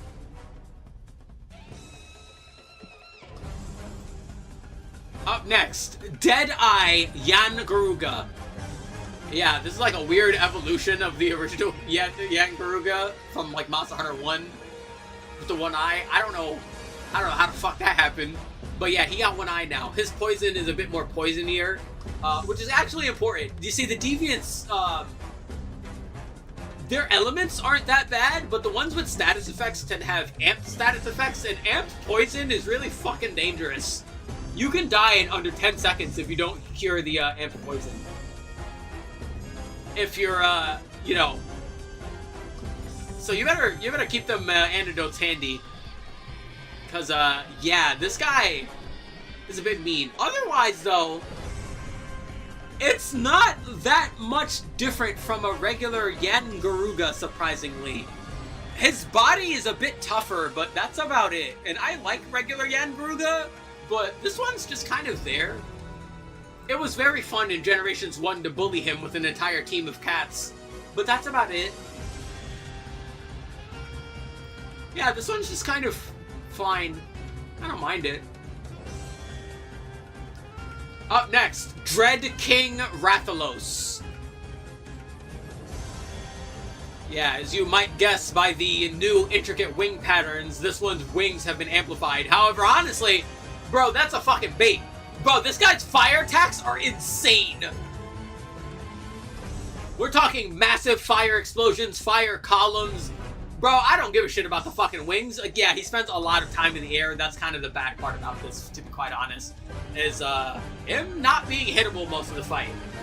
When he is hittable, it's quite neat. But yeah, he's in the air basically the entire fight. And I like normal Rathalos a lot. I think Rathalos is like the perfect emblem of the series. This thing is just in the fucking air too much. His gear is very good though. I don't hate it, though. Ah, Dread Queen Raytheon. I can see you're already, showing off that virulent poison. Now, luckily, similar to a regular Raytheon, you only need to worry about poison from the tail and the claws, which this thing's not in the air as much as Rathalos, so, you know, actually being able to output the damage on Dread Queen is not as hard. But man, that fucking poison is just like the worst to get hit by sometimes, man. It's really obnoxious. Also, way more tail attacks as you might imagine, including attacks that will leave giant poison spikes on the ground. Yeah, this thing is quite mastered its poison. I don't love it. I don't hate it though. I think Dread Queen's okay. I love the armor and the weapons have fantastic color. I think the color on it, like this picture is not doing the colors any justice. Like, I think the coloration of the armor and the design of the armors and weapons are very nice. But yeah, as for the actual fight itself, it's fine. Ah, behold, Gammoth, another one of our 4 kings, or whatever the fuck is their title. This one being a woolly mammoth mommy. So yeah, Gammoth is pretty big. And, as you might imagine with something that big, can cause a large amount of tremors. Plenty of ice attacks popping out of the trunk there, that red little bit that's all curling around. But of course, those giant rock tusks are not there for nothing. They'll fucking hurt. This one's pretty fun because you can knock off the snow on its legs, which will affect certain attacks. And then if you injure them enough, you'll stop them from being able to accumulate snow anymore. It really wants snow on its legs. Like, it will take a certain amount of time to essentially, like, re-snow its legs, which is really cool. Oh, and of course, now that it's up, there we go.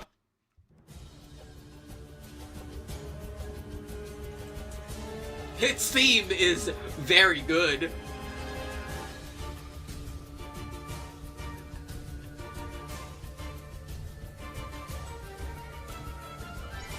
Although I will say, for whatever reason, I don't know, I might curse this theme for whoever else decides to watch this. This theme reminds me a lot of Pirates of the Caribbean. I still like it though.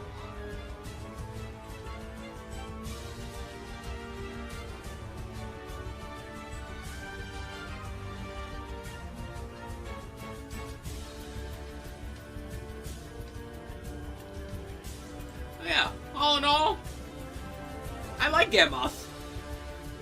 I like Gammoth a lot. Fighting Gammoth is pretty fun. The weapons are kind of neat too, because they have low sharpness but high raw, pretty similar to a Cantor and a combos, but I think they do a much better job of being that.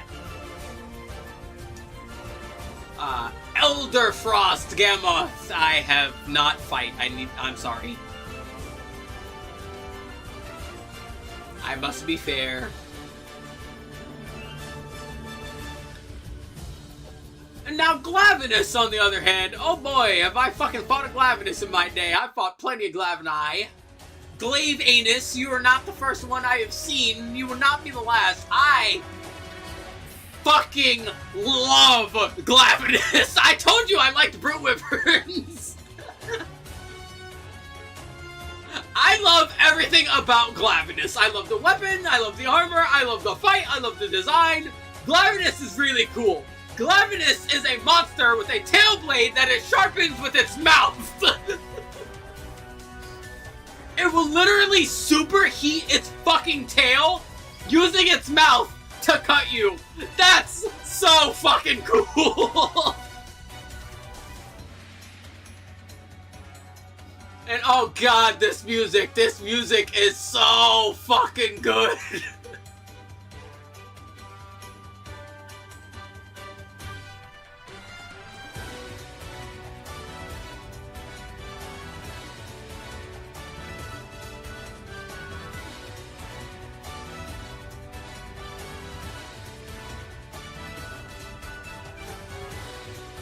See, Glavenus is especially fun because during the fight, while it's doing a lot of its sword attacks, there are actually plenty of opportunities to hit it and knock it out of its stance in order to provide you more advantage during the fight, which is awesome.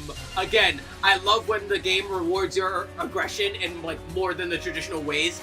Being able to, one easy example is his throat.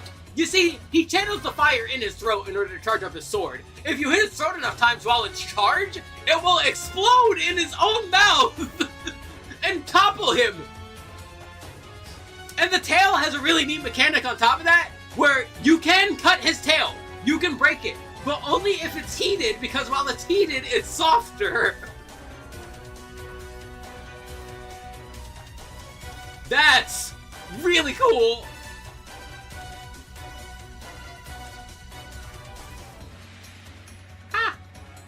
Glasses, why are you dirty? Stop it. There we go. Glavenus is a fantastic monster. And I think my favorite of the fucking Fated Four, Great Kings, whatever their fucking name is. Although the other one might give it a run for its money. Maybe. It's hard to say.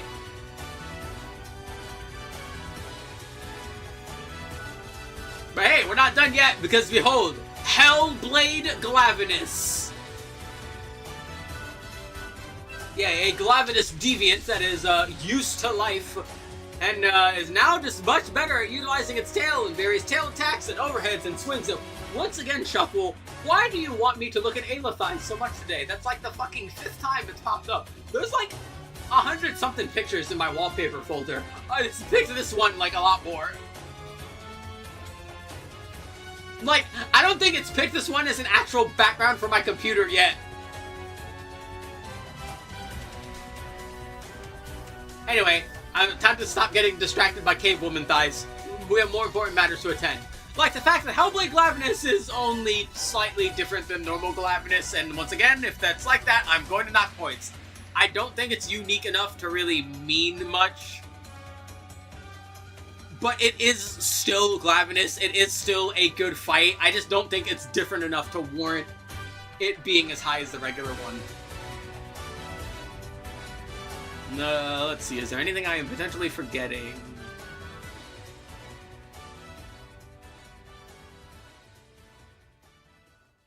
Yeah, they have dust attacks similar to, like, Teostra. But I'm gonna be real, like, you really don't care. Like, genuinely, you never care.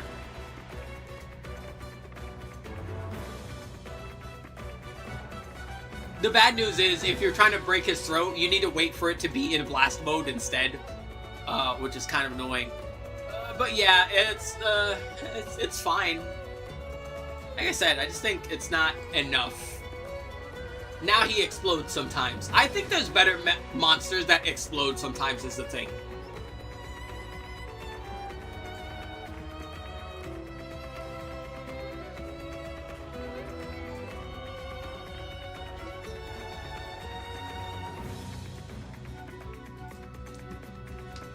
Now this is a fucking siege monster. This is Gogmazios.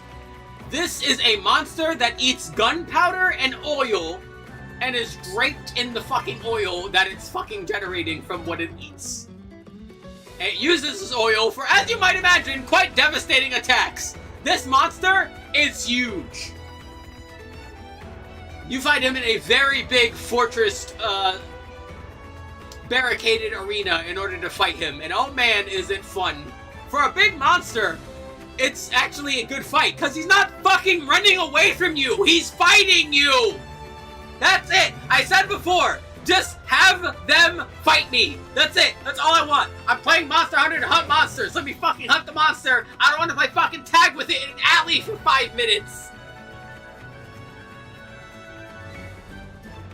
So yeah, Gogmazios fights you. He'll fucking fight you. He'll fucking cover several areas of the barricade in oil and try and blow them up so you can't stand there anymore. And those fuckers will be burning for a while. He'll fucking bombard the area with oil bombs. He's really fucking big, really loud, hurts really hard, big ol' heat lasers, several unique attacks, including a Dragonator on his back that you can knock off and hit him with. Gogmazios is fantastic, and I would love to see it in a new game.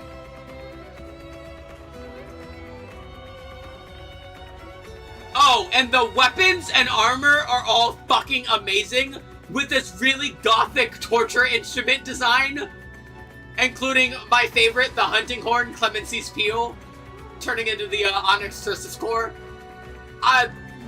Best hunting horn ever. God, I love that thing.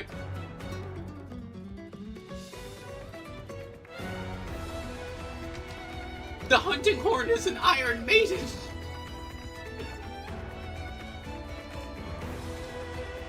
Up next, the poster child of Monster Hunter 4 Ultimate, Gore Magala. Ah! Wallpaper, why did you change? It has not been 24 hours. Why are you bad at math? You're a computer. That's supposed to be the thing you're good at. Oh yeah. Gore Magala. Gore Magala is the poster child and the main monster of Monster Hunter 4 Ultimate. Well, why? Well, the main plot revolves around it and what it does to monsters. This monster is a walking virus. Literally, it passively inflicts a frenzy virus on monsters and even hunters and people if they get affected by it. That will cause them to be sickly and weak, and if you don't cure it, what ends up happening is you'll end up having no more red health. It just it completely eliminates the recoverable health that you would traditionally have, which is really dangerous. But that's not the end of it. You can actually cure it. While you're infected by it, if you do enough damage to a monster, you'll actually gain antibodies and gain increased critical hit rate, which is fucking awesome.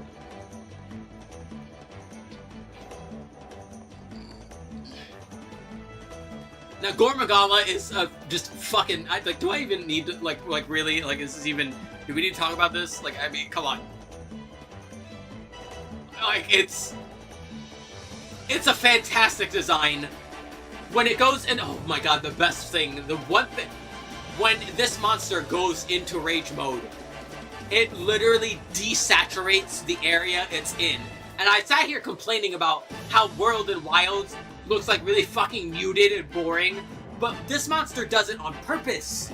Because it's supposed to be threatening, right? It is a walking virus. It is literally draining the life from the environment it is in. Of course the colors desaturate when it gets extra angry and gets pissed off, including growing its horns that were covering its eyes, now sprouting, glowing like a vibrant purple. The undershade of its wings growing an even more vibrant purple. With its fucking just awesome fucking like just draped like this fucking Grim Reaper cloak-esque design. A phenomenal monster. But again, I mentioned it before, and I feel the need to stress this, because I mentioned this while I was fucking playing on fucking Wilds, how having this thing be in the fucking snow environment was like really fucking dumb, because you can't tell when he's draining the color at an area when everything looks fucking white and gray. Why would you have him fight me in an area where there's already no color? The whole point of this monster is that it's like draining the fucking life out of the fucking area it's in. Why would you put me in the least vibrant area of the game and have him pop up there? Like, what the fuck were they okay, yeah, that's enough. I'm gonna be shitting all over Wilds later more, but that'll be enough for now. I need to save my breath space. Up next, this is Chaotic Gormagala. You see, Gormagala is in a juvenile state, and essentially is trying to molt into an ascended state. Chaotic Gormagala happens when that molting stops. Yeah, this guy is basically permanently in puberty, and it fucking hates it. And it will make it your problem.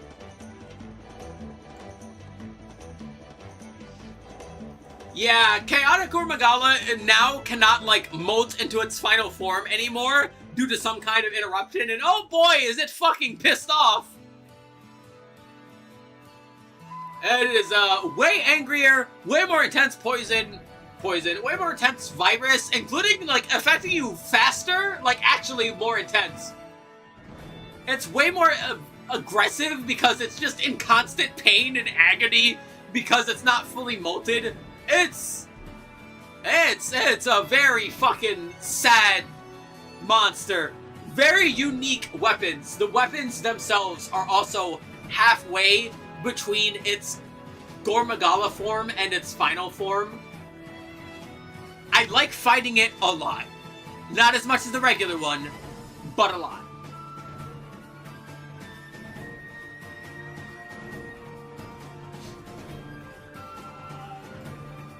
Up next, Great Macau. Oh, I forgot that. No, wait, did I? Yeah, wait, I did mention we were in the 4th gen. Great Macau. Great Macau, as I was mentioning before, how other games do intro monsters way better. This is a perfect example. This is a monster where its squirreliness and agility actually mean something, and it's doing something with it, rather than just being squirrely for the sake of being squirrely. This monster has a heightened tail, toughened tail that it uses to stand on its hind legs, or to stand on its tail and deliver swift kicks to you, and even launch itself off of things, which is really cool. Similar to before, there is a method though. While it's on its tail, if you do enough damage to it, you can knock it off of its tail, get a free topple, and get in some free damage. Once again, rewarding you for attacking it while it's in a more dangerous state. Again, Monster Hunter does a fantastic job of subtly influencing the way you play and improving how you play by doing things like that, and I think Great Macau is one of the best examples of that.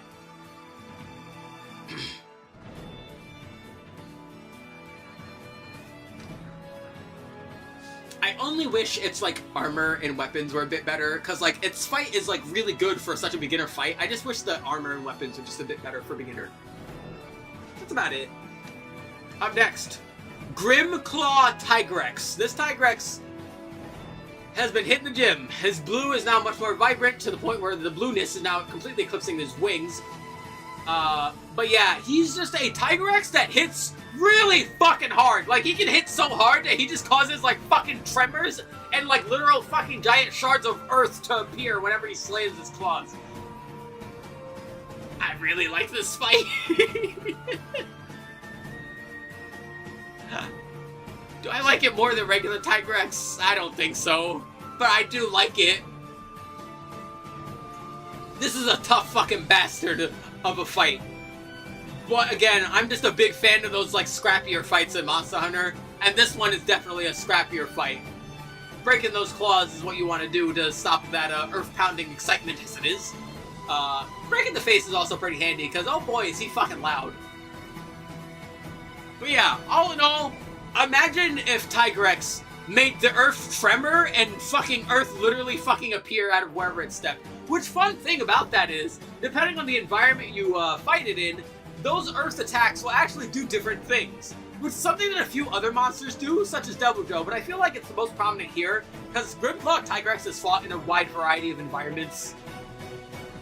Which is very fun. I like Grimclaw Tigrex a lot. Up next, Kechawacha! Kechawacha is another monkey. Yeah, Kechawacha is essentially a taper monkey, I guess is the best fusion of monsters. So, what Kechawacha does is it takes hanging around and swinging all on the vines of certain areas of maps. Now, that might sound annoying because you're like, oh, he's swinging on vines up above, he's probably going to reach above. No! Pretty much every weapon can hit this thing while it's swinging on the underbranch of wherever it is, which is really nice. That was always one of the bigger problems with a lot of other monsters that are fucking about, is where you can't hit them when they're doing their thing. No, you can hit him while you're doing his thing. And if you hit him enough, you'll knock him off the branch and be able to get in some free damage. Once again, I appreciate that. Hell, you can even just throw a Sonic Bomb at him while he's up there to do that. Because yeah, as you might imagine, with those giant ears, his hearing is quite sensitive. On top of that, he can spit out big old snotty water bombs, which is kind of gross, but kind of funny. Although, this is another beginner tier monster, but it's one I really like. It's a very fun fight. Him swinging around, trying to catch up to him, doing enough damage to knock him off the vines.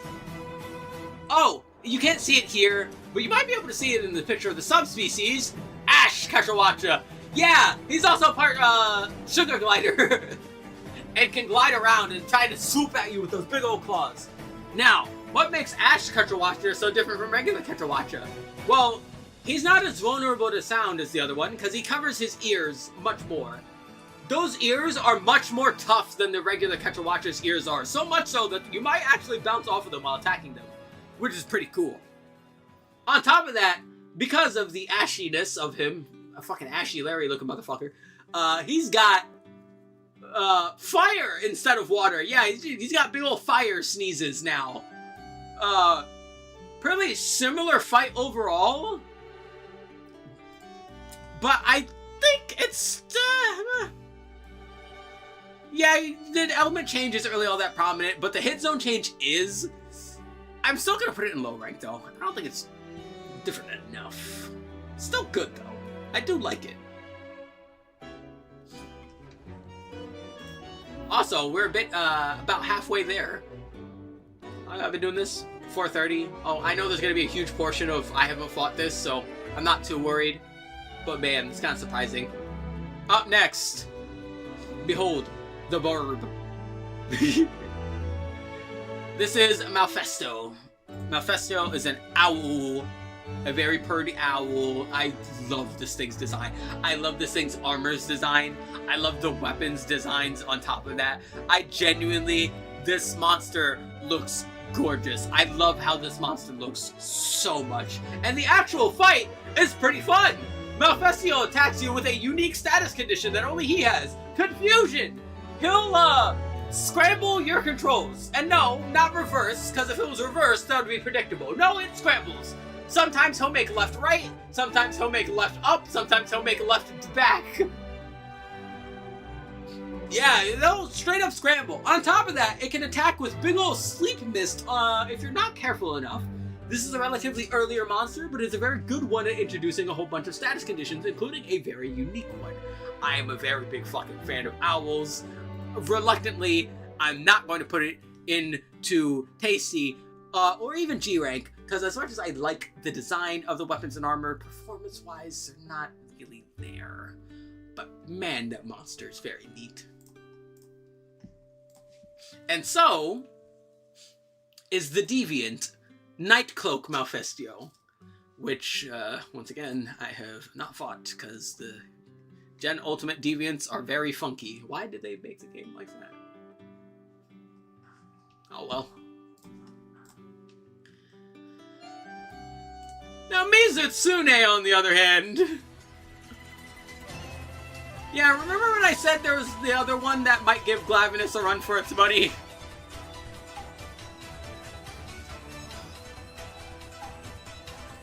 I love Mizutsune.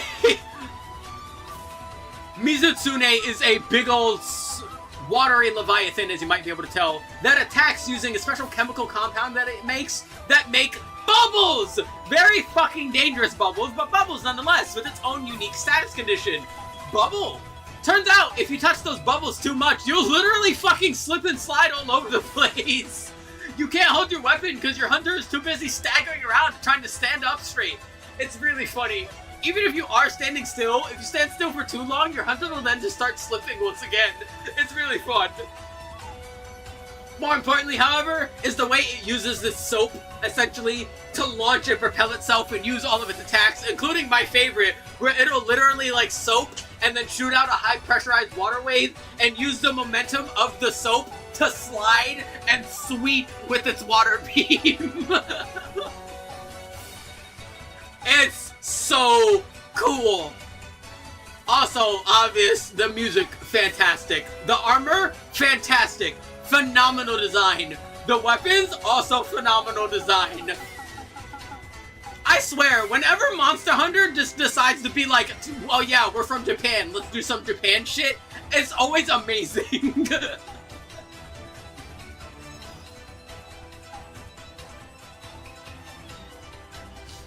Yeah, Mizutsune is fantastic.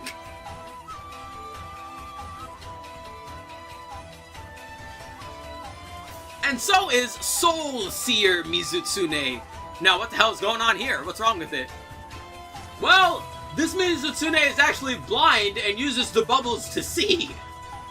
But that's all I can say, unfortunately. I have not fought one. Damn. Up next. Yeah, we finally found the Tiger X that I like more. Molten Tiger X. Yeah, remember when I mentioned that there were better monsters that explode? Here's a better monster that explodes. Because you see, Molten Tiger X is not like a lot of other subspecies. A lot of other subspecies get faster and get more aggressive. Molten Tiger X doesn't. Molten Tiger X gets slower, more methodical, and stronger. Which, honestly, I wish more subspecies did. Yeah, Molten Tiger X instead decides to reel it back and slow it down in exchange for much harder, heavier hitting attacks. Which is really cool. On top of that, the fucking black and red is just an obvious fucking design. It's also huge. It's way bigger than a regular fucking Tiger X. And yeah, it will scatter explosive dust everywhere as it uses various attacks. Similar to a couple of the other monsters, like Hellblade Glavenus and of course Deostra, but I find that this one is the much more interesting of those, aside from Teostra. Yeah. I love Molten Tiger X. I want this thing to come back so bad. I loved its armor, I loved its weapons, with fucking great sharpness.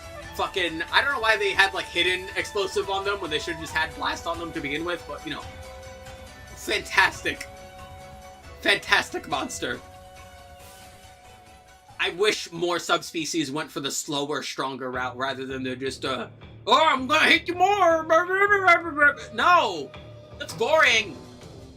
It just feels like the same fight. Like, when he hits me, like, slower and stronger feels more impactful because it means more if you fuck up. It feels more punishing if you fuck up because it's slower and stronger. That means so much more than just it being more aggressive, you know? Up next, Najarala. How do you know the stream will still be going? We're only halfway. Yeah, that was Molten Tiger X. Here's where we're at so far, in case you're wondering.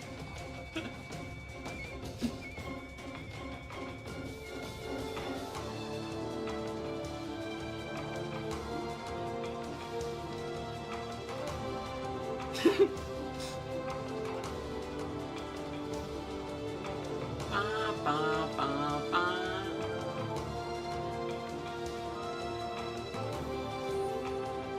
See, I do too, but I just don't think Gammoth has enough of a push, is the thing, right?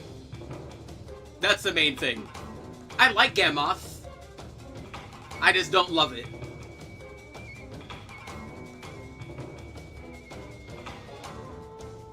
Also, yeah, pretty much the only negative tiers are sad and why. Like, if it's not in those tiers, I still kind of like the thing, or at least see what they were going for.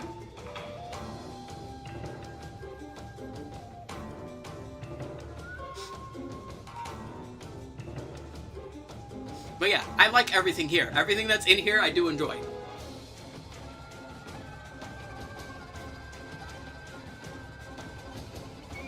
Yeah.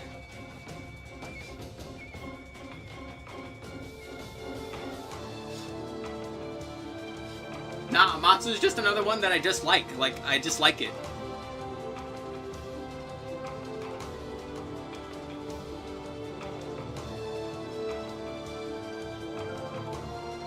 You're on crack. Nah. Again, I still like it. I'm not in love with it. That's all it comes down to. Mainly what was keeping Amatsu out of the higher rank in this instance was the fact that its armor and weapons have great design, but they usually end up being very bad. Like, a lot of the monsters up here, I don't just love them because of their design, but also, like, the things you get from, like, this is like an all-encompassing list.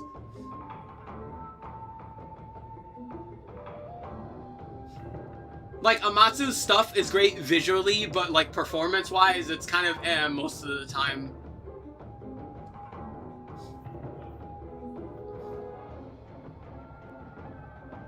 That's what it comes down to, basically. I do like a lot about it.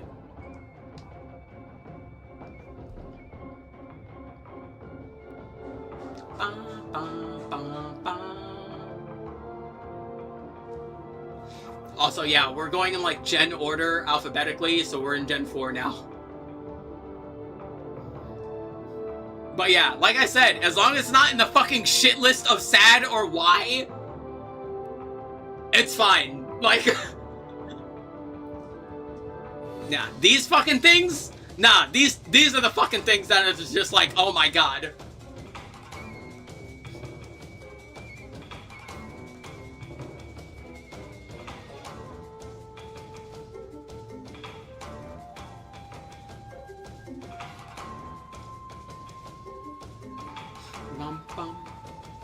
Ooh, hold on. Let me get my water now. I fucking went and make tea, drank tea. Lavazzi also deserves its own tier. I'm gonna be real. You might be right. I did mention that that's genuinely the only monster that progressively gets worse as the games go along. Like,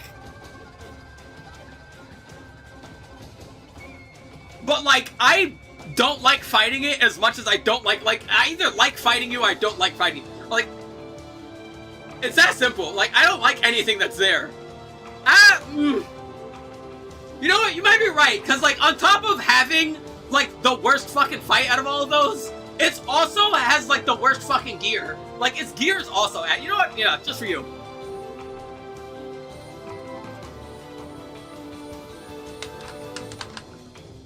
Nah, we need peak. Yeah, there you go. Yeah, you're right. It is, because even its gear is, like, fucking irredeemable.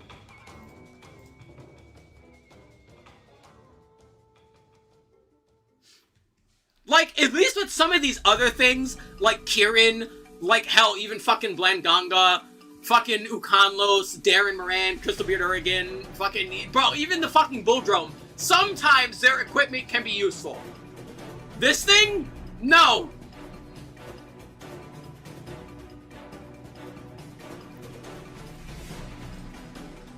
Here, we'll make that just a bit more legible. Yeah, there you go.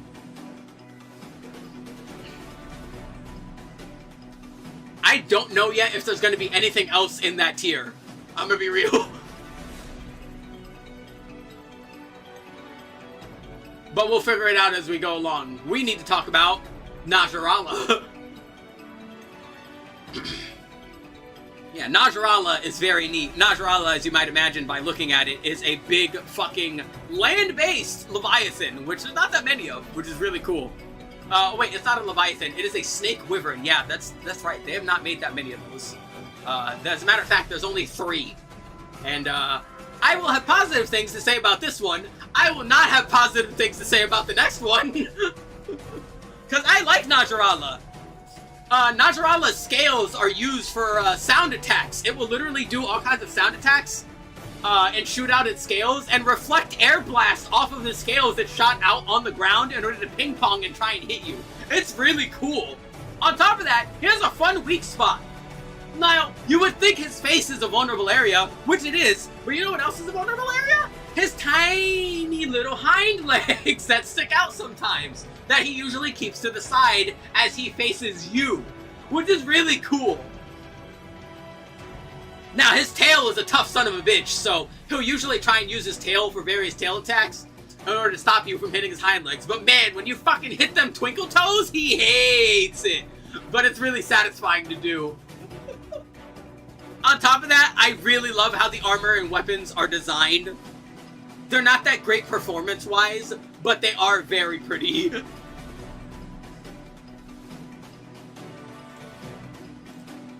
All in all, Najarala, I like you. Now your fucking subspecies, on the other hand. I fucking hate this thing.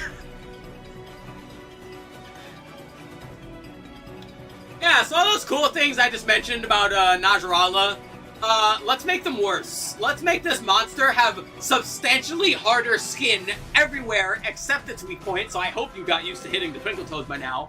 Not like it's gonna matter, because this guy moves in different ways than a regular Najarala, so good luck actually hitting his fucking toes. Remember that cool attack I mentioned where he'll shoot sound at his scales and the scales will explode? Well, guess what? This one plays fucking ping pong with water balls along his scales to make them really fucking inconvenient to dodge, because sometimes they'll just go behind you and hit you from behind.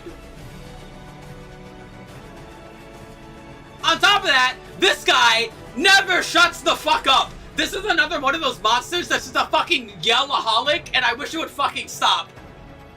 And if all that wasn't bad enough, someone at Capcom decided this thing needs a fucking Apex form in 4 Ultimate. And oh god, that is the worst Apex fight. Full stop. Why? At least the weapons and armor look pretty, but I fucking hate fighting this thing. Fighting this thing is miserable. Ugh.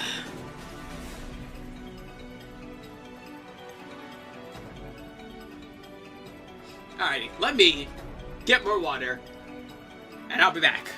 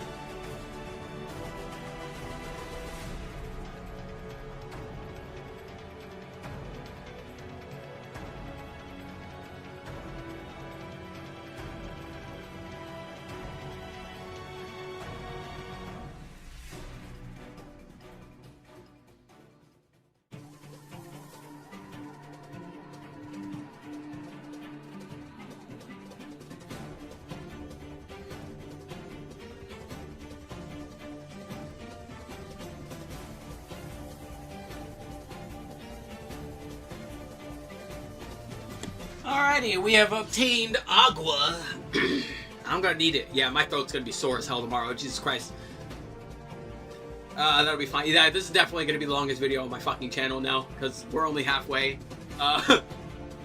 Let's keep going!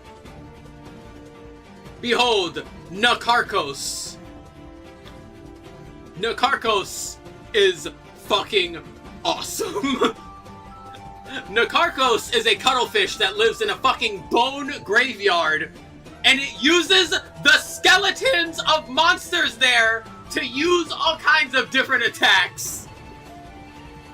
On top of its own fucking attacks. Now, busting these tentacles to make sure it can't use those attacks is really fun, but then he has a second phase where he decides to go, fuck you, and shoot out intense laser beams. All in all, I've come to make an announcement, yeah. Nakarkos is an awesome monster. I love its design. The weapons, both versions of the weapons and armor look amazing. Where you either get like a futuristic solidified like space steel, or you get to become a skeleton man. Nakarkos fucking rules. And the fight is also fun. One of the big things I mentioned throughout this whole thing, Meow, was that, like, one of the most important things when it comes to hunting the monsters is the monster letting you fucking hit it.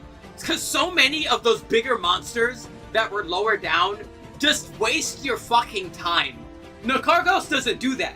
You can hit Nakarkos pretty much all the time. Like, it doesn't feel like you're just fucking waiting for him to do something so you can hit him again.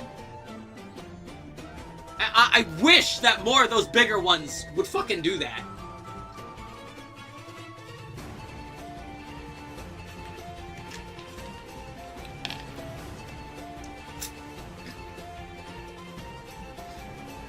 Up next, Nursilla. So Nursilla is a rather interesting monster. It is, as you see, a big old spidery spider with very fucking vibrant poison spikes coming out of its back, which is cool. Attack with intricate webs attack on top of that. However, to me, the most important thing is what it's draped in. You see, Nursilla is weak to electricity.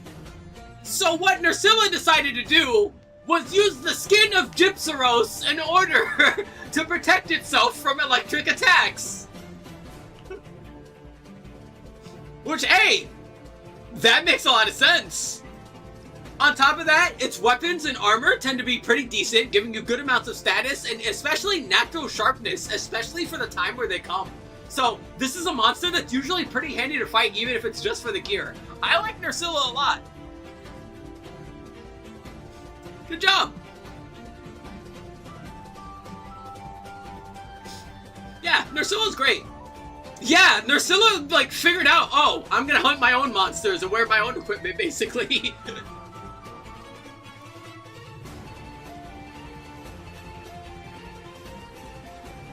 It's really neat. And meanwhile, here's Nursilla's desert cousin, Shrouded Nursilla. As you might be able to tell by this image, Shrouded Nursilla has learned to use the sand a little bit more for its hunting endeavors.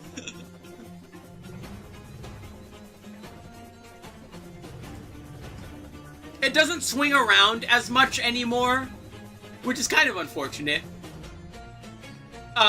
What is cool, though, is, this one is weak to ice. So what it's wearing instead of Gypsaros is Kazu's skin.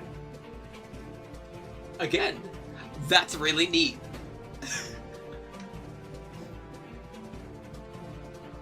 The Shrouded Nursilla stuff tends to give you... The armor's not generally as good. It looks great, though. But the Shrouded Nursilla stuff tends to give you, like, more, alternate status types rather than the poison that the traditional Nursilla stuff comes in, and can also be pretty handy depending on the point of the game you're at. Again, a pretty solid monster. It uses its webs a lot less than Nursilla does, but considering it has much more different attacks, I still like it just as much, honestly. Bro, I wouldn't be surprised if that fucker went to a mountain for like 2 seconds just to get that skin.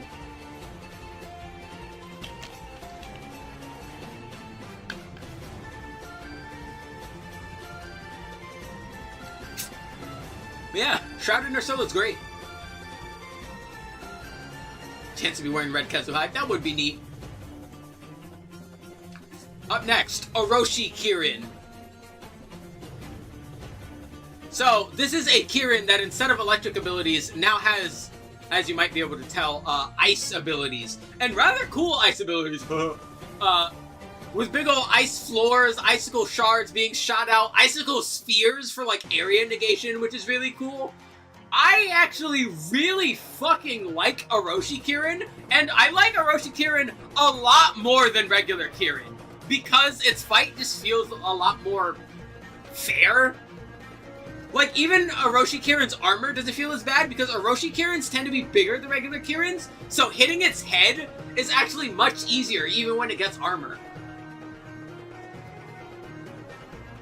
Because, yeah, a big problem with regular Kirin is that you're basically hard focused to only hit the head, but because of how jumpy it is, it makes it as annoying as possible to do that. Orochi Kirin doesn't really move around as much as a regular Kirin, but with the different attacks, it's still, like, a nice, interesting mix of new moves on top of its old moves. It's really neat. Switching from ice, or from electricity to ice, is a neat touch in this instance. I really like it. Orochi Kirin is neat.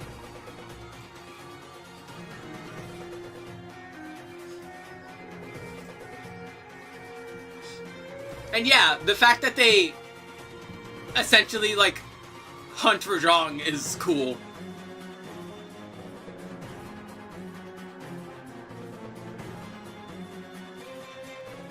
Bum bum bum bum bum bum bum. Yeah. Orochi Kirin's neat. Orochi Kirin's really neat.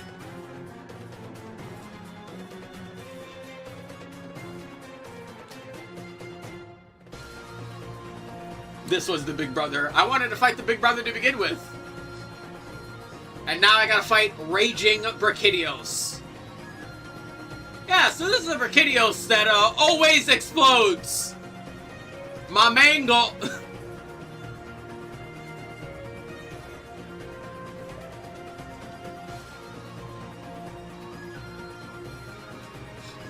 Yeah, Raging Brachydios is a lot more different in World than it is in 4U, but having not played World, I can't talk that much about the World version. I do like the 4U version, though, because again, it being able to explode immediately all the time really changes how you have to approach the openings in it. Which is very cool. I like that it's not obsidian blue anymore, but just like vibrant green, as almost if like its explodey serum has like seeped into other parts and not just its saliva anymore, which is really cool. Yeah. Raging Brachydios is neat. Raging Brachydios is really neat. Now, I have not fought the World version. If I did fight the World version, perhaps I would like it a bit more. But yeah, it is neat.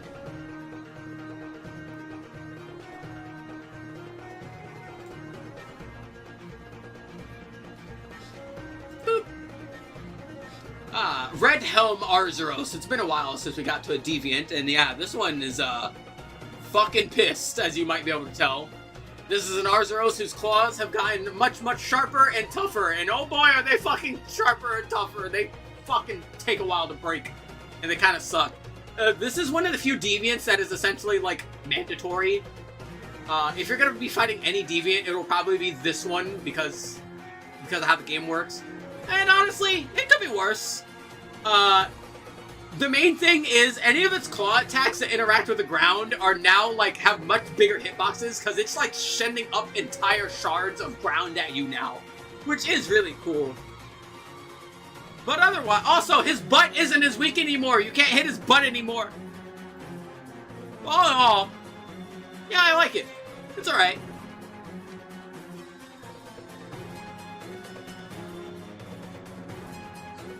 Up next, oh boy, Ruby Bizarrios. Yeah, are you surprised that it took this long for fucking Bizarrios to get a subspecies? I'm not. I'm just wondering why they fucking did it.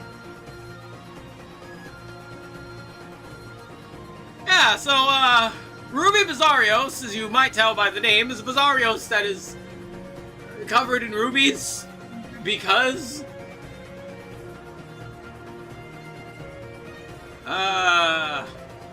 yeah. It's the same annoying fight pretty much though. Like, it's really not any different. Like, at all. I don't... Like, why though? Like, it's pretty... But, like, actually why? Like... I gave regular Bizarrios a bit of slack, because as an introductory monster, it's supposed to emphasize teaching you, like, different things, using elements, using your attacks that ignore hit zones, using items like bombs and stuff and whatnot, status effects like poison. Ruby Bizarrios doesn't need to exist. Like, it just doesn't.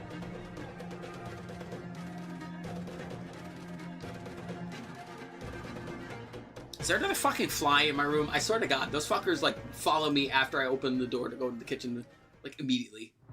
They need to leave me alone. They need to go somewhere else. Up next, oh boy. Yeah, this is Rust Razor Shianatar, which I have not fought, so we must be fair. Soon. Now, Celtis... I fought quite a bit of Celtis. Celtis is this big old bug guy, as you can see. It is decently sized. When it flies, though, it is flying at essentially... It is hovering at ground height, so hitting him is not a problem, which is pretty good. But yeah, this is a pretty fun monster, honestly. Mostly attacking with its horn charges, including one where it, like, jabs it in the ground and, like, runs forward to try and get you. It has, fluids to attack you with to lower your, defenses, which is pretty neat. A neat charge attack where it, like, flies to charge and then, like, tries to reposition itself after a bit and charging again. Celtis is pretty neat. But you know what's more neat than Celtis? The Celtis Queen! Yeah, turns out Celtis is simply just a fodder enemy that works with the Queen. And fodder is the correct term, because, oh boy, this Queen will literally fucking kill her Celtis by launching it at you in order to get an upper hand in battle. And the Celtis probably likes it. Bro, that's Celtis, you know who's spending the money on OnlyFans. It's Celtis. All for the Queen's might. Cause yeah, Celtis Queen is a giant fucking tank-like, just big old insect, and man, it's really fun. It is especially fun to try and snipe at its face behind its claws. I like monsters that, like, where you need to do something like that. Its claws aren't too tough, thankfully, so even if you do end up hitting the claws, it's not the end of the world. All in all, Celtis and Celtis Queen attack as a tandem most of the time. Celtis Queen using various pheromones to command Celtis in order to use a variety of attacks. In order to try and beat the hunters. It's really cool. Celtis herself is very heavy, but thankfully, Celtis is, has a bit of a sleeper build and will literally pick up the Queen to try and drop the Queen on hunters in order to gain an advantage. This is a fucking phenomenally designed pair of monsters.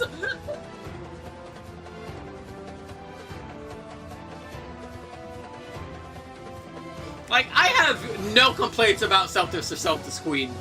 I think their design is fantastic. Their weapons are honestly pretty alright for the point you get them at. Their armor is especially handy, because later on they end up getting, like, large amounts of artillery, which is handy for certain weapons. Yeah, it's great overall. I love these two. Now, Desert Celtis and Desert Celtis Queen are unfortunately very similar. Like, this is another one of those examples where it's like, I hate that the monsters are, like, so similar that it's like, I feel like I need to dock points because of it.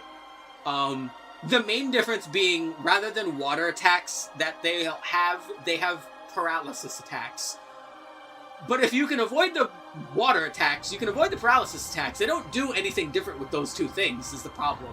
Otherwise, they're basically identical. I do like the new horn shape on Desert Celtis. I think that's really neat to differentiate it from the main Celtis.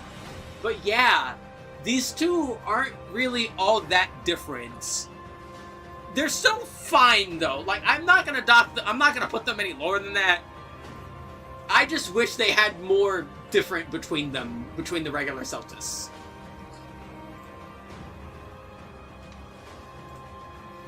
Up next, it's Steve!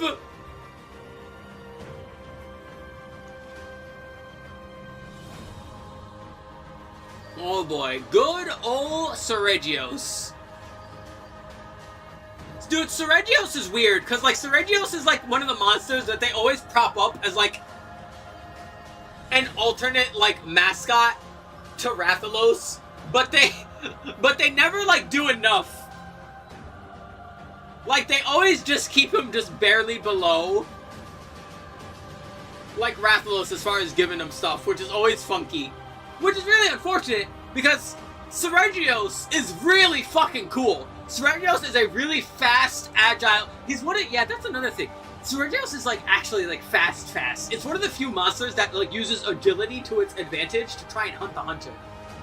This was the introduction of the bleed status condition. His scales are so sharp that they'll cause hemorrhaging. And you need to take a bit of a break to make sure that you don't bleed out. Which is really neat. All you need to do is sit down or eat certain items. So, you'll be alright. But yeah, Seregios just uses really sharp, agile attacks to try and get at you. With like wide, aching, really fast sweeps, claw taps, toe taps, scale shots, scale sweeps. It's a really fucking fun fight.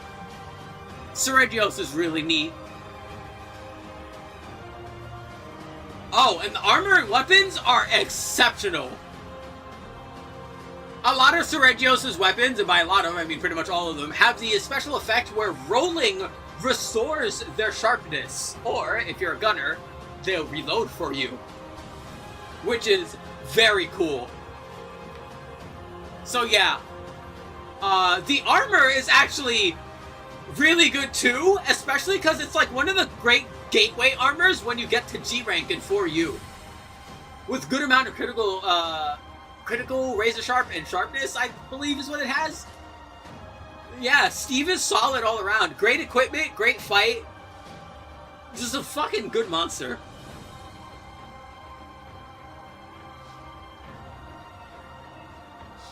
Thanks, Steve! Ah, he's finally here. Yeah, you're wondering what Gore Magala was trying to become? Yeah, it's this thing. Yeah, I really like Shigaru Magala. Shigaru Magala is a very cool monster. Its weapons have really cool, like, wholly ornate design. Its armor also has really cool ornate design. And the fight is mostly fun, and I would put it in tasty, except those fucking RNG geysers. That attack is awful. Just straight up. That attack sucks. In games where that attack is more finely tuned, I would put him tasty. But unfortunately, they don't do that. So yeah, when Shigaru Magala is in rage mode, it will cause fountains of frenzy to burst. Now, when we say RNG, it's semi-RNG. How it works is it will, starting from the top player of the lobby, spawn geysers around them, and then descend to the next player. The problem is, where they spawn near the player is completely random. Sometimes they'll spawn like 2 feet over to your left and you'll be fine. Other times they'll spawn right underneath you and you're basically guaranteed to get hit. It is as annoying as an attack could possibly fucking be. Like, genuinely, that attack is awful. It's especially bad for the slower, more stationary weapons, especially something like Greatsword, that needs to stay still in order to utilize its fucking damage.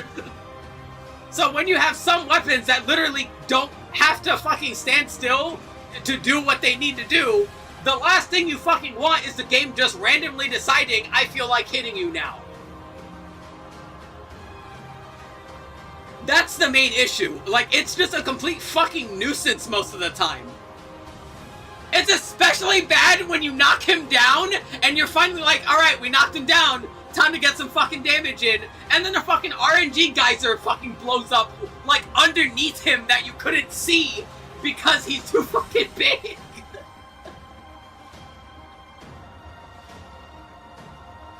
Like, I fucking hate that attack. Genuinely, that attack is one of the worst fucking attacks in the series. And I've played Frontier. I've dealt with attacks that literally fucking instantly kill you. But all of those attacks are telegraphed.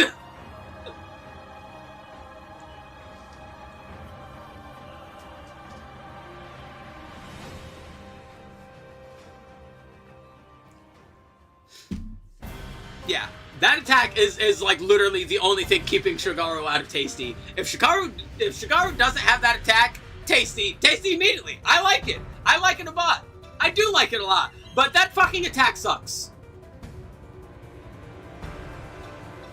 And mind you, it's not like random attacks are the end all be all, right? Because Dalamadur and Shah Dalamadur also have random attacks. When they summon meteors from the sky, those are also random. But, and this is the key difference, they don't just fucking home in on your position first. They're truly random. Which makes it more tolerable.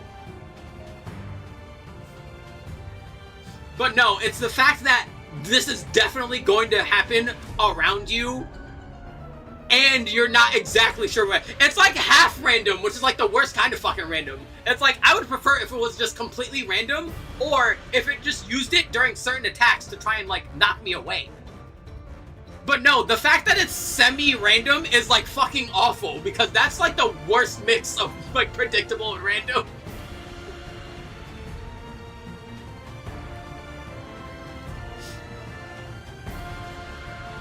Up next, Silverwind Nargacuga. Now, this is like extra funny for me as a deviant because this really is just like an old-looking Nargacuga. It actually just looks old. But honestly, I kind of like it. The gray's doing work. You know, Nargacuga, you're looking cool. Now, fun thing about Silverwind Nargacuga compared to regular Nargacuga is its wing and tail attacks will shoot out fucking wind slashes now. And oh boy, does that change how you have to approach things. You want to break those wings as soon as possible so it's not using those wind slashes. Cause yeah, those will fucking hurt. If you're not careful, they'll even inflict bleed. Which, yeah, you don't want to get cut by the air. Cut them back, right? You cut that air.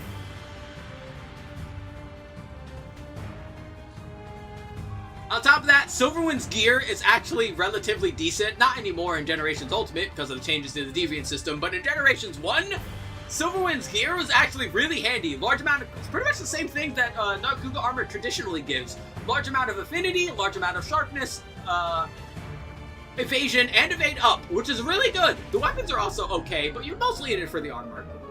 All in all, I think Silverwind is fine.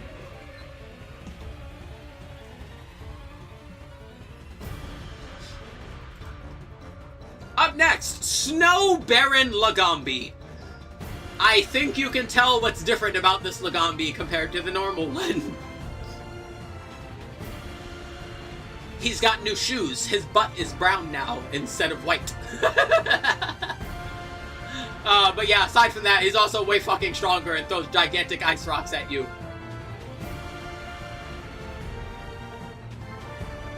Not gonna lie, I think the more annoying thing, rather than the ice rocks, is the fact that now he causes tremors whenever he jumps or rolls, and those can get pretty fucking annoying. Aside from that, honestly, the giant ice ball isn't too bad to avoid, because as long as you're behind him, you'll probably just be, you know, just walk past it and be fine. This is fine. This is a fine deviant. It's not something you want to go out of your way for, though.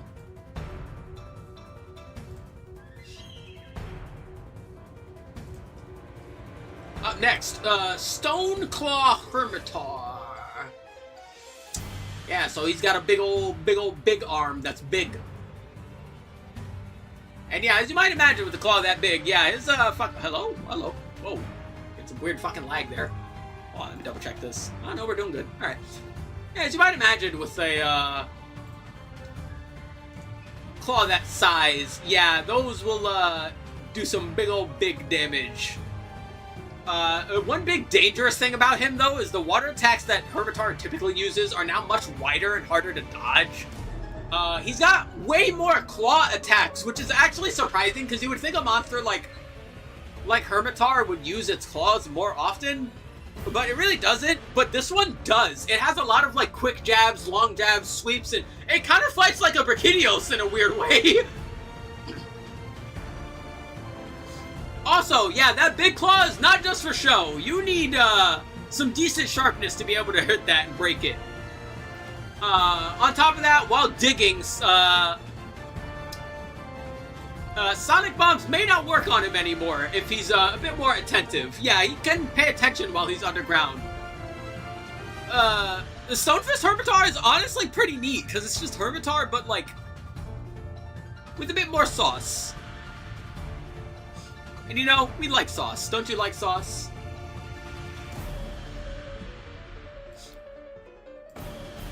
Up next, Tetsukabra. Good old rock frog. I gotta say, this render is, like, really funny, because, like, half of him is in motion and half of him's not. That's great. Tetsukabra is big old rock frog. And when I say rock frog, we're not kidding. This guy will literally use those gigantic-ass tusks to pick up and lift a big-ass fucking rock to then swing around with his fucking head and try and whack you.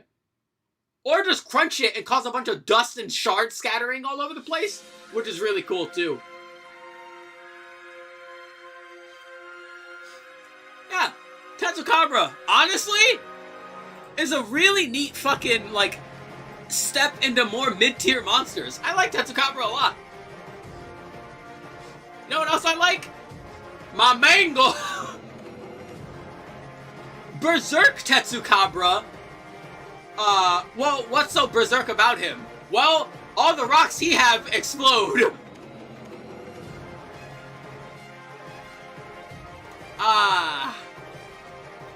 See, I do like this monster, but honestly, the explosions aren't that much of a big deal compared to regular Tetsukabra.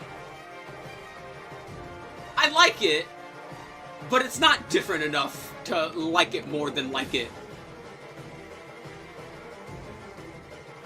I will say, though, the funniest thing is they have an attack where instead of just lifting a rock with their tusk and having it in their mouth to do stuff, they have another attack where they'll, like, dig out a gigantic monolith that they try to knock over to, like, make them fall on you, which is also pretty cool. That's especially the case with Drill Tusk Tetsukabra, where one of his tusks have just gotten way bigger than the other one. Again, unfortunately, it's not really that much different than a regular Tetsukabra, which I find kind of odd. I get that's kind of the point with Deviants, right? Deviants have a bit more leeway with that because they're not explicitly meant to be subspecies, but rather, like, progressions on the main monster. But Drill Tusk is, like, one of the earlier ones that's, like, meant to introduce you to the concept of Deviants. It's fine. He also holds different types of boulders. He'll either hold the traditional one that will, or a giant one that will cause stun, or like a long one that will shoot out shrapnel. That's neat, but it's not something you can't avoid if you've already fought a normal Tetsukabra, right? Like, nothing about what it does makes you approach it any differently than a regular Tetsukabra is the problem.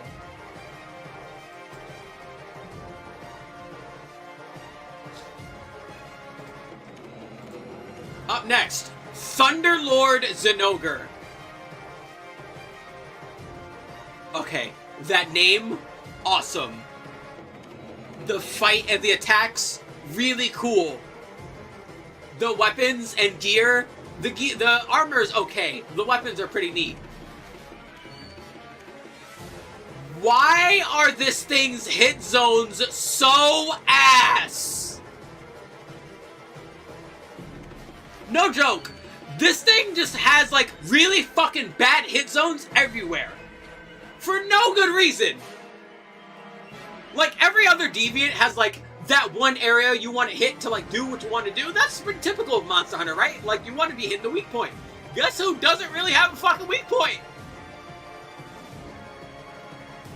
Yeah, just because of that, like, the fight genuinely takes way longer than other deviants because this thing literally just has such shit hit zones that it just lives longer than most of the other ones do. Which is really obnoxious, and I want to like it more, but the fact that it's just, like, fucking lives for so long, like, genuinely, like, by the time you're used to other deviants, you'll get them at, like, an average time. My average time was, like, 6 to 7 minutes, right? For some of the later ones. This guy always took, like, 13 plus minutes because he just doesn't fucking have good hit zones. And I don't know why. Like, why does he have such bad hit zones?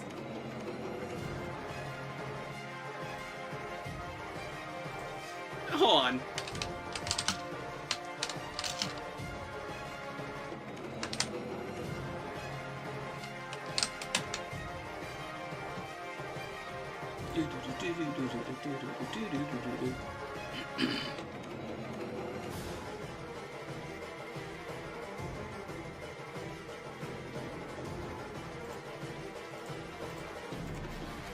Let's see. Oh, good! They changed his hit zones in Generations Ultimate. Oh, that's good to know.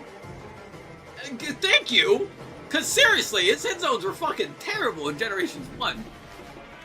Yeah, his hit zones look more like our traditional Zenokra's hit zones now. Jesus Christ. That's never a good sign when they change the hit zones mid-generation.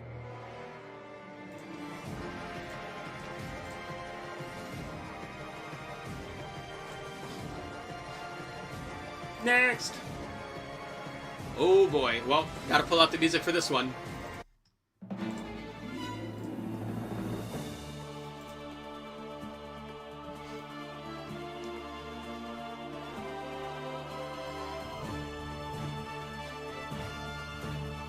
If there's any monster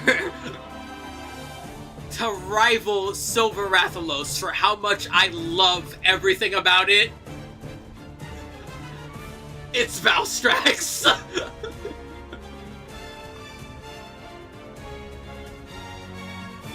I fucking love Valstrax.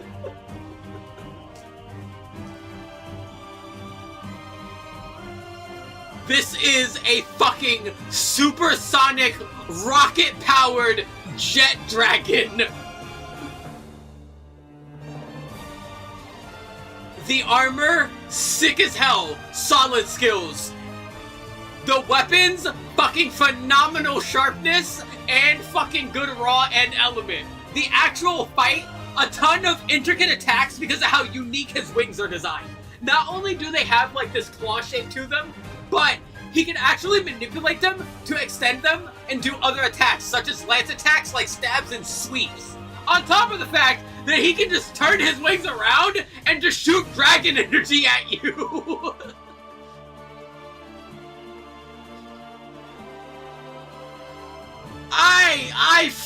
I swear, like, I mentioned before, like, solid, like, light colored, like, solid white with color or solid black with color are some of my favorites, and that includes, like, silvers and grays. I fucking love Valstrax. And man, I gotta tell you, I didn't really like the theme at first, but the theme really grew on me over time.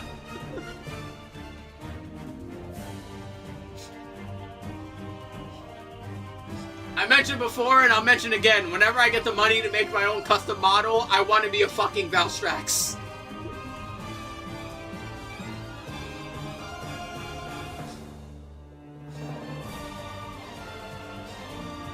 Yeah, Valstrax is fucking phenomenal.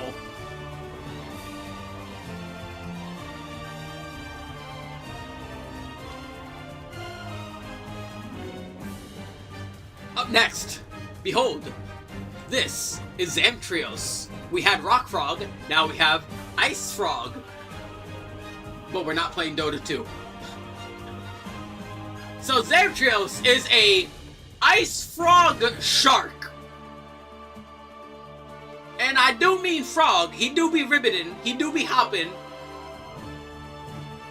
He's got fun ice beam attacks, and as you can see here, the most important thing is he can cover himself in ice armor in order to have extra protection on several of his body parts, which is really cool. He also has really slick, like, melee movements, like this quick spin he does to get people to fuck off him, which is really fun. But the most fun thing that he does, of course, is he can inflate himself by filling himself with air to then try and crush the hunter and roll over them and use the newfound mass to try and overpower the hunter. Zamtrios is a really fucking good design.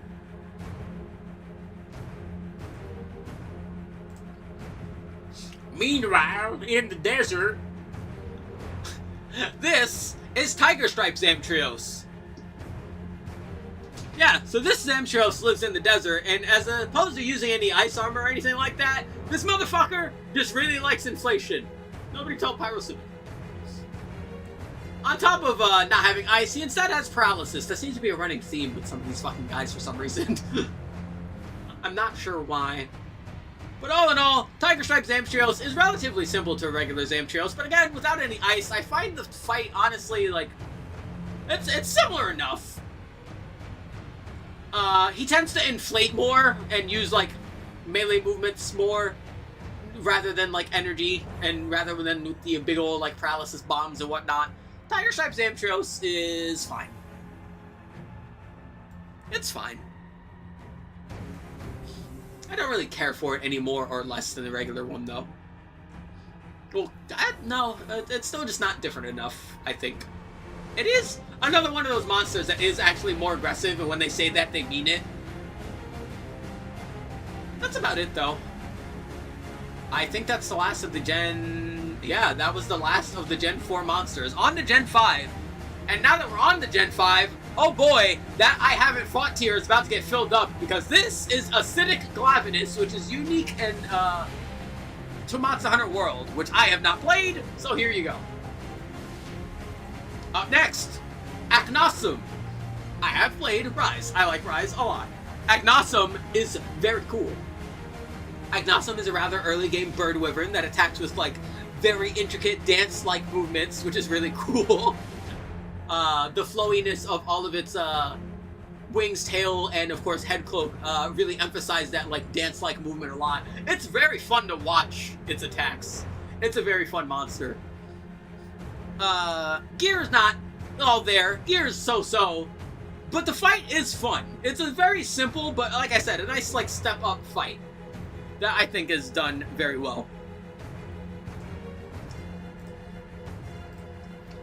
Up next, Almudron. Oh boy, this guy is a fucking bastard. Almudron, as you might guess by that name, attacks with the mud that he mostly coagulates on his tail. Which is, oh man, that fucking, it's not the worst, but man, just getting muddied is like just tedious. That's what it is. Like, more than anything, this is just a guy that, like, pushes you off in a way. And, he's big. This picture is not doing it justice, but he is very big. And that makes some attacks just, like, really obnoxious to try and avoid. It's not the worst, but if there is any saving grace, the armor and weapons for Mudron and his cousin, that we'll see in a moment, are very good. I think this monster is fine.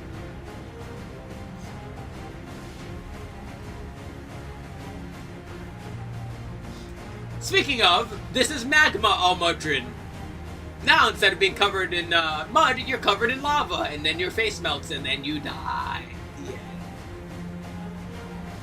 Although, you know, it's honestly, it's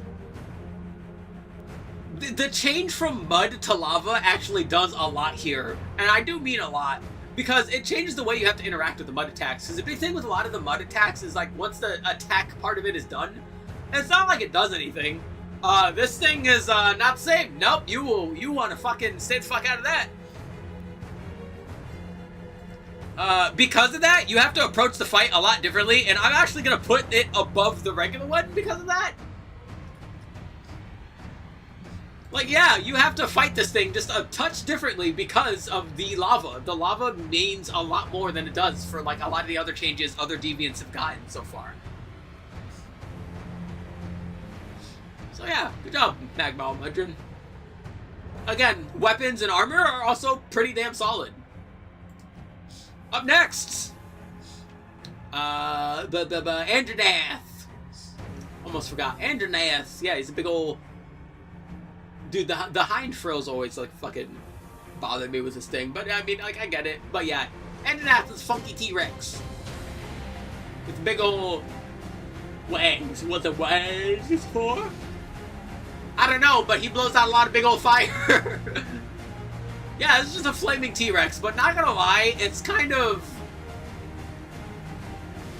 I don't know how the fuck a flaming T-Rex can be, like, boring. But he kind of is boring. As weird as that sounds, the thing is, for a series like Monster Hunter, even the most, like, mundane monsters have something to them. Like, we have all kinds of, like, hell, even the things in, like, haven't fought or Y tier, right? Like, we have, you know, intricate fire attacks, intricate poison attacks, you know, unique mechanics that are not really seen everywhere else. Things like that. Like, we have, like, vibrant colors, we have unique weapons and armor, and Andranath is just kind of there. And this is going to be a running theme as we go along. The color decisions they've made on several of the newer monsters to make them more realistic is really doing these guys a big disservice. And I feel it hurts their design a lot. And I feel that way with Andranath too. The fight itself is honestly pretty fine. The gear is also just kind of fine, but yeah, it's... A flaming T-Rex should not be boring. Like, the other flaming T-Rex-like monster had a fucking sword tail and shot out fireballs and sharpened its tail with its mouth. Andranath is just a flaming T-Rex. That's it.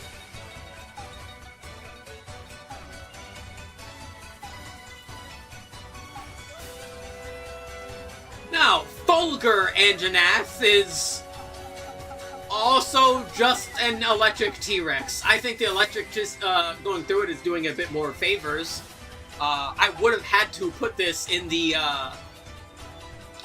haven't fought tier if it wasn't for the fucking ever so short amount of time I've played Wilds. And if 100-ish hours sounds short to you, or sounds long to you, you must be new to Monster Hunter. But yeah, Fulgur Andranath is also just fine. Again, it's just not interesting. The fight's fine,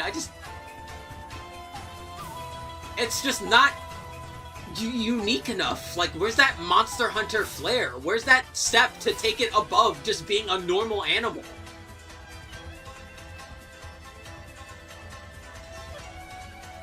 Because, like, that's another thing, right? There's just going to be a big running theme for some of these guys we're going to run into. Right? Like, Tetsukabra is a frog, but it is a rock frog with tusks so big, it literally, like, lifts fucking chunks of earth out of the ground. Right? Like, Kongalala is a gorilla, but it's a gorilla that fucking burps and farts all over you as it's fighting you. As well as having a belly that it can reinforce for attacks. Right?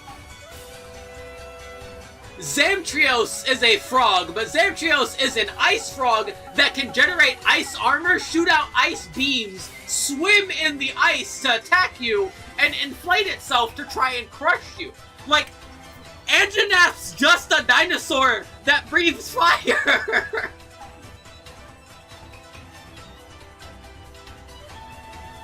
I'm gonna be real, I feel like making a new tier that just says lazy.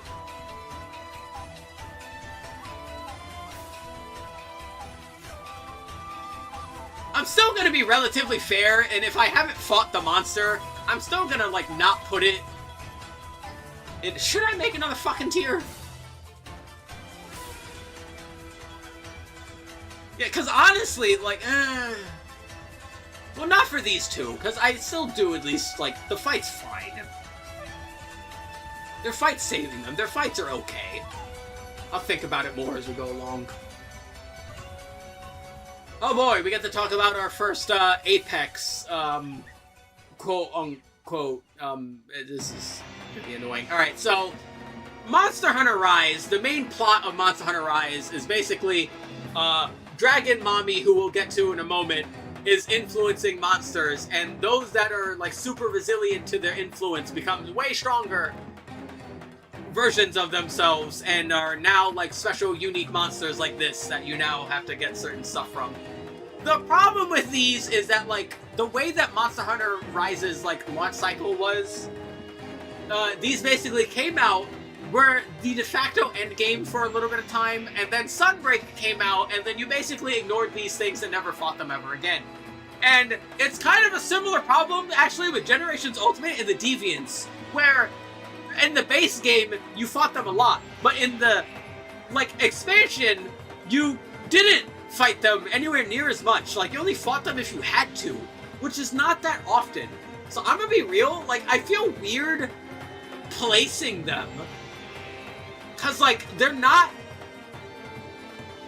awful. Like, it's just, like, a stronger, tougher version of the monster you fought before. Like, it's not the worst. Like, I'm not sure how to, like, evaluate these ones, to be quite honest. Because I have fought them, right? It's not like a lot of those Deviants where I have not fought those ones. No, I fought this fucking thing. Right? Like, I fought all of these fucking things. I'm just not sure how to place them.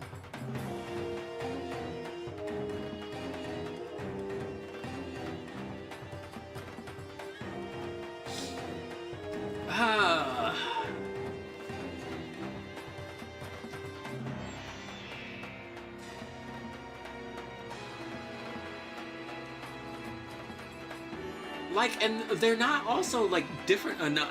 I kind of want to put them in Y tier, but, like, they're not off, like, Y tier is, like, I genuinely think there's, like, a fundamental design issue with the things in Y tier. I don't think they're that bad.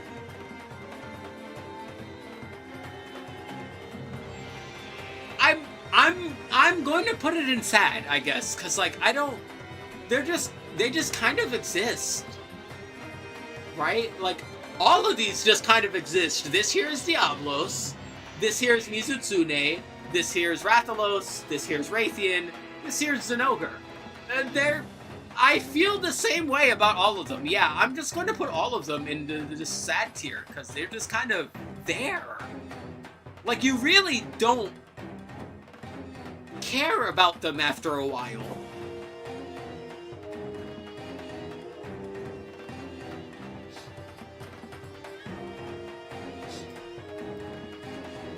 Up next, this is Banburo, I believe. Yes, it is. Yeah, that's a good way of putting that. They were worse Deviants, right? And I already, like, you saw where and how I put the Deviants, but, like, the Deviants had, like, things about them, right? But, yeah, the Apexes are just not it. But yeah, this here is Banbaro, and again, I have not played World, and I'm gonna be real, I probably never will, but I will still be fair and put him in the have not fought tier. Actually, matter of fact, I don't even need the enough, because, like, I might need the enough if we do Frontier after some time. I'm still gonna be a while before I do the Frontier one of this, but yeah. Yeah, like, I said that too, right? Like, when Sunbreak came out, you basically just, like, never saw them again.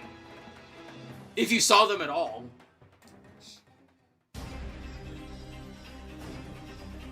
Yeah. What's after Banbaro? Ah! Basil Juice!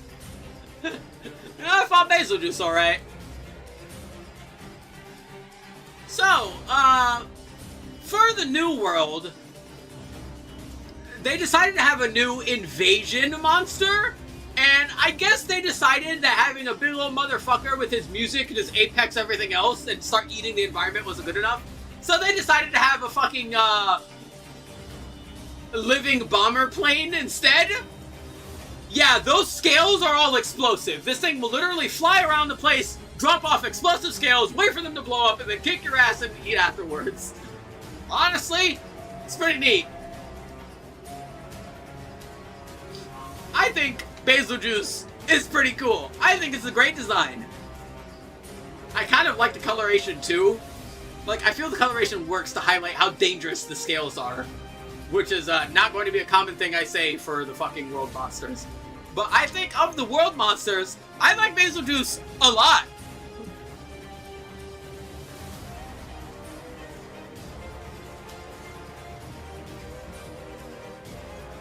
Bum bum bum. Okay, there we go. And up next, Seething Basil Juice. So, I like Basil Juice a lot. I'm not a big fan of Seething Basil Juice for a very particular mechanic. You see, I didn't mention this for Raging Bikidios because it wasn't really relevant. But Raging Bikidios, when you hit the slime on his body enough times, the slime on his body will then blow up on the next hit, right? So you need to carefully pace or space your hits to not get blown up by the counter explosion of hitting him back. Seething Basil Juice basically has the same thing, but there's no real timer for it. He just kind of blows up immediately, and that's kind of annoying. Other than that, the scales explode a little faster, and that's about it. I'm not as big a fan of this one as I am regular Basil Juice.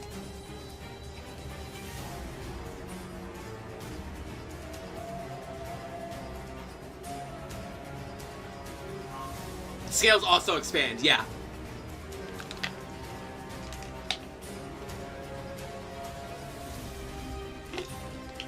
Yeah, visually and design-wise, I think it's solid. It's just, like, actually fighting it is kind of annoying.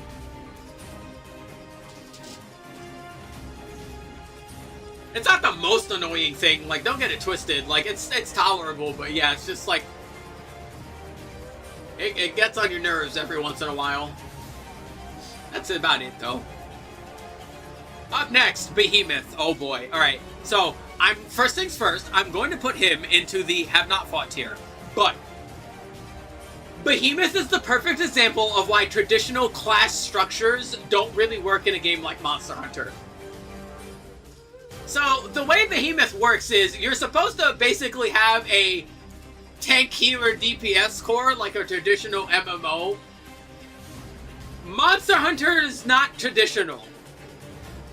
Trying to hard funnel your players into roles like that doesn't work.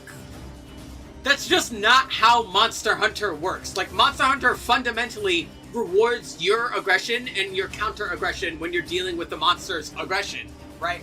The combat of Monster Hunter rewards you for performing well, so hard funneling your players into now having to perform very specific roles, like a classic RPG or an MMO in this particular instance because it's Behemoth, really doesn't fucking work! Monster Hunter is not designed like other games. But that's a good thing. Like, it's weird in a way, but like, the main reason I bring this up, we were talking about it with Riptide, where he wanted like a classic support style role or like a trap style focus role in Monster Hunter. But like, those things exist, but the way Monster Hunter is, you're just better off just being more aggressive and learning the monster's tells. It's not like those kinds of roles don't exist in Monster Hunter and cannot have their moments where they're exceptionally useful, but those moments are so few and far in between because understanding the monster's tell and maintaining DPS in and of itself is already hard enough, right? Like, getting good at Monster Hunter is not easy, but the reward you get for getting good at Monster Hunter is much more worth it than learning something like a classical support role would entail. Again, there are moments where that's useful, especially in Frontier. Everything I'm saying about support does not apply to fucking Frontier. Supports in Frontier are fucking goated. But the main series isn't Frontier.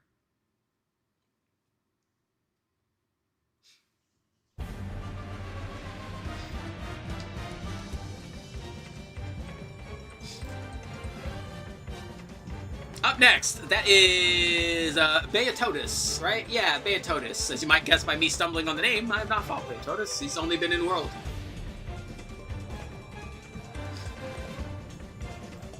Up next, Bishatin. I like Bishatin. Bishatin's a really cool, like, mid-level monster. Bishatin is a monkey that you might be able to see with a decent amount of wings that stands on its hind leg in order to throw fruits at you. And those fucking fruits hurt. He's mean. He keeps throwing fruit at me. But yeah, he has, like, really fun movements where he'll, like, wiggle around on his tail and then, like, shift and shuffle positions and, like, try and circle strafe you as he's throwing fruits at you. It's a very fun fight.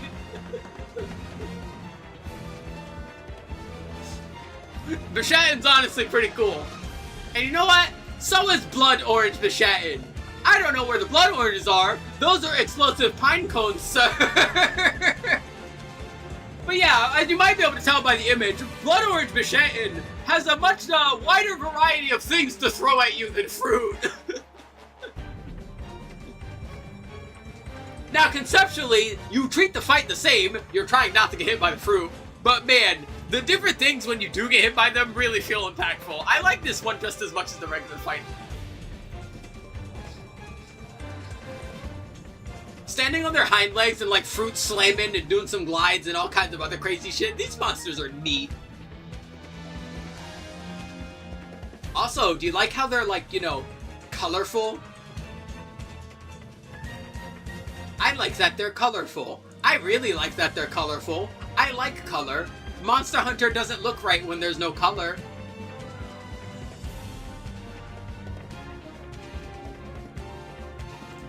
Next. Ah yes, the man, the myth, the legend. For whatever reason, when Rise came out, and this monster came out, rather than just bringing over normal Valstrax, they decided to give him an evolved version, essentially, called Crimson Glow Valstrax. And I like this one just as much as the original. It's basically the same fight, but this guy has a couple of new moves. The most famous one being where he rockets off into the sky and then tries to fucking dive bomb you. Yeah, Valstrax is a very hard monster to fuck up. Crimson Glow also has a very interesting system where if he charges enough, he'll basically, like, become amplified, and you'll now have to use a variety of elemental attacks, or if you're like us, you just fucking hit him harder anyway, in order to knock him out of that. Yeah, his hit zones change, his elemental weaknesses change depending on whether he's unpowered or fully powered, which is also pretty neat. But yeah, Valstrax is a real hard monster to fuck up. Making it faster and brighter and go to the sky and try and dive bomb you is phenomenal. Yes, they are. We'll get to them.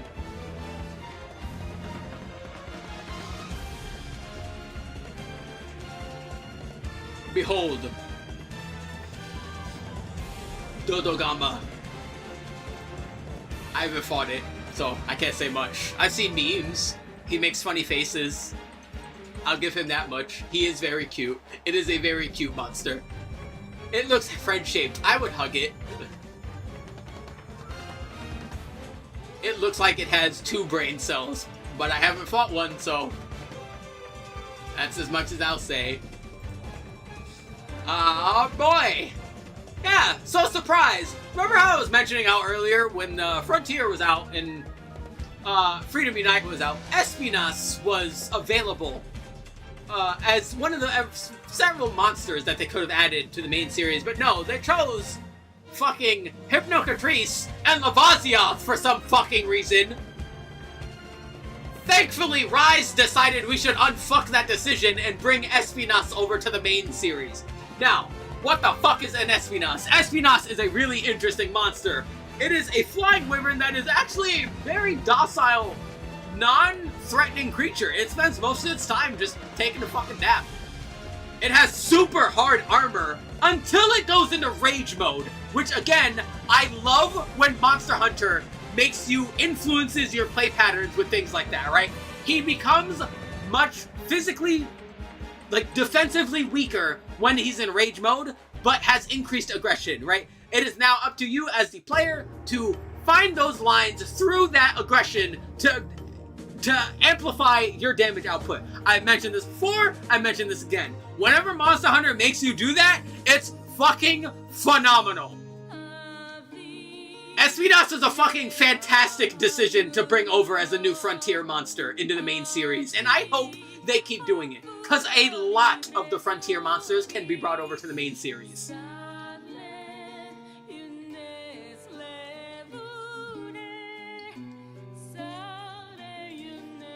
Yeah, Espinas is great. On top of that, Espinas has a really interesting attacks. You see, its fire attacks are not just fire attacks, they're also poison and paralysis attacks. Yeah, this guy's a walking, I was gonna say mushroom, but like, I can't think of anything else that... War crime! Thank you! Yes, he's a walking war crime. Don't wake him up.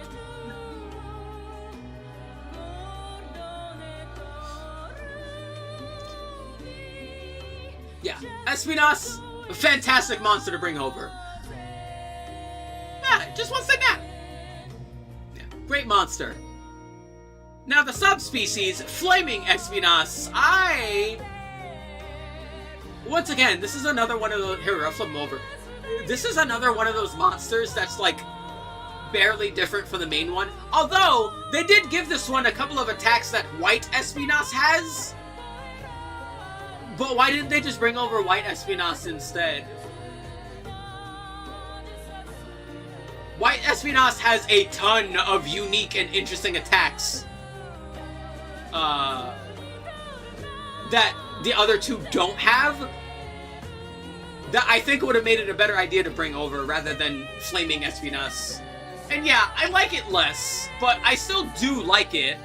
Like, it's not that it's awful, it's just that, again, it's just not different enough. It's one of those funky ones. Again, especially when they have White Espinas. I write in, especially when they have White Espinas as a thing they could have brought over. It's a weird one. Bam! Yeah, so I literally didn't know this until I went looking up like all the monsters. I didn't know World gave fucking Barioth a subspecies. Like I literally didn't even know this thing existed. And now I haven't fought it, so we're putting him in the haven't fought tier. But like, this exists, I guess. He looks cold.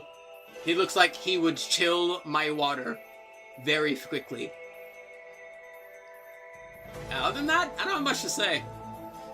Again, I'm in the blind here. Now, Guys Magorm, on the other hand, oh boy, I have a lot to say about this one. I generally like this fight. I generally like this fight a lot. Guys Magorm is one of the main monsters you go after in the Sunbreak campaign, and I like it a lot, actually. It's a really cool design. I like the weapons and armor a lot, too. Visually, this monster just looks fantastic. It's a bigger monster that's actually, like, a pretty decent fight, too.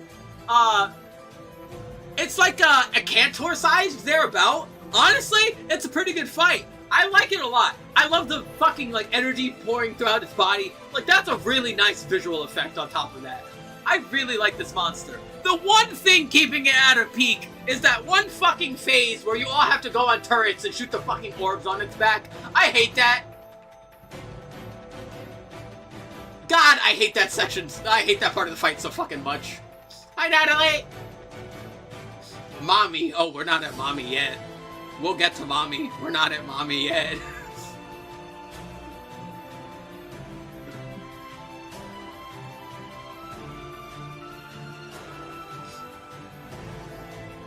Yeah, Guys Magorm's cool.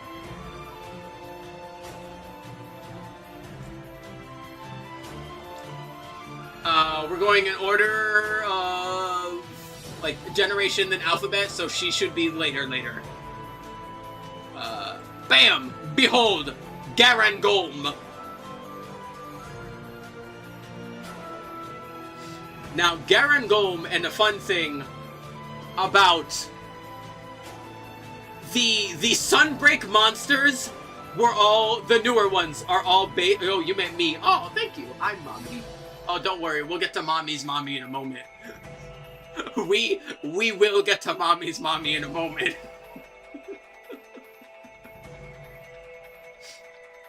But yeah, all of the main Sunbreak monsters are based off of classical horror monsters.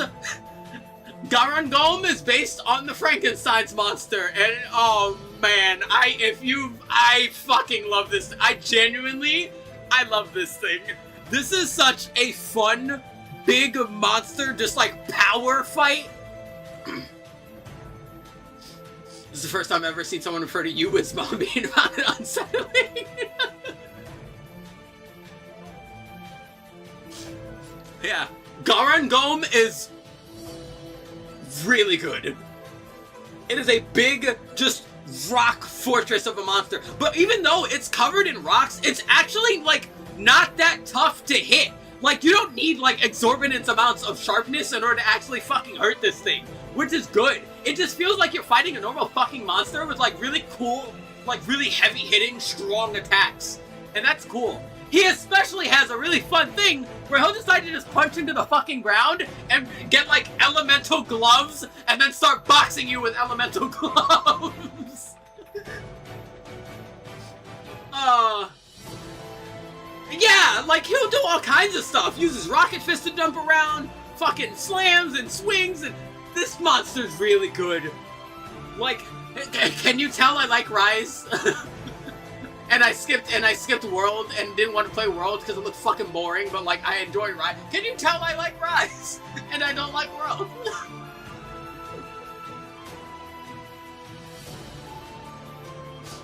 Garangolm is great. You know who else is great? Goss Harag. Bro, they even have him in an aura farming pose. No joke, when I was looking for the renders for this, I was going to try and find a, like, image of him standing like this, but that's just the render they chose. They chose to have the render be like this. They did the work for me, and they know, because they know how fucking cool this looks. Goss Harag is essentially like an ice Oni that manufactures an ice blade to fight you with. An ice blade that shoots out icicle shards and even fucking wind slashes to try and hunt you. It's so fucking cool. See, his colors are also fantastic, yeah. The white clashing with like the pale blue on his skin, but the like intense red on his claws is really neat. So, Rise has like two main motifs, right?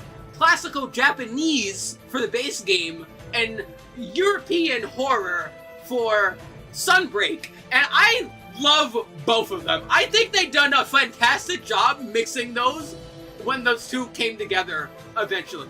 Goss Harag is a perfect example of that. Like, this is just a fucking giant, imposing figure. Like, but dude, him like crip walking towards you with the fucking ice sword is the coolest shit. It's such a great fucking design. It's so good. Like, bro, like, I genuinely, when people say that, like, they didn't like Rise, I'm like, what kind of fucking crack were you smoking? Like,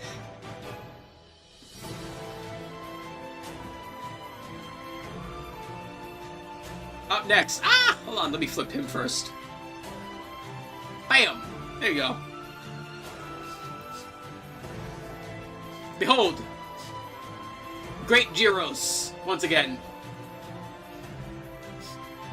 The ones who didn't like Rise are the ones who love World, I guess.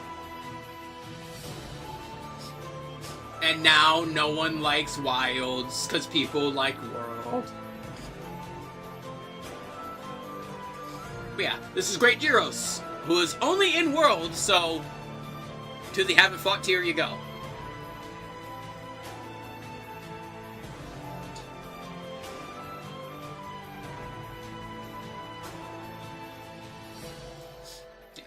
Up next, Great Izuchi. So, as I mentioned before, when talking about the earlier dromes and how, like, boring they are, and how just, like, rudimentary they are, even for, honestly, as early as they were. And I liked that the greats, as they were in Gen 3, improved on those designs by, like, making them stockier.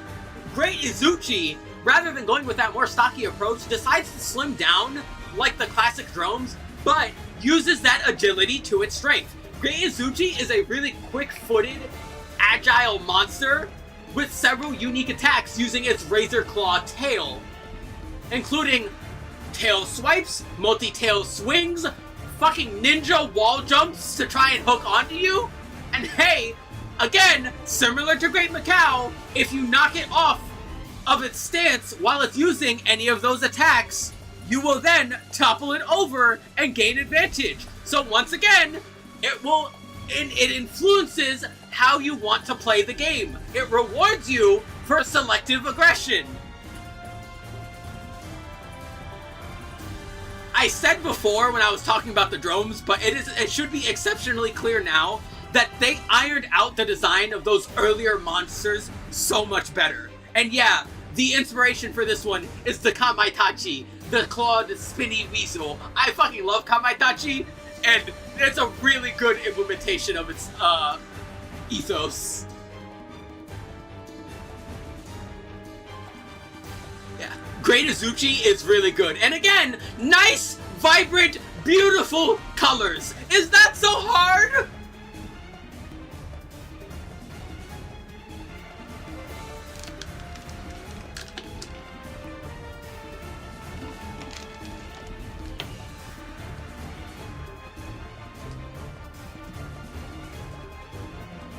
Up next, Great Jagras, who I have not fought.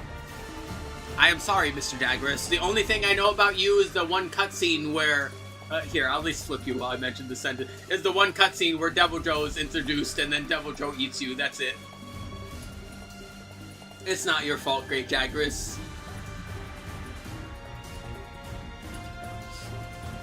You know, it's not your fault that that's the only thing I know about you. It's okay.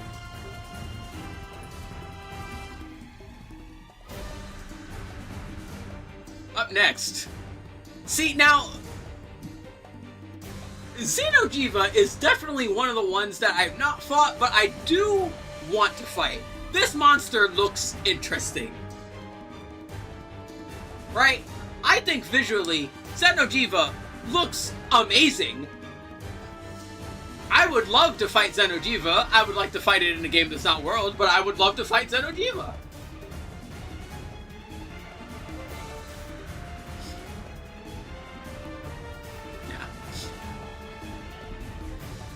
And, yeah, as you mentioned, they kind of just took this otherworldly designed dragon and just made it a regular dragon. Which, you know, I like regular dragons, but, like, you had a fucking alien dragon and then you just made it a normal dragon. Like, that's really lazy. Like, I have fought, okay, I'm being fair and I'm still putting it in the haven't fought tier. Genuinely, I want to put it into the Y tier because, like, why the fuck did they do that? The only reason it's not in Y is because I haven't fucking fought the goddamn thing. Because, yeah, that is one of the most bungling design decisions I've ever fucking seen in my life. Why would you go from this fucking intricate, ornate, like, fucking otherworldly, like, dragon design, and you just be like, you know what? Dragon. Like, what the fuck? Why'd you do that?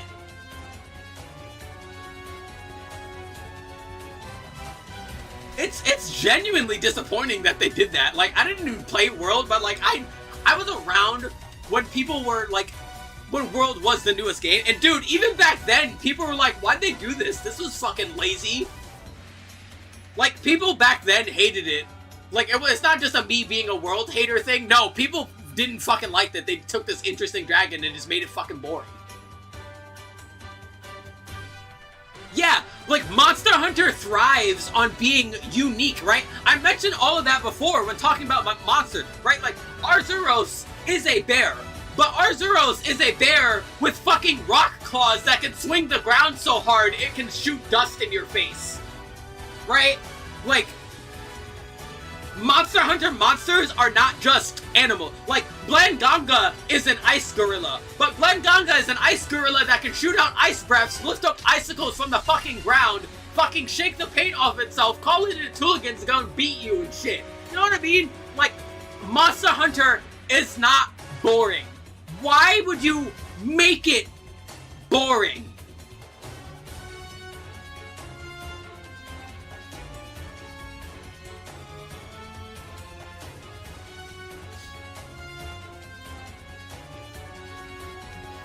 Up next, Fish Giratodus. Now, I've not fought the world version, but he is in Rise. And honestly, I think it's just kind of fine. Like, Giratodus is okay. Fatalis 2.0, but they completely missed the point. Yeah! And then it made it, like, extra bad, because they eventually just said fuck it and put Fatalis in the game anyway, so now it's like, well, what was that for? And Alatreon! Like, you already had... Like, if you guys were gonna put in those better dragons anyway, why would you take the one unique, like, cool, looking fucking guy, and then just make it a boring dragon?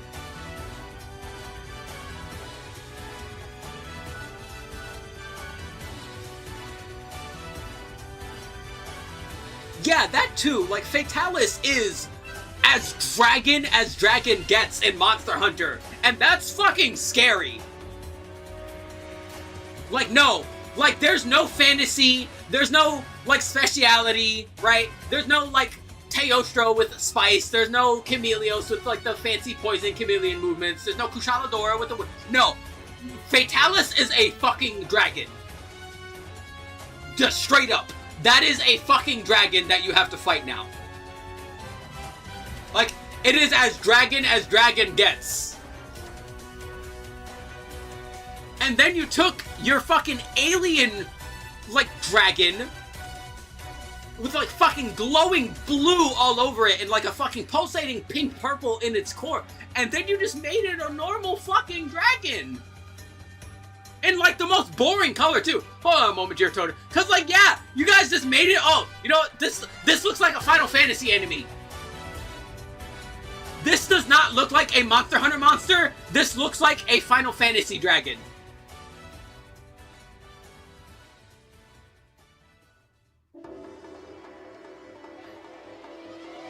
Like, nothing about this screams... You know what? Fuck it. No, I'm putting him in Y. Fuck this thing. I hate this. Like, genuinely, I hate this. Like, I actually hate... Like, the more I think about it, the more I'm sitting here, the more I hate it. Like, genuinely, I hate this.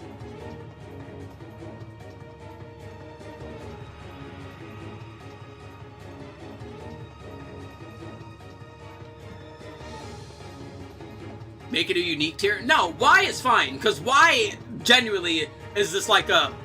Like, why?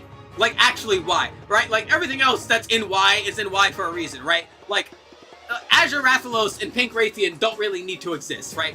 Lao Shanlun and Ashen Lao Shanlun are, like, fucking tedious as all hell. King Shakalaka and the Vestoid Queen make you fight like an army of fucking minions before they actually appear. Yamasukami takes 8 years to fucking climb the tower so you can actually kill him. Darren Moran does not need to exist because Darren Moran already exists, and they basically just made the same fight again.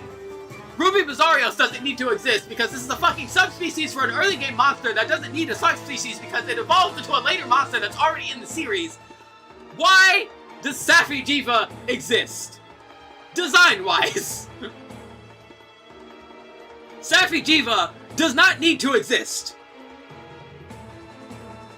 Like, it is not allowed and own its own unique tier in this instance because its existence is the question. Like, this has nothing to do with its fight, this has nothing to do with its gear, this has nothing to do with anything else, but solely its design and its actual consistent, like, existence as a monster. Especially coming off of Xenodiva. Like, the name is even, its name is Xeno. Like, it's literally an alien, and you just fucking made it a dragon.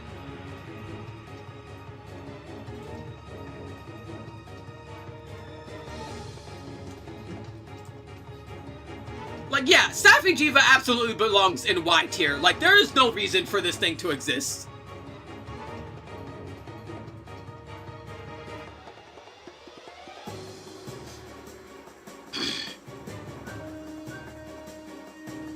Oh, what know the funny part? The funniest part is, apparently, Safi comes from the Arabic word for pure.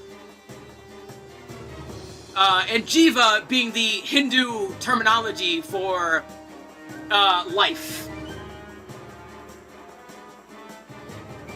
So, like, Safi Jiva is basically supposed to be perfect life. Except, no! It's not! Because it's not fucking unique, it's not interesting, it's not perfect. It is as boring of a fucking dragon as you could possibly get. Like, genuine, you're right. Like, it does look, just straight up look like a fucking Lord of the Rings dragon. Like, there is nothing Monster Hunter about this dragon.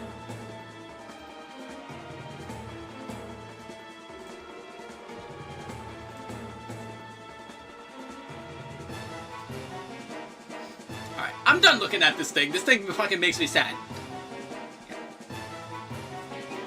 Like I said, I think Gyrototus is fine. It probably helps that, as opposed to a lot of other Piscean Wyverns, this guy's actually submerged about halfway in the ground rather than standing up most of the fucking time, so hitting him isn't a problem, which is really different for most Piscean Wyverns. Other than that, I don't really too much to complain about him. I think it's alright. Up next, Kulayaku. Yeah, as you can see here, Kulayaku is a bird. Kulayaku is a really interesting bird wyvern. As you can see, it is carrying a egg-like stone. It does not always carry egg-like stones. Kulayaku likes to go digging around for various things to beat you over the head with. Yeah, it learned how to use tools, and it will try to attack with said tools. Said tools can be pretty annoying in the early game because some of them are harder than your sharpness can break, and man, that's a little annoying. But honestly, aside from that, it's a pretty unique monster. I can't hate it too much. It's fine.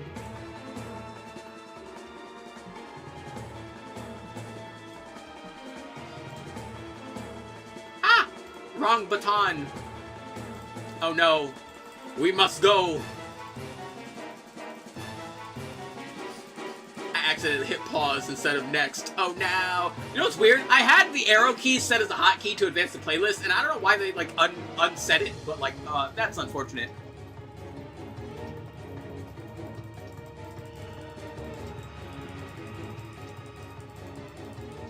Yeah. Relooking at, you know what, here, we're having like Monster Hunter greatest hits as we're going through this, you know? Think of it that way.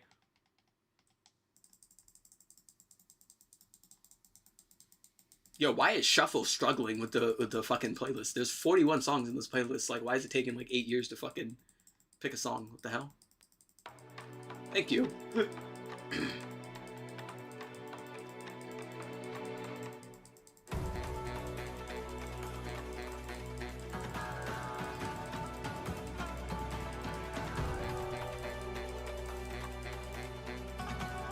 Is there not a fucking... there's not. There's really not. Okay, wow, that's kind of annoying. Alright, never mind.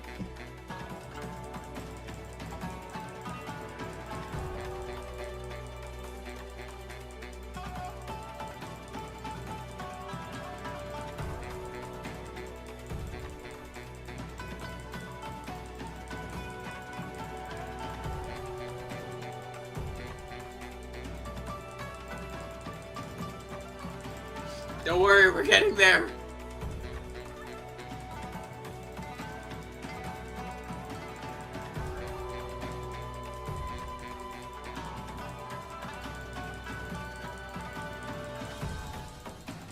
We're at Gen 4.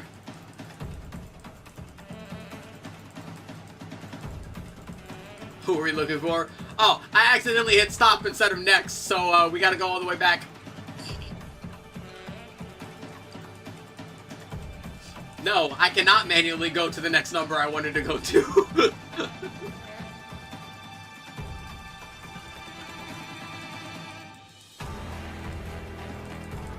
Okay, we're getting close. Alright, back in Gen 5.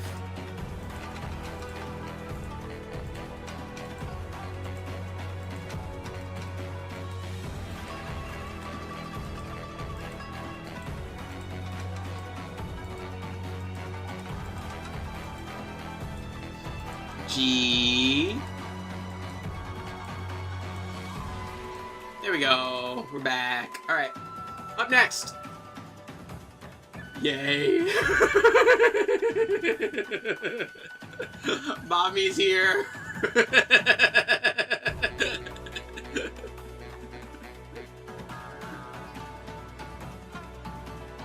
This is Cove Taroth. Cove Taroth is a black and gold giant dragon. I hate gold, so I'm legally required to hate her. I hate gold, and I love her anyway.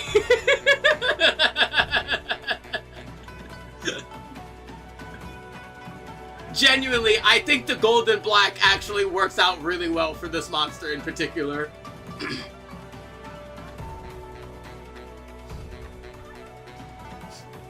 Yeah, I'm also not a fan of gold, but I'm a sucker for black in color, and I think it works here.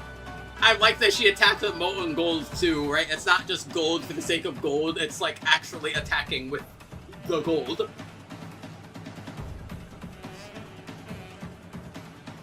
A sucker for code black. I am when they're dragons, yes. So yeah, we need to, No, that's not what I pressed. Why does it do that? Hello? Fuck. What the fuck? Bro!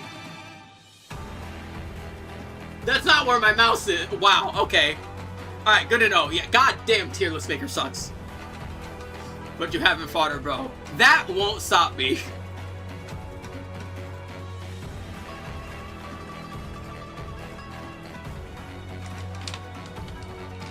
There you go.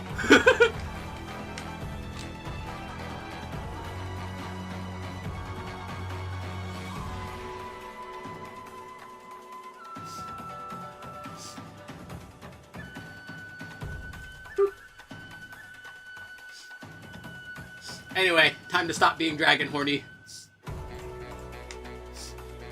Up next, Legiana. It's Legiana, right? Yeah, Legiana. This motherfucker's got no consistency to his shit at all. Listen, just because there are rules does not mean there aren't moments where those rules can't be broken.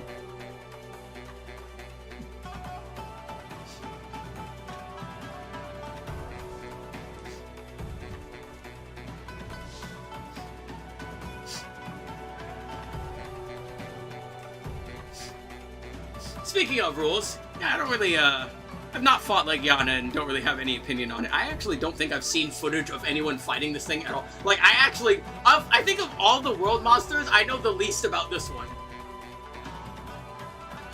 And, same goes for the subspecies, Shrieking Legiana. I got it looks, though. Looks cool. But yeah, I know, like, nothing about these things.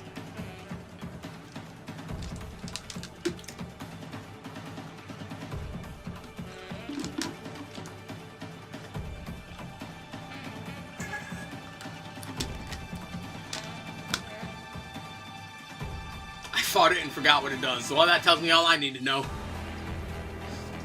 Give me a quick moment.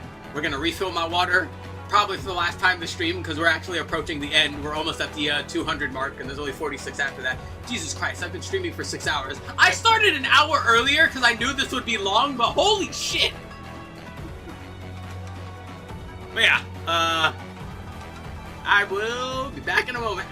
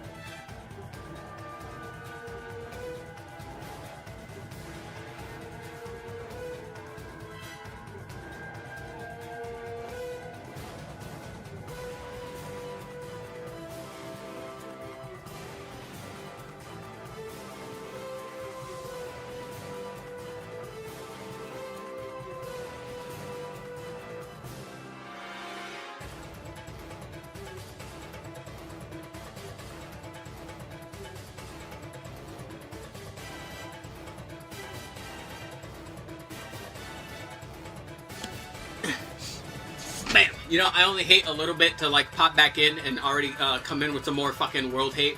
But like, goddamn, bro, like, dude, the older Monster Hunter music was like fucking peak.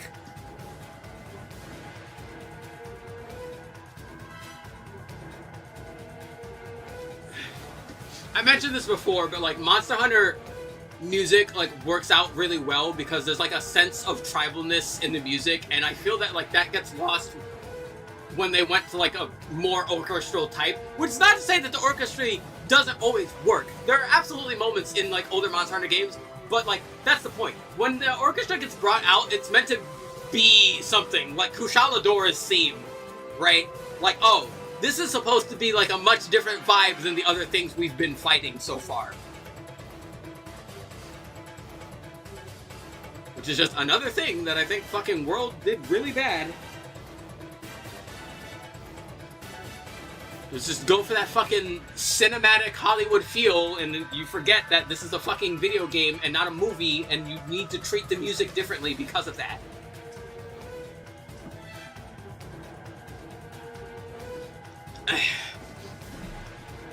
But enough about music, we're here to talk about monsters. But yeah, up next, what is next? Leshen and Ancient Leshen. Once again, I have not played World, but these are another, like, perfect example of what happens when, like, yeah, this kind of thing, the kind of things just don't, like, this was alright. But yeah, these guys, I know these guys are, like, really fucking annoying, and a lot of people really didn't fucking like these things.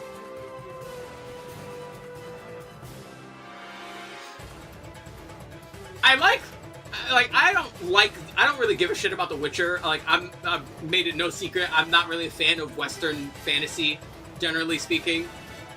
But I do like how this thing fucking looks. This thing looks sick as hell.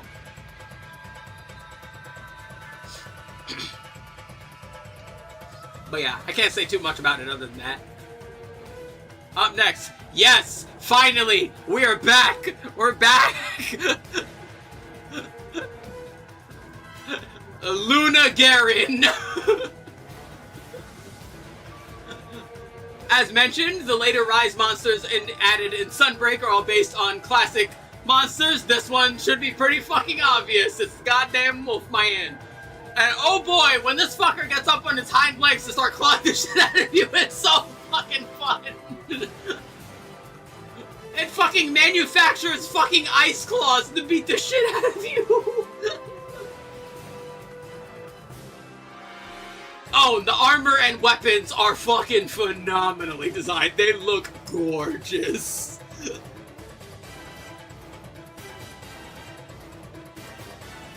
Like, good lord, it's... Again, like, it is so hard.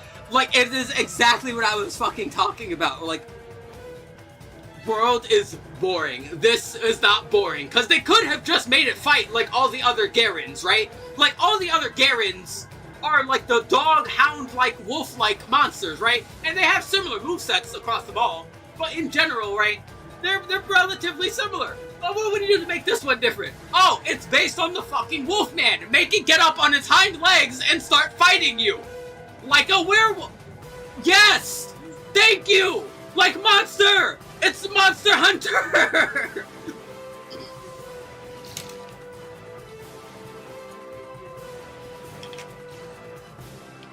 And yeah, its fight is fun. It's surprisingly agile. It's fun. It's got cool swipes and slashes, as you might imagine, for a fucking wolf. It better have fucking cool swipes and slashes. Yeah, the anomaly hunt is like fucking great. Dude, fucking absolutely great.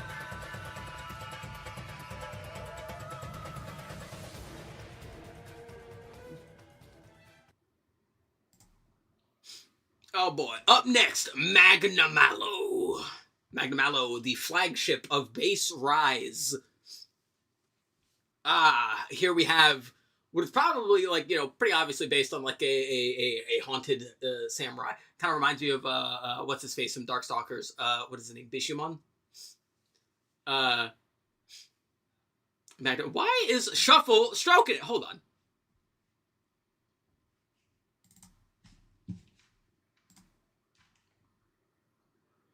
Why is Shuffle Stroke? I'm like actually confused. I genuinely don't know why it's having so much of a fucking problem. Hold on.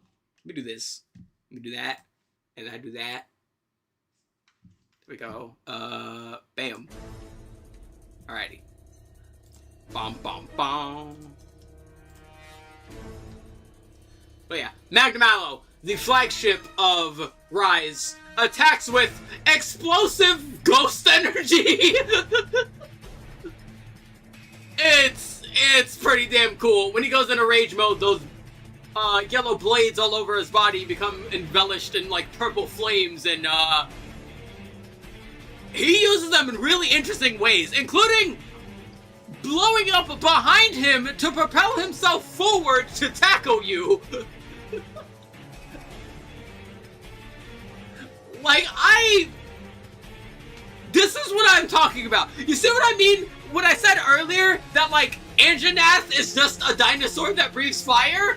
This is cool!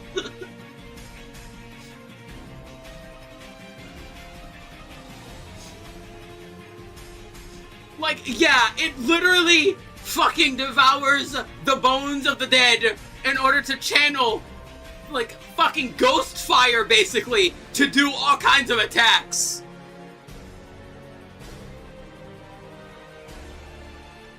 Like, do I need to explain why that's cool? Do I need to fucking...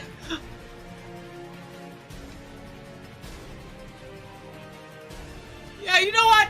Big one and tasty. I genuinely do like this monster a ton. I like it. Its weapons are great with the fantastic... Again, whenever Monster Hunter goes classic Japanese design, it's a fucking 10 out of 10. The armor looks amazing. The weapons look amazing. They're really good on top of that. And the actual monster itself and fighting it is also really fucking cool.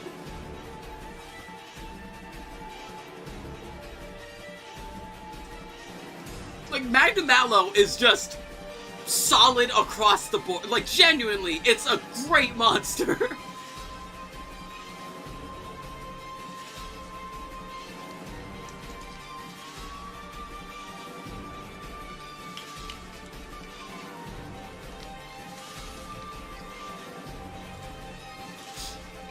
And you know what else is great?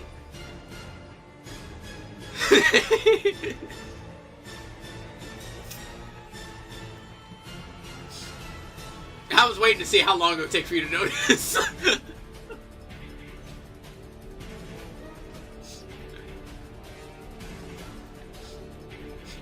Scored Magnum Mallow is also pretty damn good. Scored Magnum Mallow is essentially just a normal Magnum Mallow that has lived long enough and fought enough fucking fights to truly master its Hellfire. It's like a better it's like a Deviant, basically, honestly. It's the same concept, where it's just the same fight, except it's learned new tricks because it's battle-hardened now. Yeah, Scorned Magnum Mallow is also just a fucking phenomenal fight with a ton of, like, actually new, we mean new attacks. Like, genuine new attacks, including better mastery of its, like, fucking blades. Like, you can even tell right here in the icon art how much longer the blades are on Scorned Magnum Mallow compared to regular Magnum Mallow. Scorned Magnum Mallow, it lost a horn, it's slowly regrowing, but man, this thing has been in fights. You can tell it's been in fights, and it's fucking won them. Pretty much everything I said about Magnum Mallow applies to this one.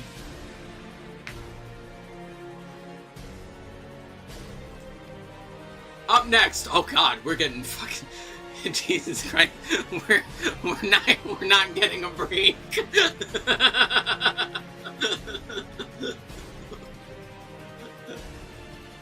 Back to some classic monster shit. This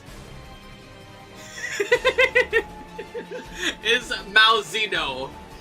Malzeno is a fucking vampire.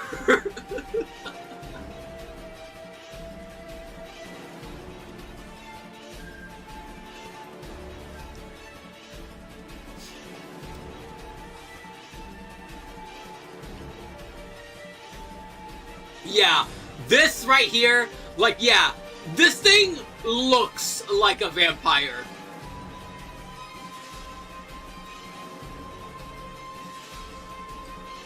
So the plot of Sunbreak's campaign is basically all these like little baddie bat guys are what it's using, and that's what's causing all the funky anomaly stuff that's happening, and we gotta go stop them.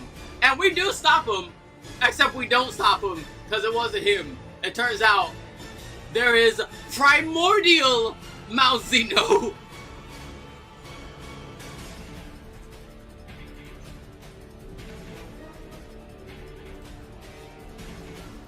We mentioned before that we're not the biggest fans of gold.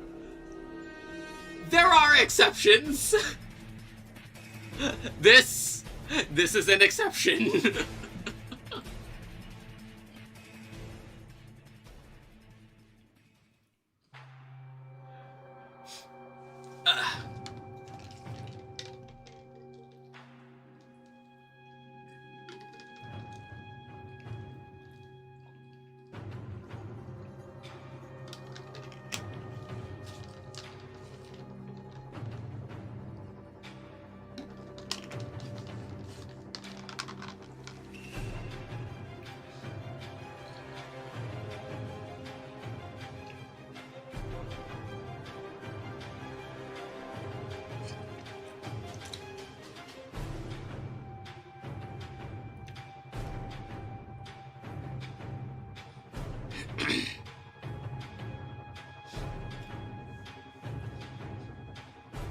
Yeah. So fun thing about Primordial Malzeno, and this is something that doesn't come across too often, is its lore. Because most of these monsters basically just exist as, like, individual things that you need to deal with in that particular moment. There's not much lore behind most of these, aside from, like, things like Fatalis. Primordial Malzeno is actually an extremely intelligent Elder Dragon that actually lives, or used to live, peacefully with people. As a matter of fact, it was the defender of the area where you fight it at. But the problem is the Curio. You see, the Curio affects Primordial Malzeno's mentality very fucking badly. Primordial Malzeno hates the Curio, where it will genuinely sit there and try and stab at it and get rid of it as often as it possibly fucking can. But, man, if there's enough Curio in the area, it will go into a fucking blood frenzy, which is really fun when you're fighting it, by the way, because it goes into a relentless onslaught that becomes a dodge fest that is actually incredibly, like, just fucking phenomenal to, like, fight through. Because there's not that many monsters where you have to just straight up actually stop attacking and wait for it to fucking chill. This is one of those monsters, and it's fucking great when it does, because after you're finally done and he finally knocks those fucking things off of him, he has to take a really long breather, and now you have a reward for managing to survive his relentless onslaught. Which is like one of the coolest moments in Monster Hunter as far as a fight is concerned, and it's one of the few moments where I feel like they tried to do something cinematic, but have it actually work, because you're still playing through it. Like, a big problem I have with a lot of other cinematic fights is that, like, I'm playing a game! Let me play the fucking game and fight the dragon! In this moment, it's less about fighting the dragon, but more about perfectly dodging so that you can actually deal with the relentless assault that he's giving out. And yeah, canonically, you don't kill him, you just help him get rid of the fucking Curio. Because again, he's actually pretty chill with people, which is a really uncommon thing in Monster Hunter, and it is especially uncommon for Elder Dragons.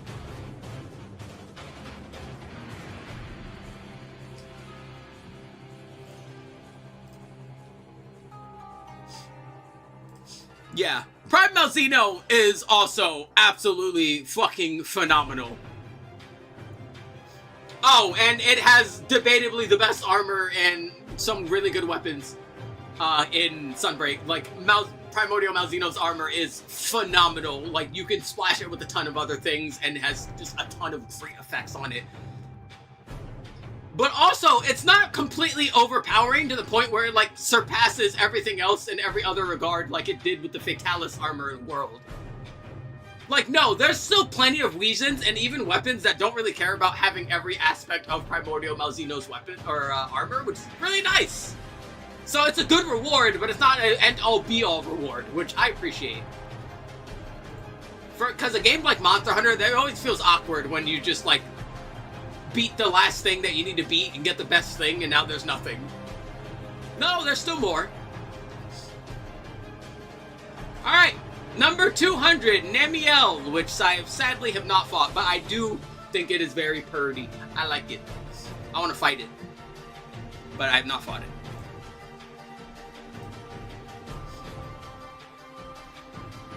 It looks squishy. I want to poke it.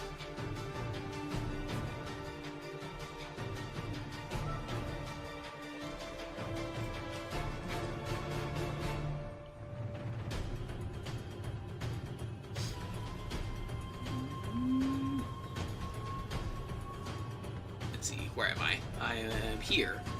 Where is the thing? Bam! Alright, there we go. Yeah, I think it looks neat.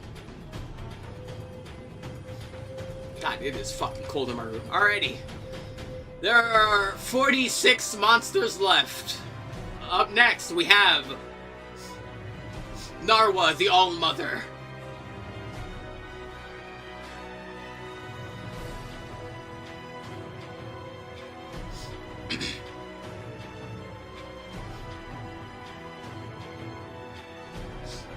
Yep, the All-Mommy as she is.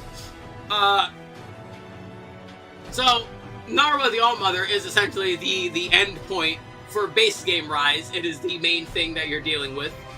And it's really neat. Basically, it is influencing the monsters to go on a full, like, fucking nutty nut fest. And that's what causes the earlier monsters to go apex by tolerating the call and becoming super tough and strong and whatnot.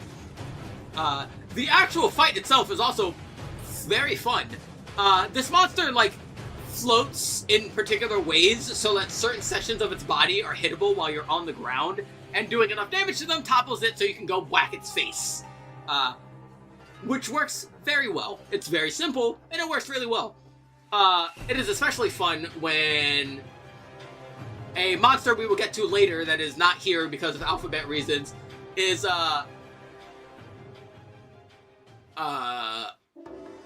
involved in the fight and is then slain to power up the All-Mother. That's always very cool when things like that happen. Celtis Queen can also do that by killing her Celtis, which is very fun. So yeah, Narwa the All-Mother is neat. I like the armor a lot. I like the weapons a lot. The fight itself is also fun. All in all, solid monster. I like it.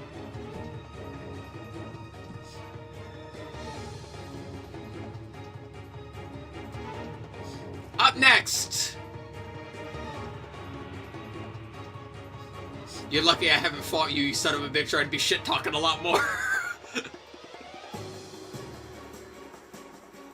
Same goes with your porcupine ass.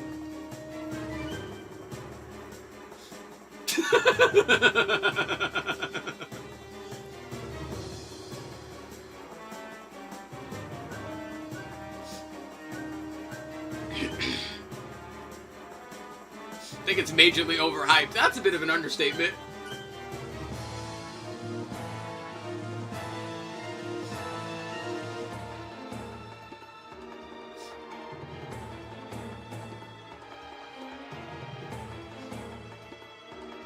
So, my thing with Elder Dragons, and the reason I bring them up, right, is that, like, Elder Dragons are walking natural disasters, right? Like, Elder Dragons are supposed to be, like, tier 1, get rid of this now, or our local area is fucked, and we will have to move out or we die, right? A lot of the other Elder Dragons we've come across have been like that, right? Like, let's just go down the list, right? Kul'Taroth is a giant walking, like, fucking gold factory that's molten and is causing, like, terraforming issues. Chameleos, while generally docile, leaves massive amounts of poison everywhere.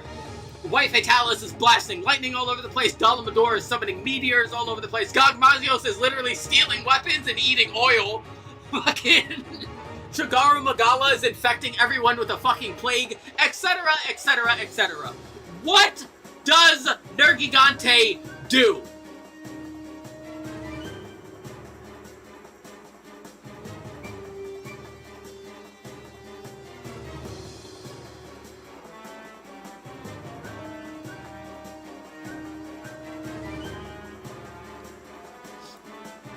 I mentioned before, I say it again, World is boring. This monster is boring.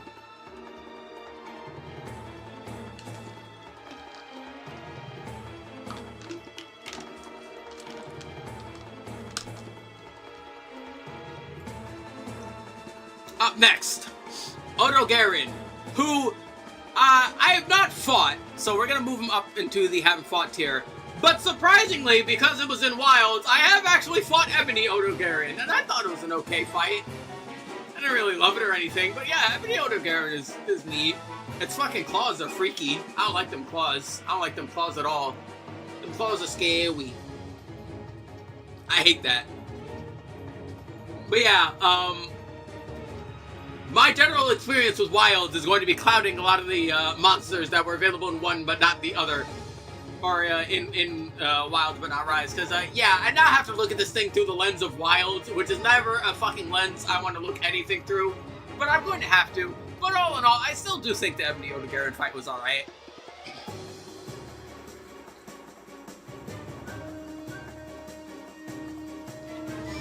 Up next, that's, forgot the name. Where is it? Paolumu. That is another one I have not fought, although it looks very fluffy and I want to hug it. But I don't want to hug this one because he looks very angry. That is Nightshade Paolumu. So I will hug the fluffy one. I will not hug the other fluffy one because he looks mad. Ah, Puke Puke! I have fought you! I like Puke Puke. I like the fact that there's like a more, you know, another chameleon monster aside from Chameleos. This is another, like, nice mid-tier monster, for, well, you know, the branching to getting into the mid-tier, right? It's nice. I think it's alright.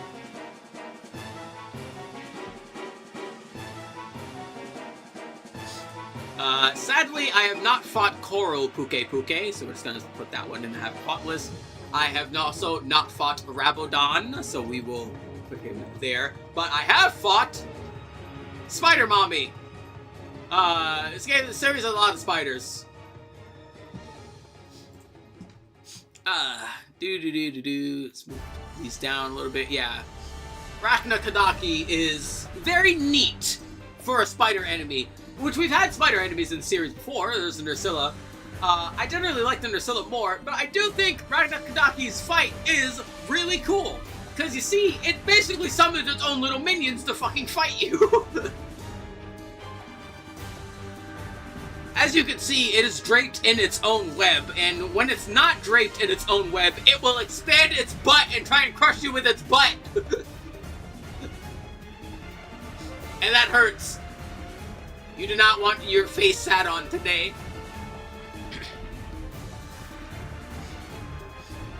But yeah, Rachna Kadaki is honestly really neat. Kind of wish the armor looks amazing. I just kind of wish it was better. Same thing with the weapons. But I think this monster is pretty alright.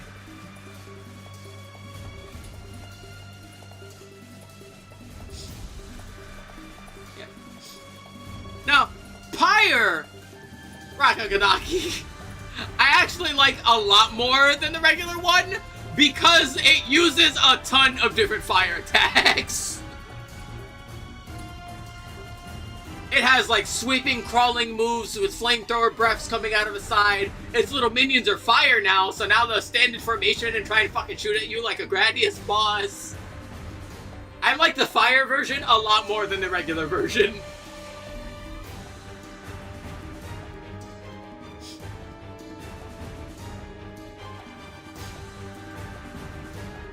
Up next, we have hit the Risen monsters. Alrighty.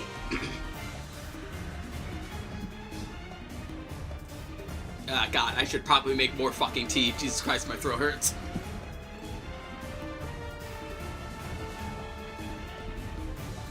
So, Risen monsters are similar to the Apex monsters, except these guys have overcome the Curio, which was like the new thing with Sunbreak. And because of that, they've got all kinds of new, strong, crazy attacks. Pretty similar to their normal versions, breaking their horn is essentially paramount because that helps kill a lot of the strength of their strongest attacks, which is really good. All in all, though, I don't hate these. Like, they are different. Like, don't get it twisted. They are different. They are tougher. I'm not a fan of the color muting. That's just me. Their armors are also different, giving you, like, stronger effects and attacks. Like, I think these are a much better job at the apexes that were added early, but I'm still not really the biggest fan overall. I don't know. I feel like it's just not unique in the grand scheme of things. I don't know what it is with, like, monsters overcoming a thing and, like, becoming boring, but I kind of wish they'd stop doing it. But yeah, these suite of monsters here have all done so and are all stronger because of it. Again, I don't think it's necessarily awful. Like, the fights are fun, the fights are interesting and intricate, and there's a ton of new moves, but in the grand scheme of things, I just don't love them. I do wish they stop overcoming their problems. Succumb to your problems. Never solve problems.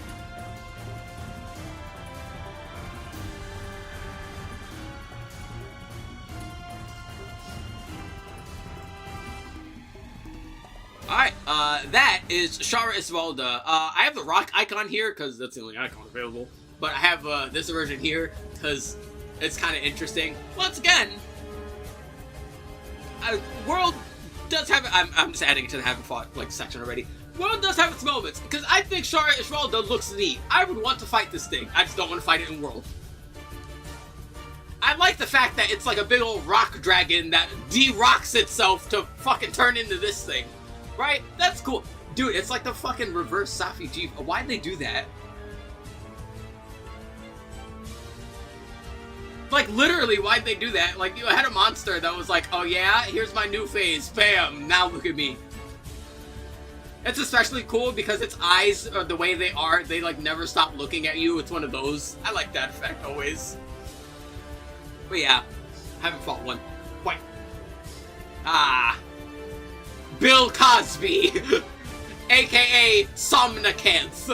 Yeah, I fought plenty of these fucking things. Honestly, I don't... Dude, more than anything, this guy just looks fucking ugly. Like, I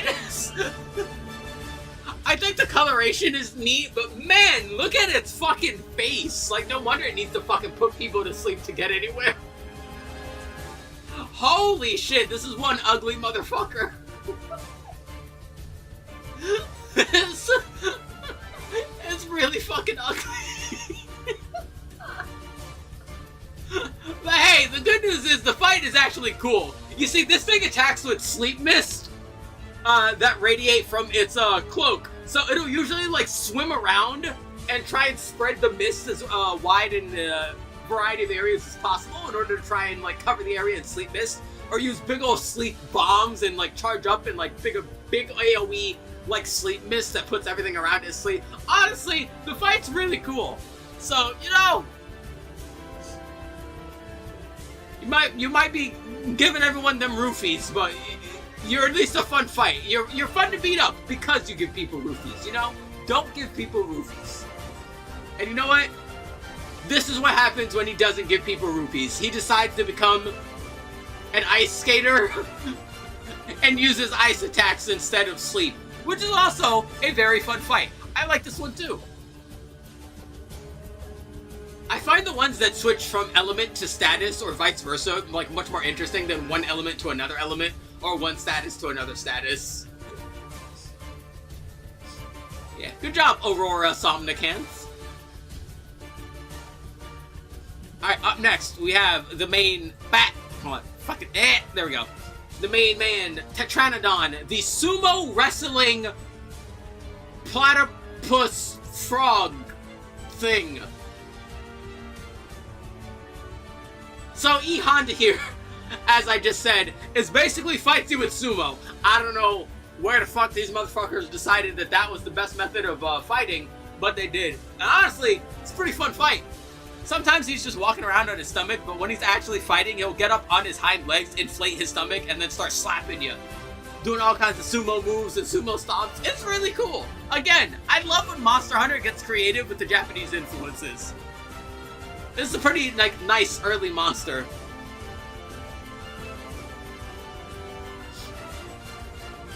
Up next, Tobi Kadachi. Tobi Kadachi is actually in Rise. I have fought this thing. I like Tobi Kadachi. It is a really funny snake electric squirrel that floats around the place. And he starts to shock people, and then you're sad because you have been shocked. But yeah, it is very cool, attacking with like really cool like overhang sweeping attacks. Like it'll spread out its wings and then like glide towards you and then try and hook you with its claws, which is really cool. On top of that, it's also electric. Using a variety of electric attacks to try and get you, most notably just big old bolts out of its mouth. I think it's fine. Not in love with it though. Viper Tobi Kadachi, on the other hand, I have not fought because it is only in World.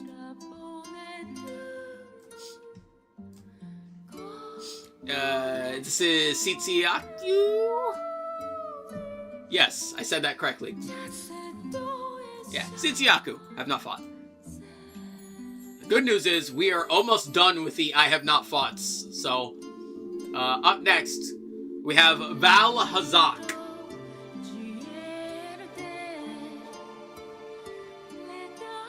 Which, once again, I think, like, the world has its moments. Yeah, a fucking zombie dragon just slurping the fucking life out of things around it is a phenomenal idea. And for once, I think the lack of color actually works here for once. Because it's not like it's completely lacking in color, but it's just, like, drained and dreary, and it's nice. I also like how its subspecies look. This thing looks fucking freaky. I don't like it. I like it, but I don't like it. But I like that I don't like it. That's the point. Good job. I like how these things look. I want to fight them in other things.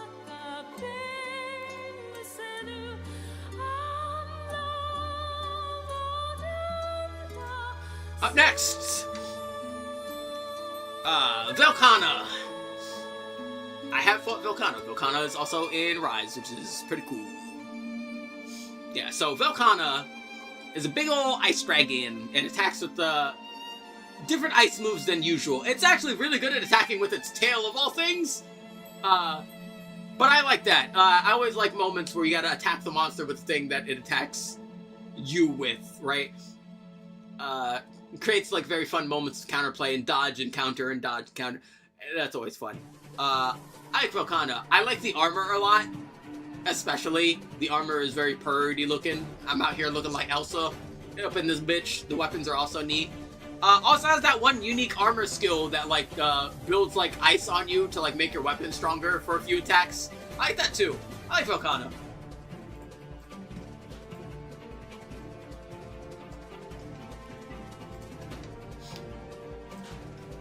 Up next, Violet Mizutsune.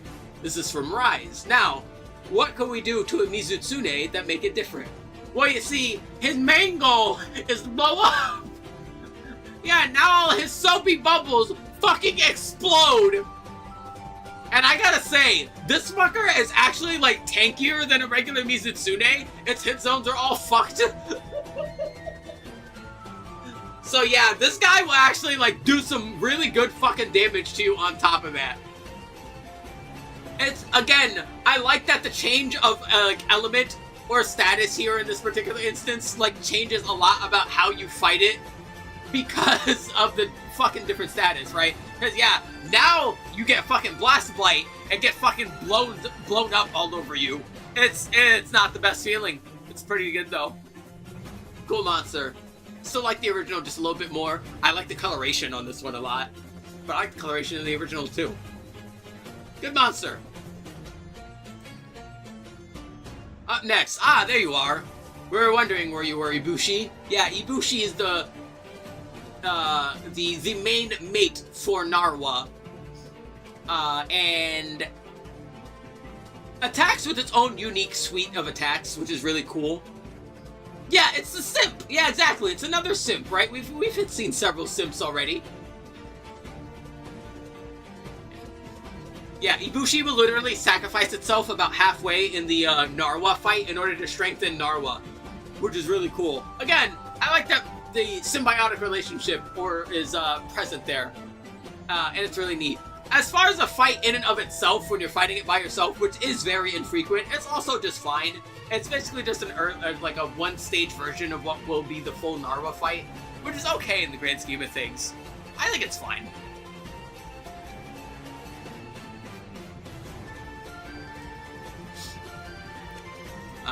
And finally, our last Gen 5 monster, Zora Magdaros.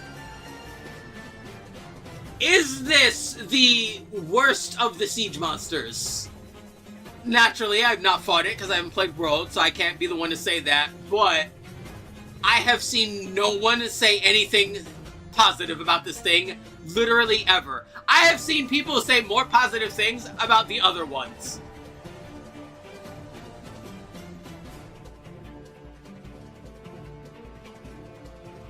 Like, Zora Magdaros is the perfect example of why, like, having giant monsters needs to be better tailored for Monster Hunter rather than just having it be a big spectacle. Because a big spectacle in a game like Monster Hunter ends up being boring. Because the game, mechanically, is already a spectacle. You create the spectacles when you fight through your monster's aggression and end up creating your own moments of spectacle. That's how Monster Hunter works. So when you try and create something that is a big show, it ends up being boring. Because you're not playing Monster Hunter. You're not making those moments anymore. The game is trying to make those moments for you. That's why these monsters fucking suck. That's why the ones that are where they are where they are. That's why I'm more tolerant and nice to the ones that are better than that, like Gagmazios and Dalamadur. Because Gagmazios and Dalamadur are actually fucking fighting you. Like, it's not that hard. Just have them fucking fight. Don't have them just be fucking walking target practice.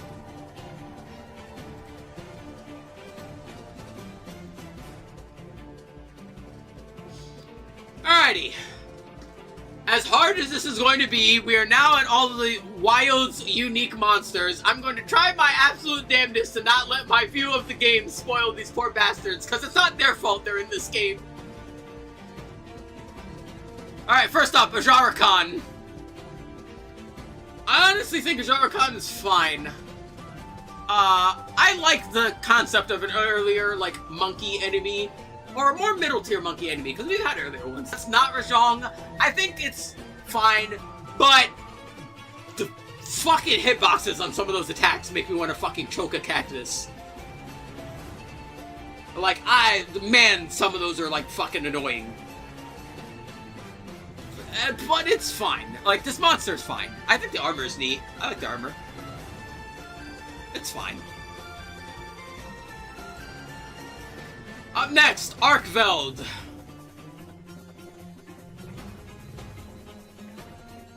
Yeah, I don't know how to feel about this one. This is another one I think is just fine. Like, I don't hate it. Also don't love it. Like, visually, like, the tassels on the wings is cool. I like that it uses those for attacks, but, like, there's not really much to say about this fucking thing, to be quite honest. Like, I'm gonna be real, it's kind of a boring monster.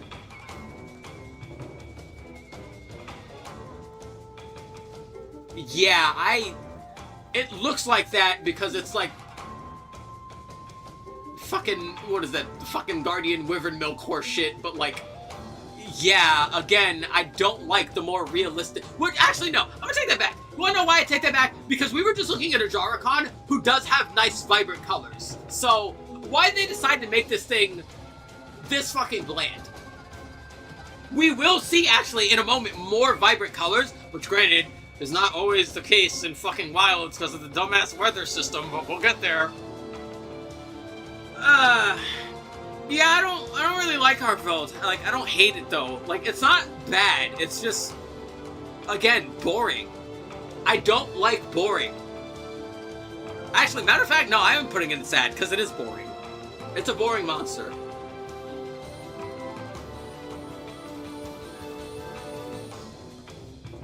Up next, oh, these fucking worm guys. What the fuck was this thing called? Balaharas. Yeah, I fucking hate these things. Yeah, so a good thing about, I mentioned before with all the other monsters that go underground, you can use sonic bombs to bring them out. This motherfucker goes underground so much, you will probably run out of sonic bombs before he dies. I hate this fucking thing. It's so fucking tedious. Like, actually, like, it's just a fucking pain in the ass to fucking fight this thing. Why? Like, it's literally just a big old fucking sandworm. Like, yeah, it's just a sandworm. It's literally just gonna spend the entire fight under fucking ground, not fighting you. Why would I want to fucking fight that? What part of that sounds fun?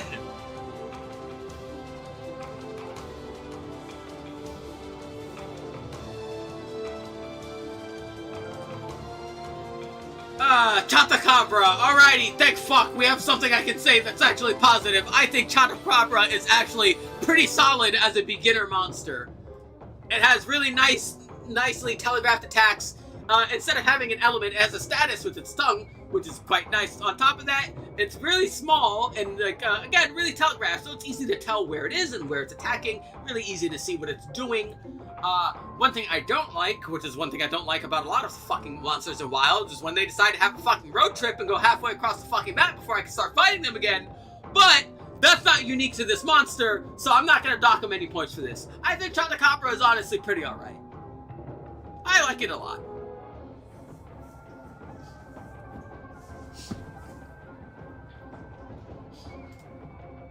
Up next, Doshigama. I'm literally struggling to remember anything this thing fucking does, except the fact that it's, like, in a herd.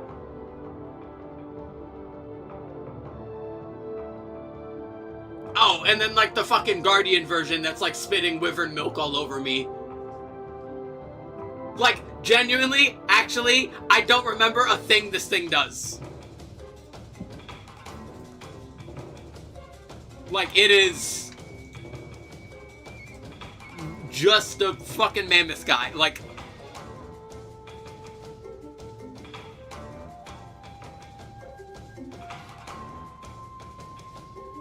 yeah, it's just a mammoth guy. Although, actually, no, I do have something to say, because it's really bad that it attacks in a pack. Wanna know why? Because of all the fucking fur physics slowing down the game's frame rate, even more than it already is. That's not good. Not gonna lie, that's pretty fucking bad. Yeah, I don't like this thing. I don't like it at all.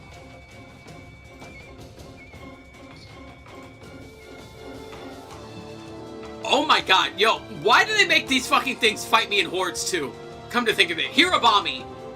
Yeah, these guys also attack you in fucking hordes? All the fucking time. Like, always. Like, I'm not even kidding. This one goes into Y. Because from the very first moment you fight it, it's in a horde. At least the Doshigama was nice enough to tell the horde to go fuck off while it's fighting it.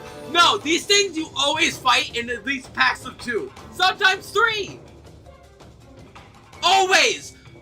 One of the worst moments of Monster Hunter is multi-monster hunts when there's multiple groups. Because Monster Hunter's combat is just, like, not suited for fighting multiple enemies at once, right? It's, like, really heavy and really, like, push and pull, really predictive, not reactive. So when you have to deal with multiple monsters at once, it creates a fucking problem. So when you have a monster that only fights you in fucking packs, it's even worse.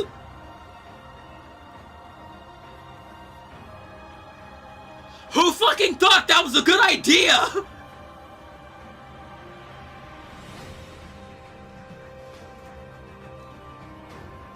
Alrighty, 10 left. Jindahad. Okay. I kind of want to like this thing. I like the concept of this, like, gigantic, like, metallic, orchestral, like, pipe organ designed Leviathan moving through these icy fields. I think that's pretty cool. Fighting it is annoying.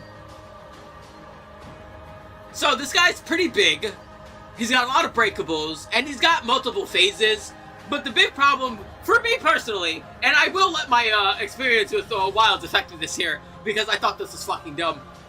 His second phase has a big AoE insta-kill attack, which first of all, I am never a fan of, just to begin with. But second of all, the way you're supposed to survive it is ice walls will form, and you gotta stand behind the ice walls. I have had, on several occasions, him use that attack, but not have an ice wall spawn, and just kill me immediately.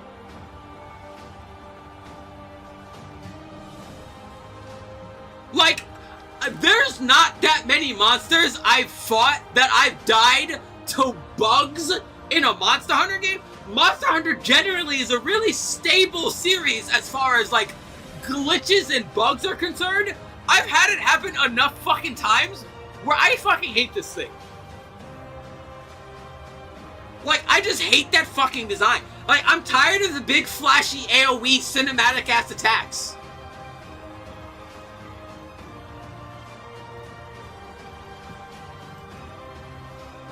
Up next, Lalabarina. Finally, once again, I get to say something positive. Lalabarina is a very gorgeous looking monster with a very fun fight. Lalabarina attacks you with these quills on its hind that will affect various status effects on you. It also just looked really fucking freaky, but I like that. Again, I like that, I don't like it. The coloration on this one is solid. White, black, red creates a very visually, like, appealing monster immediately. Like, Lalabarina is very nice. The armor looks fucking gorgeous too. The weapons are also pretty solid for when you get them. Lalabarina gets a very nice pass.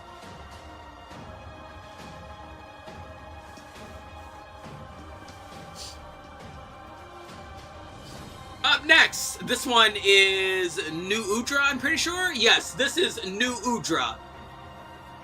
One of the two squids. Yeah, they've added, squiddy guys. This one's a lava squid, and I don't like fighting it.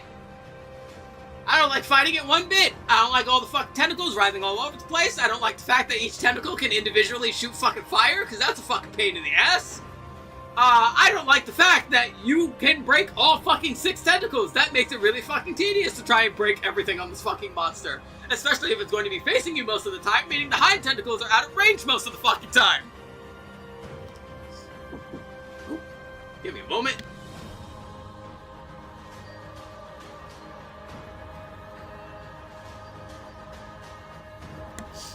Alrighty, that was my cousin. Gave me more fucking QR codes for the next Pokemon stream. Who keep that in mind. I will. It's not gonna be next time. I'll probably do it later. Make sure these are all nice and organized.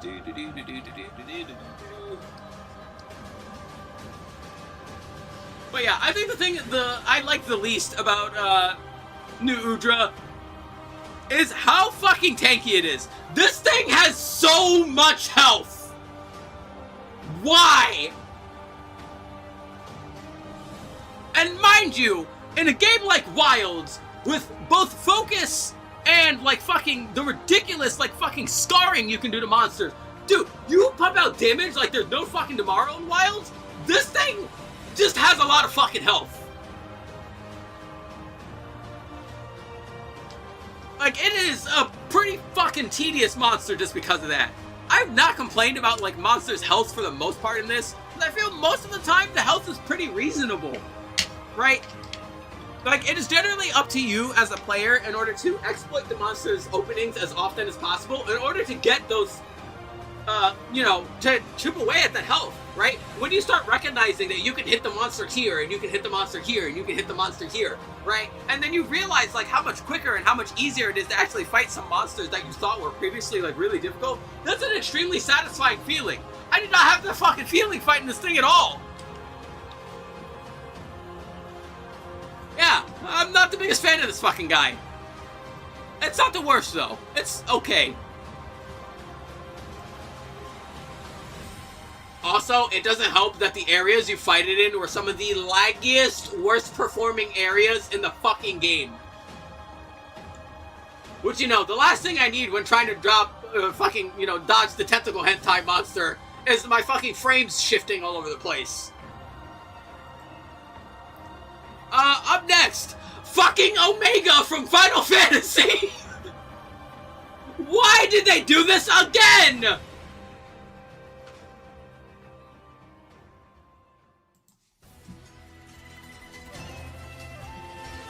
Like, you're not even giving a shit anymore.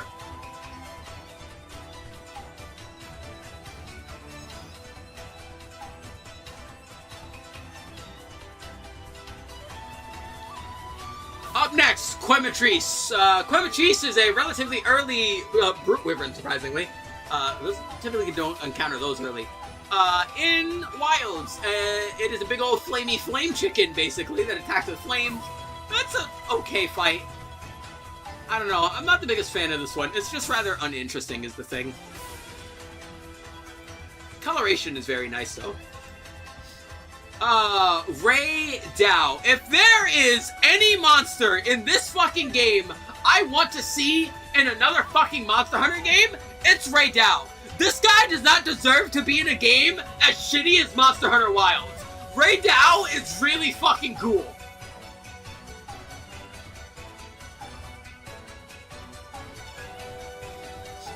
Ray Dow has phenomenal visual design, the striking gold and black, again, big fan, but more importantly, when it's charging up its electric fucking rail cannons to shoot at you, the streaks of color that pass through it are really fucking cool.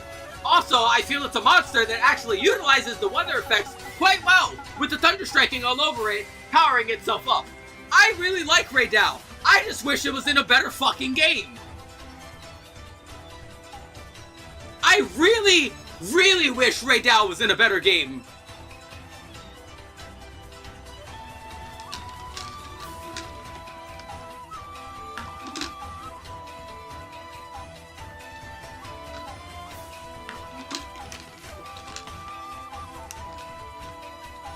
Hell, even when it's charging its railgun blast and its horns start glowing, when you hit its horns when it starts charging, you'll do amplified damage to them and potentially cause it to stagger. Again, thank you for letting me do things like that.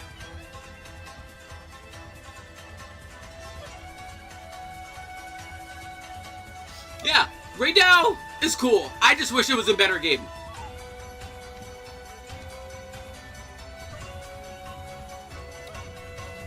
Alrighty, up next we have Rompopolo. Rompopolo is also kind of neat. I'm not gonna lie, I kind of fuck with it. Like, it's wrong thing. What? No, not that one. That one. There we go. Yeah. Rompopolo has like a very nice visual design, reminding me a lot of like a plague doctor, which makes sense. Except he doesn't inflict plagueness most of the time. He's a big old oil guy. He lives in the oil basins of the map, which I think is pretty neat. He inflates himself with oil, and when he gets deflated, it's very funny looking. I like this monster. Once again, this is another monster I wish was just in a better game. I like the coloration. It reminds me of Fruit by the Foot, and I want to lick it, but I know I shouldn't lick it, because if I lick it, I'm going to fucking get turbo cancer and die, so I'm not going to lick him, but I really want to.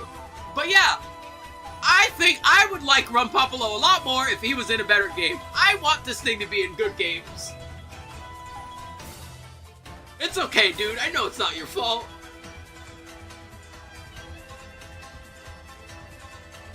Up next, that's Uthduna, I'm pretty sure. Yes, God, I fucking hate that name. Uthduna. Now, you see how nice and pretty and vibrant this monster looks right now? Doesn't it look gorgeous? Doesn't it look like absolutely fantastic? It's too bad when you're fighting it, it'll never fucking look like that, because when you're fighting it, it's always raining all the goddamn time. So now, instead, it just looks like a big fucking black blob. On top of that, actually fighting it is also kind of a pain in the ass. It basically feels like you're fighting a fucking whale lord with a toothpick. Yeah, this guy just does big old splashes all over the place, but the worst one is when he's like splashing and then manages to make gigantic water waves that push you aside. And then, as like a lot of monsters in Wild, this guy decides to go on a fucking road trip when he's at like a decent amount of health and go to like the top of the fucking forest map where the waterfall is and then dick around some more and try and splash you with the water and try and knock you off and deal damage that way. Don't fucking waste my time. I hate when the fucking monsters are doing things that just make me waste my fucking time. Because when he's all the way out there at the fucking edge, way past where you can reach him, you can't do anything. So now you're just fucking sitting there with your dick in your hand, waiting for him to fucking splash the goddamn water so he'll actually go back, and so you can keep fucking hitting him. I can't fucking stand this. This was one of the worst things about Wilds, and it's especially bad with this fucking thing. Because you know where it's gonna go every single fucking time. Yeah, I fucking hate this thing. This thing is like the perfect embodiment of like everything I fucking hate about Wilds. The fight alone is like really fucking obnoxious. The fucking armor kind of fucking sucked. The weapons suck. I fucking hate that he runs halfway across the goddamn map, which is way too fucking big for no goddamn reason. I hate the fucking area that he's in. It fucking drains the frame rate. I hate that he's so fucking boring that he causes rain all the goddamn time. And now the fucking area looks completely desaturated. An area which normally looks absolutely fucking gorgeous when the actual color is there, but too fucking bad you're never gonna get to see it because this fucker summons the goddamn monsoon every time it's around.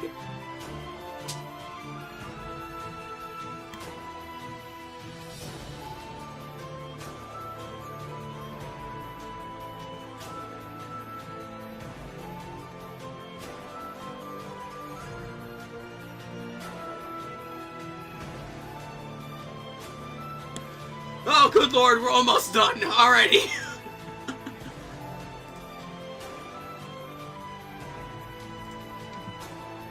Two more. What's next? Fuck me, I forget this one's name. Zuwu. There it is. Alright. Zuwu, I think I kinda fuck with Zuwu a little bit more than New Udra. Zuwu lives in various caves, basically wherever the fuck it feels like, but rather than attacking you with, fire lava, it basically just attacks you with really fucking sharp golden scales that it grows all over its body, and I think that's really cool. I'm gonna be real, I think they should have reversed the order you fucking met these things, because I think, Zuwu is a much better introductory monster to this type of monster than fucking New Udra was.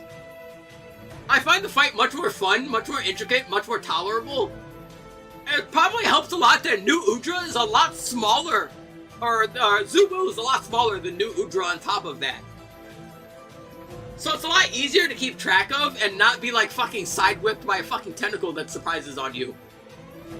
Once again, I kind of like this thing. I just wish it was in a better game.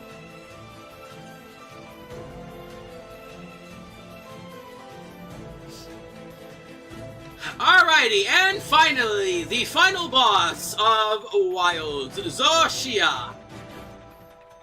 Final boss that was so important, they had to fucking add an update patch for you to fight it again.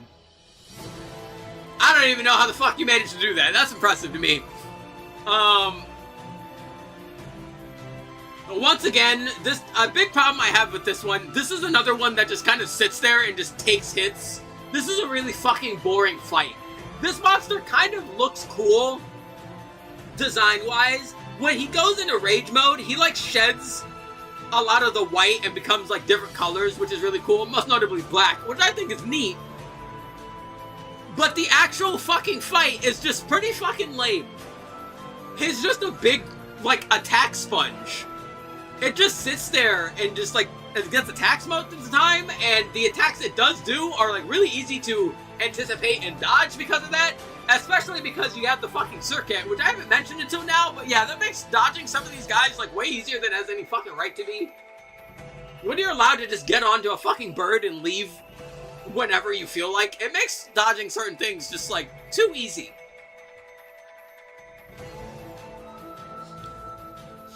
Which is odd, because I feel like that's not a problem Rise had, because like for Rise, you almost never got on your dog unless it was like an emergency, right? You almost never intentionally go on your fucking dog.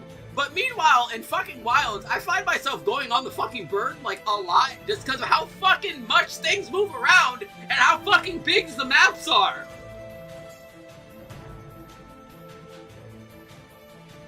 But yeah, Zoshia, again, like, when the final boss is so fucking unimportant that they had to add it in a goddamn update patch for you to be able to fight it again, I honestly think that says enough. Or, that says enough. This monster just fucking makes me sad. It's just really fucking boring.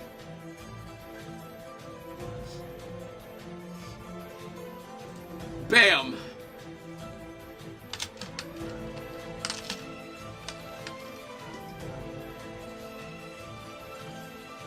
Alrighty, and with that, that is the main series Monster Hunter tier list. Thank fucking God the Frontier one is not going to take 7 hours.